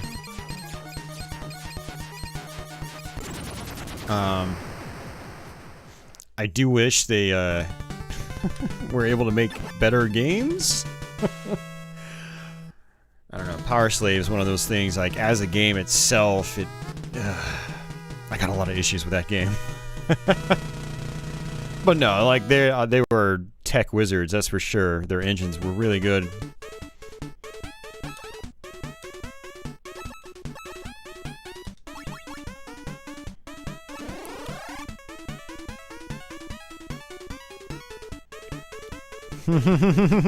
Yeah, I'm not a fan of Power Slave, Dad. We played through that, like, last year or the year before, and oh my god, it was hell. It was utter hell.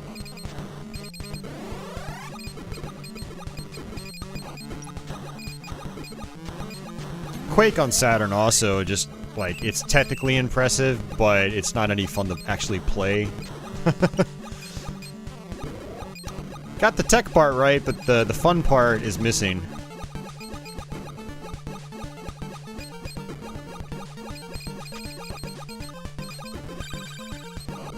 Duke Nukem 3D though, that was actually pretty solid on Saturn. I will give you that. But I mean, that wasn't even their game though. It was just like they were just porting another game. I mean, technically, same with Quake. You know, they were just recreating it on their engine. But the best part about Saturn Duke 3D, it's not even the stuff that, you know, like Lobotomy came up with on their own. It's just, you know, that's how the level design was on PC. So, like, you know, it's just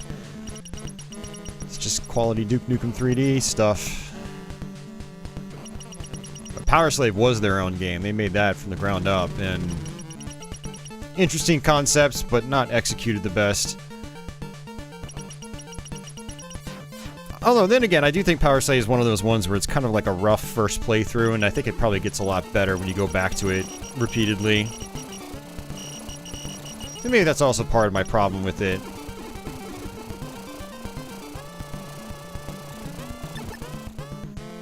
Now you gotta kill the moon.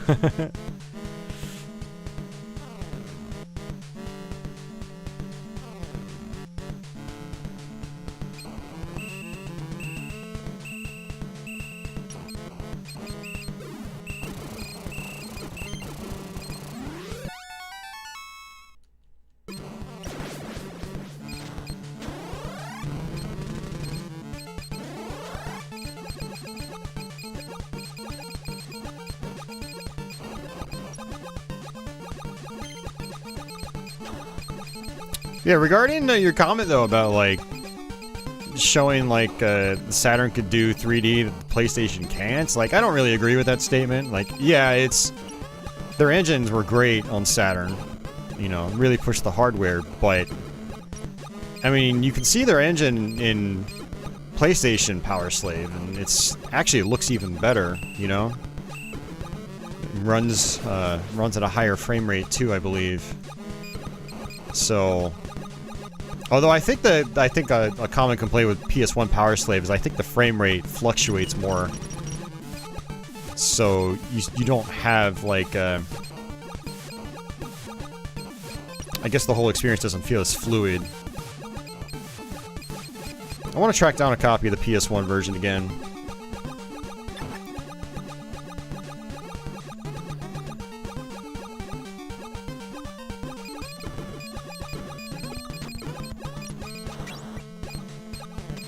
But yeah, I mean, their engines were really good on Saturn, but better than PlayStation? Not really. I mean, the PS1 was just a 3D beast at the time. It's what it was built for.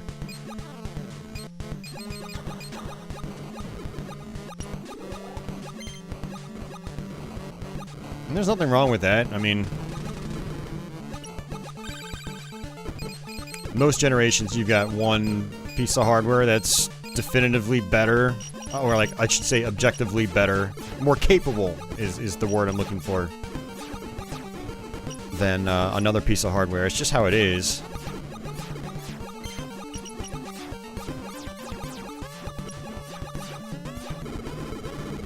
And the PlayStation was that piece of hardware during that generation. It was the most capable system.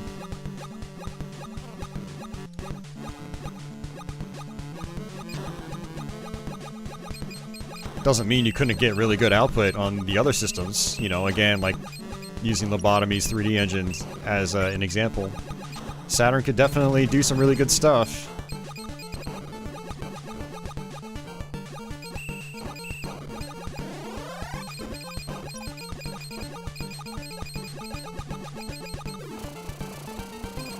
think with Saturn in particular, the best results came from using its different video display processors in very specific ways. Like, Panzer Dragoon 2 is a great example.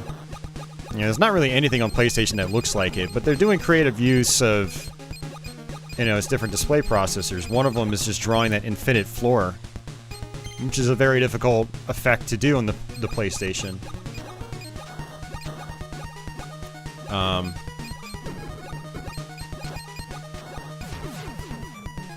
But the actual 3D environments themselves, you know, it's not really anything to write home about. It's pretty simple stuff. It's pretty basic. But combining that with the infinite floor effect, it, you know, creates a very convincing and honestly pleasing effect. So games that did stuff like that on Saturn,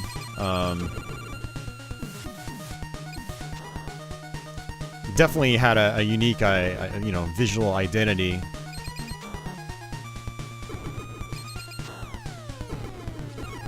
But PS1 is definitely a lot more capable when it comes to actual, just like raw polygons, pushing those around the screen.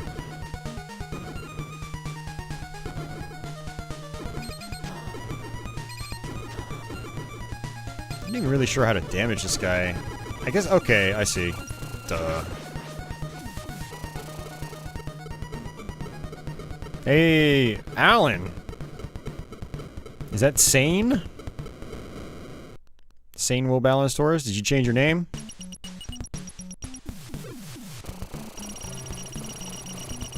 Or is that a different person with the same thumbnail?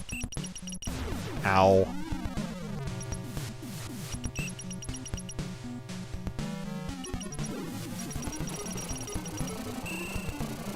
Alright, could you please come up to the top of the screen? That would be great. Yeah. Ow, I didn't even see that laser.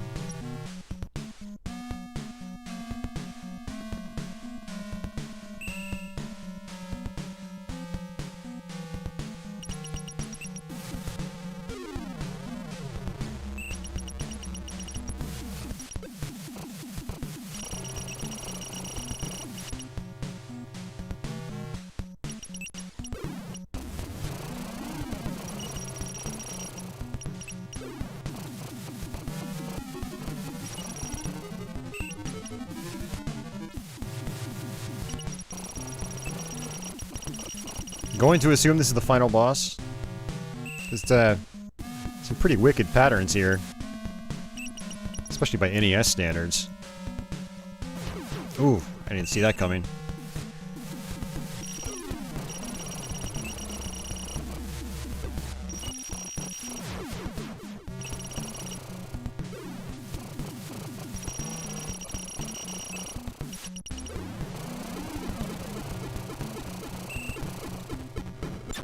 You have to change it for a virtual job interview. Oh, okay.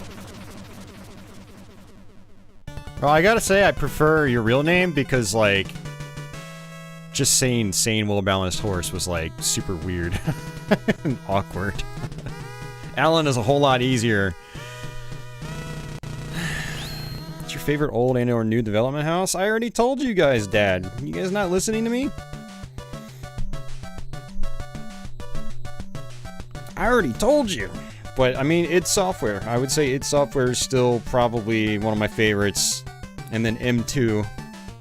As far as old development house, I mean, it's hard to beat Nintendo, Konami, and Capcom. And id Software. Back in the early 90s. But Nintendo, Capcom, Konami, those, you know, go back to the arcade days. And NES days.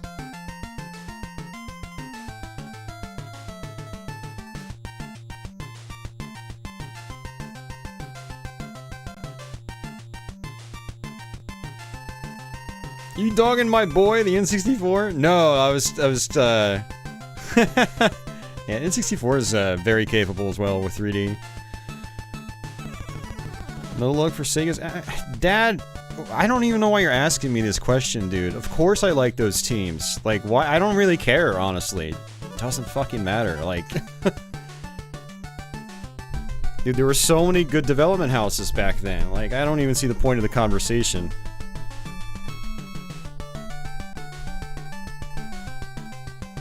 Yeah, no, I mean, Cave, Treasure. Yeah, Treasure has always been one of my favorites, but they unfortunately don't really do anything anymore. They just kind of hold on to the IPs. They haven't really done any gaming development recently, which is kind of a bummer. And then I think one of the guys from Treasure went over to M2. The Ikaruga guy. Would I say this is one of the easiest shmups on NES? I would say no. Because those last couple of levels get really busy. I could see a lot of people having problems with them.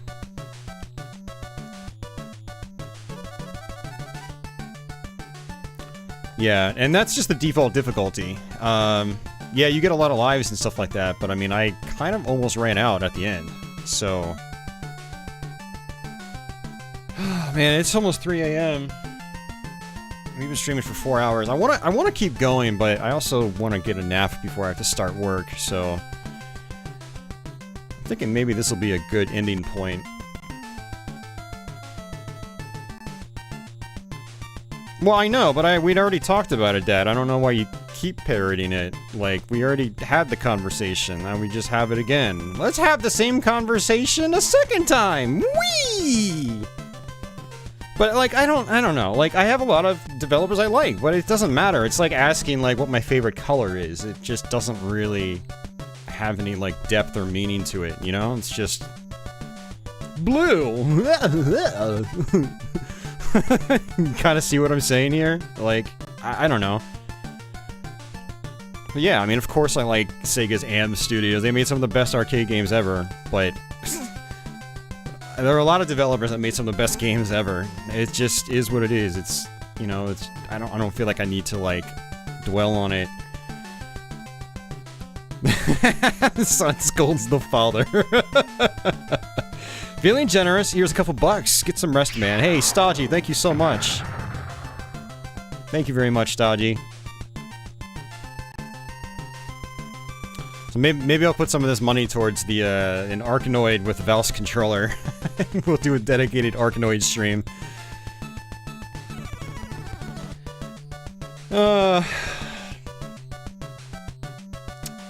Yeah, this is I do like this game a lot more than I did last time I played it. Again, last time I played it was like 4 or 5 years ago, so I would definitely like to come back to it and maybe try a harder difficulty with the ricochet bullets. That could be pretty cool. I'll definitely try that sometime. I do want to play some 1943, so I'm gonna probably play that on my own time on Twitch. Yeah, I don't really play anything by EA these days, but I do know that the old EA put out a lot of really solid titles. You know, not just their sports games and whatever, but... I mean, they're the ones that basically published the original Need for Speed. Hey, Signal RF! Good games, dude! Props to hold your games while reading and responding to the chat. Yeah, it's tough with the shmups, man. And I try not to pause the games, because I know that kind of annoys a lot of viewers, like... So sometimes I'll try to look down real quick, but generally I'll just look at chat in between levels. Battlefront 2 is a travesty. It hurts. I heard Fallen Order was great. I would like to play that, because it's kind of like a Souls-like.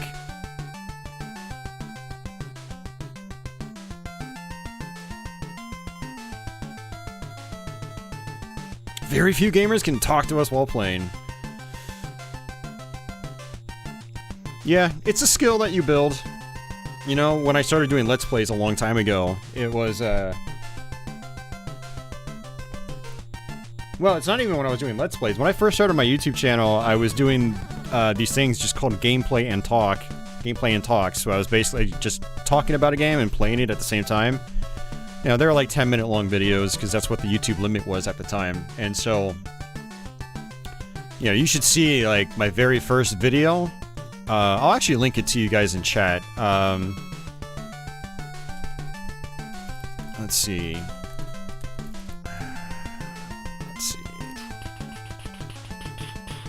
Yeah, I deleted most of these videos, because they were kind of... I don't know. humble beginnings, I guess. You gotta start somewhere, right?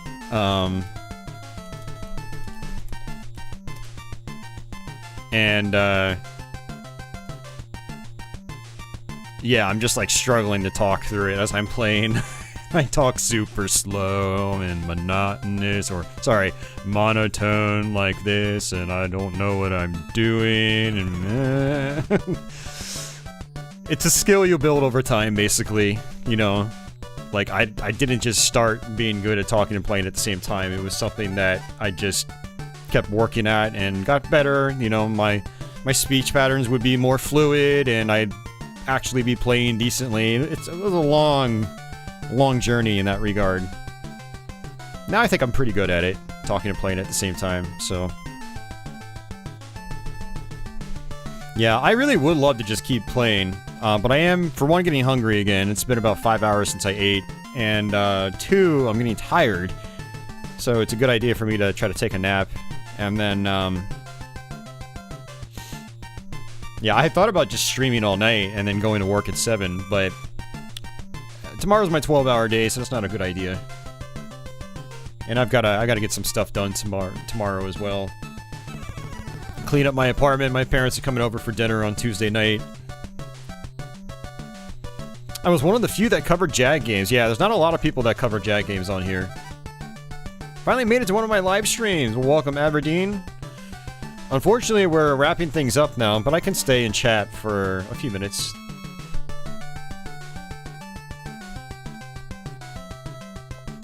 Oh, man.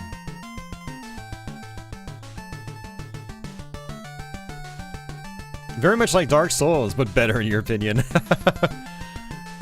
I wonder how much Star Wars music is used in that game, because you get copyright claimed out the ass for Star Wars music. Or maybe I can figure out where, like, the Star Wars music is and then just mute it as I stream. Yeah, I would like to play it.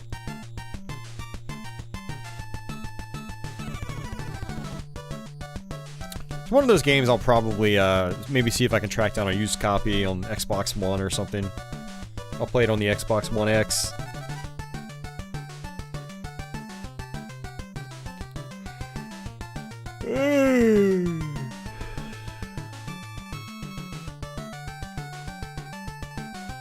Increase my viewership numbers? Dude, it'll probably have the opposite effect.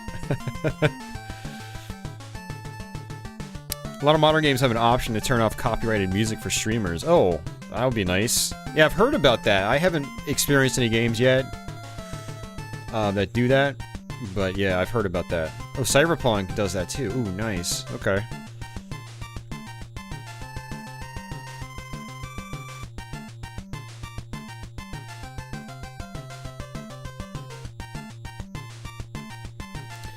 Oh man, I'm just thinking back to the early days of YouTube, looking at this this video description. Hey guys, this is my first gaming vid, Doom for the Atari Jaguar. This was a pretty good port of the game back in the early 90s. I play a few stages and talk about it a bit. More of these types of vids to come, so be on the lookout. Feel free to subscribe or friend me if you want. Back then I think you could actually, like, add friends on YouTube. And that feature was taken away a long time ago, if that was even a feature. You guys, if you haven't seen, like, the earlier days of YouTube, you should see what, like, channel profiles used to look like, and how they've evolved over the years.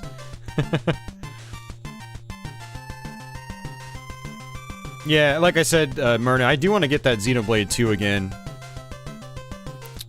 But I'd say it's not a high priority right now because of what it costs.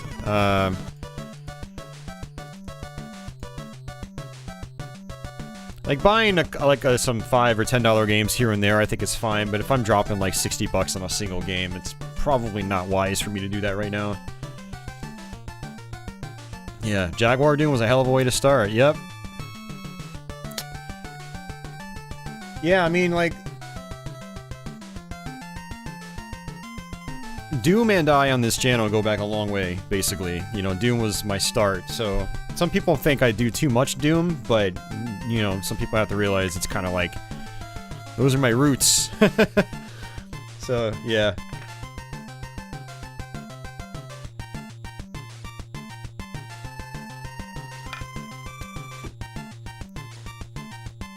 Yeah, Doom. I had a bunch of Jaguar videos in the beginning, but you know these talk and plays I used to do. You know, that's why I called my channel Gameplay and Talk eventually.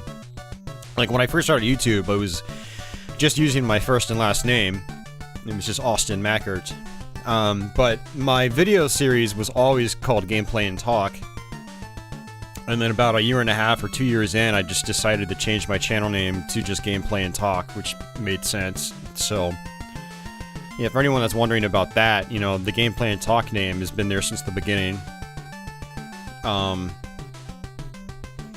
I know it's kind of a generic name, but it's just, it was something for me to stick to, you know? Kind of have my own little identity here. And,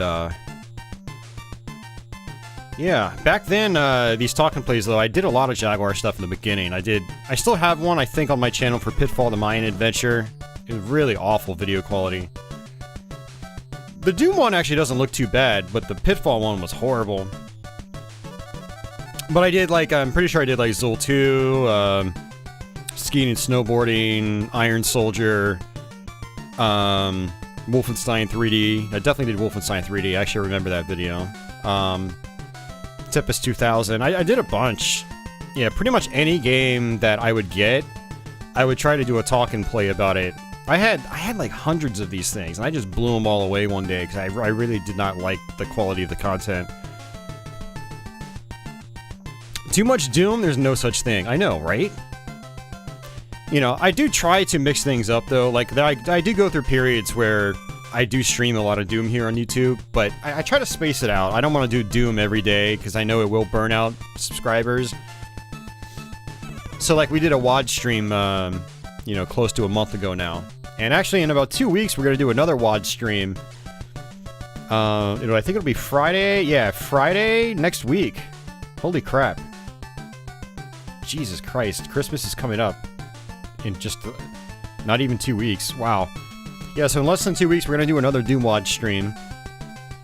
So I'm going to be streaming, I'll be streaming Thursday night. Oh, I'll be streaming Wednesday night like usual, but I will also stream Friday on Christmas. So we'll call it Merry Doomsmas, just like we did last year. But it'll be a WOD stream.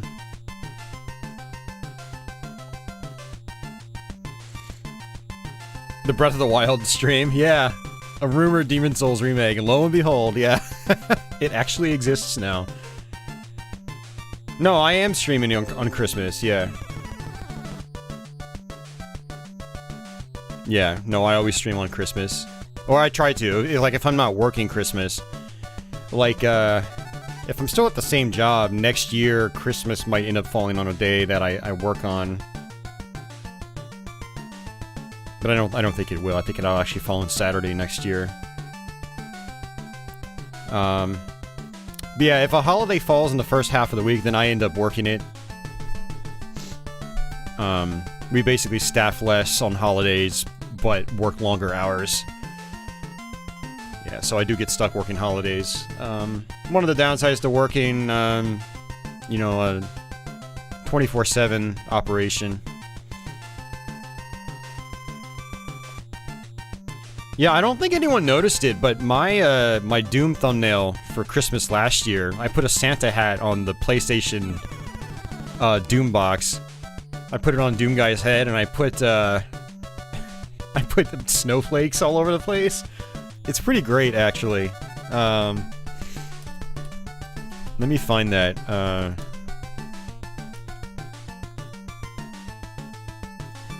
Actually, I have an idea.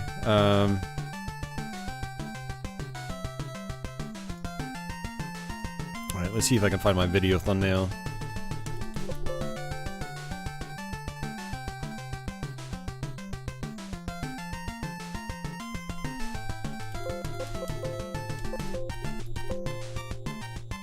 Let's see, where is it? Alright, well, what I'm going to do is I'm just going to link you to the... Well, I can't really show... Like, I want to show you the thumbnail. But it actually looks pretty awesome.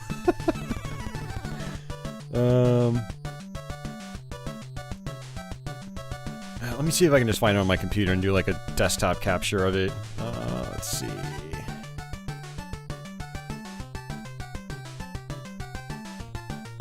It's actually kind of interesting going through my thumbnails because I basically see everything that I've done recently.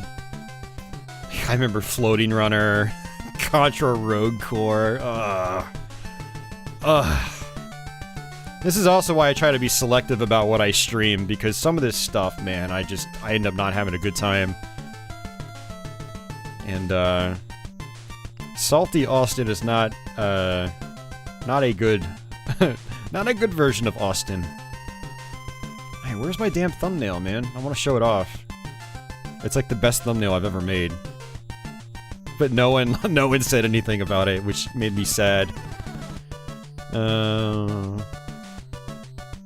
Man, I want to play some Breath of the Wild now. Now that you mentioned it.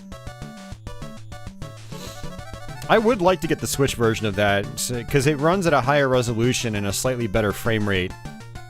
But the Wii U version is still great. Alright, where is it? Where's my damn thumbnail? I've got thumbnails in this folder that are like almost 2 years old now, so like it's gotta be in this folder. I don't remember what I named it though, that's the problem. I try to name my thumbnails the same, same format, so like for the Let's Plays they always start with Let's Play. But the Merry Doomsmith thing was just kind of like a one-off thing. I don't usually do one-off things like that. Oh, there it is. Okay.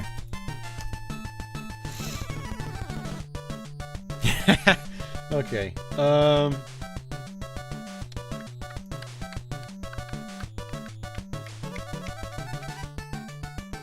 Alright, let's see here.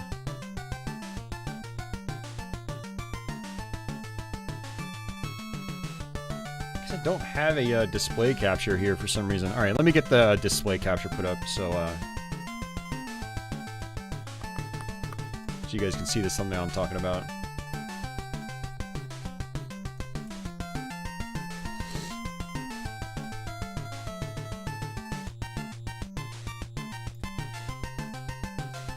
Yeah, Gun-Nac.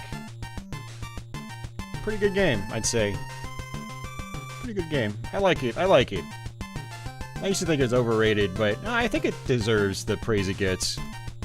It's a solid game. Technically impressive. It's, you know, moderately fun.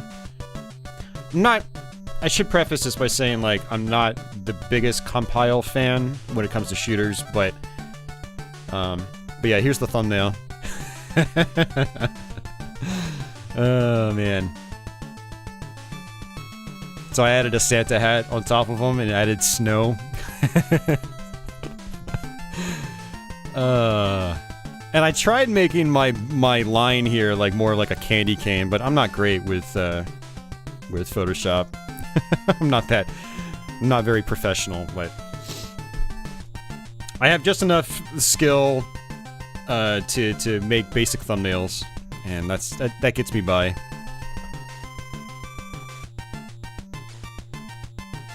Man, I can't believe it's December already again. Yeah, so what we did is I fired up PlayStation Doom and I went through almost the whole thing. I think I stopped playing at like the second to last level.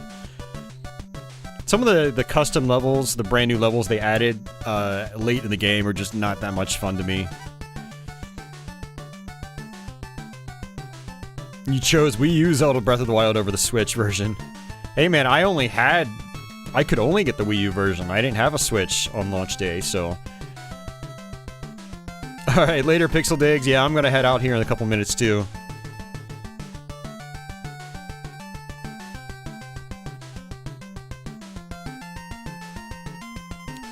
Wii U version is as good as... Well, no, so there are some objectively better things, Dad. The Switch version in TV mode runs at a higher resolution, so the image is more crisp. Like, you can't deny that. And then it also runs at an improved frame rate, so the frame rate is smoother. That's a better experience. So, like, the Wii U version isn't flat out just as good. You know, there are some improvements in the Switch version. But the Wii U version is still a great game. It still runs well, it plays well, and it still looks good. But if you do play the Switch version in dock mode, it runs at, I think the Wii U one is like 720p, the Switch version is like 960p. So that's an improvement. And then a smoother frame rate. Those are improvements, so. Yeah, Wii U doesn't have Xenoblade Chronicles Definitive Edition. Oh, but it's got Xenoblade Chronicles X, which Switch doesn't have yet. And they didn't even announce that, did they? I don't think Xenoblade Chronicles X is coming out. I'd like to see them port it. I'd like to see them port it and then make a sequel. That'd be good.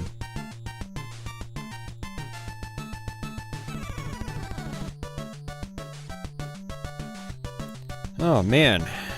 But yeah, fun stream, guys. Thanks for hanging out tonight. I appreciate it.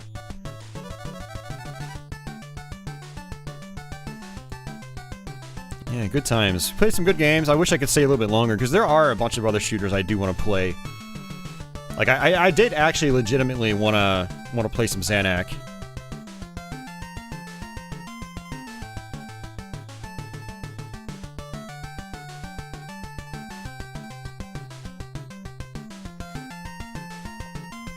Yeah, no, I hear you, Dad. I mean, it's fine that you play the Wii U version, but I just think you shouldn't go around being like, oh, it's just as good. It's like, no, technically it's not just as good.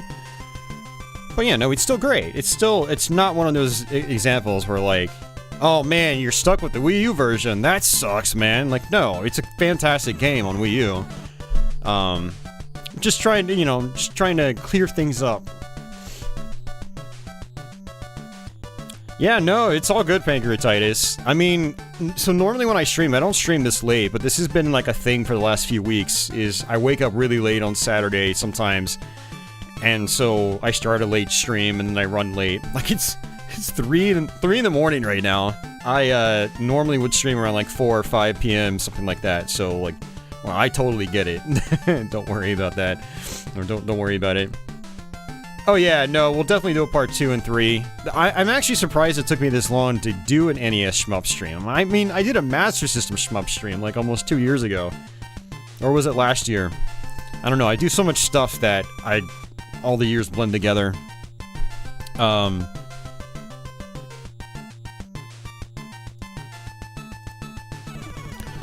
Yeah, so we'll definitely do a follow-up, probably soon-ish. Because, yeah, some of these shooters, actually, I haven't put a lot of time into. Like, Gun-Nac, this is the second time I've beaten the game.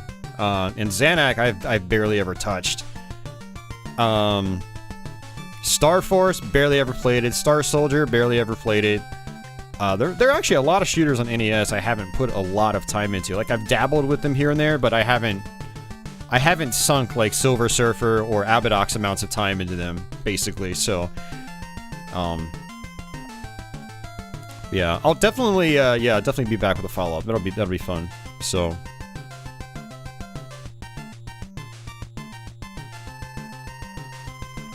yeah, you know, it probably wouldn't be a bad idea to do a follow-up Breath of the Wild stream, do a part 2.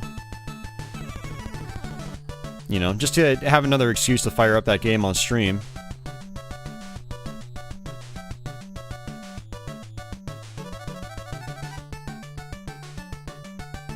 They will make a sequel, you think so?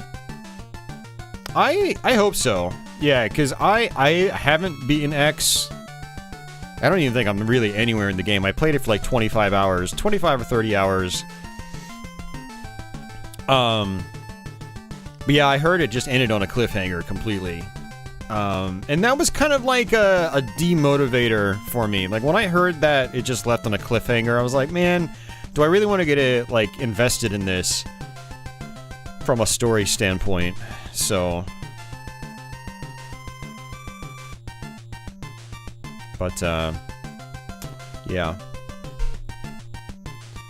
Alrighty, guys, well, I think that's gonna do it for me. Thank you guys so much for hanging out tonight. I think it was a fun stream overall. I'm gonna spam my Gunsmoke Let's Play one more time. If you guys haven't seen it, please go check it out.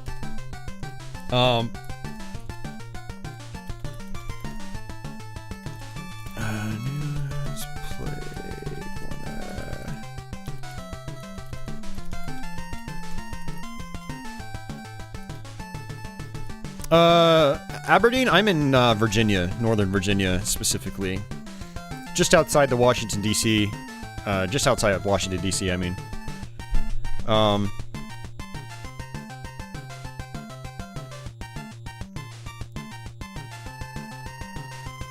Yeah, so yeah, I'm looking for feedback on that Let's Play. That's gonna be my new Let's Play format going forward. It's, you know, they take a lot more work to put together. The gameplay itself is basically still what you're used to, but there's a whole lot of extra editing and stuff like that on top of it. So yeah, I would definitely love to hear your feedback on that. If you haven't left a comment on it, please do. Let me know what you think about it, and let me know if you like that format. Yeah, it's actually very late for me right now. I need to get a few hours of sleep. I have to work in less than 4 hours, so... Oh, live as it was premiering. Nice. Very cool, Dad. Appreciated, man.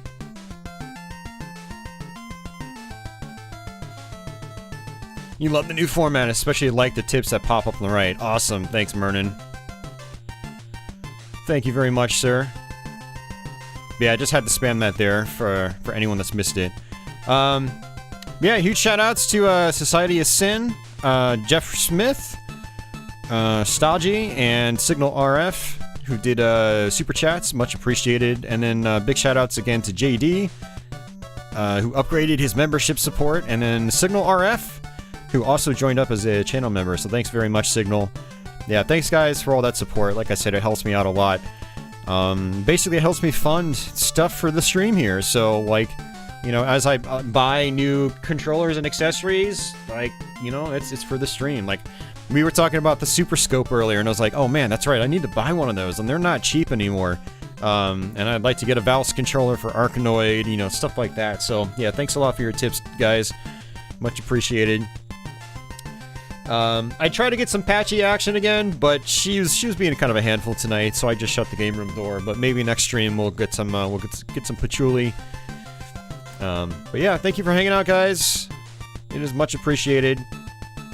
And I will see you guys on Wednesday. I'm not sure what I'm going to stream, but it's going to be something. And hopefully I'll have more fun than I did with Mortal Kombat Deadly Alliance last week.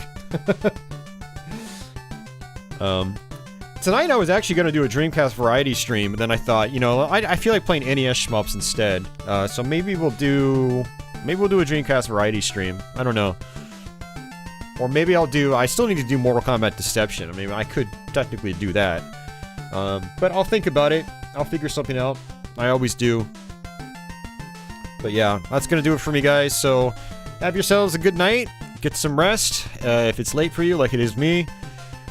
And, yeah, I'll catch you guys later. So, take it easy, all.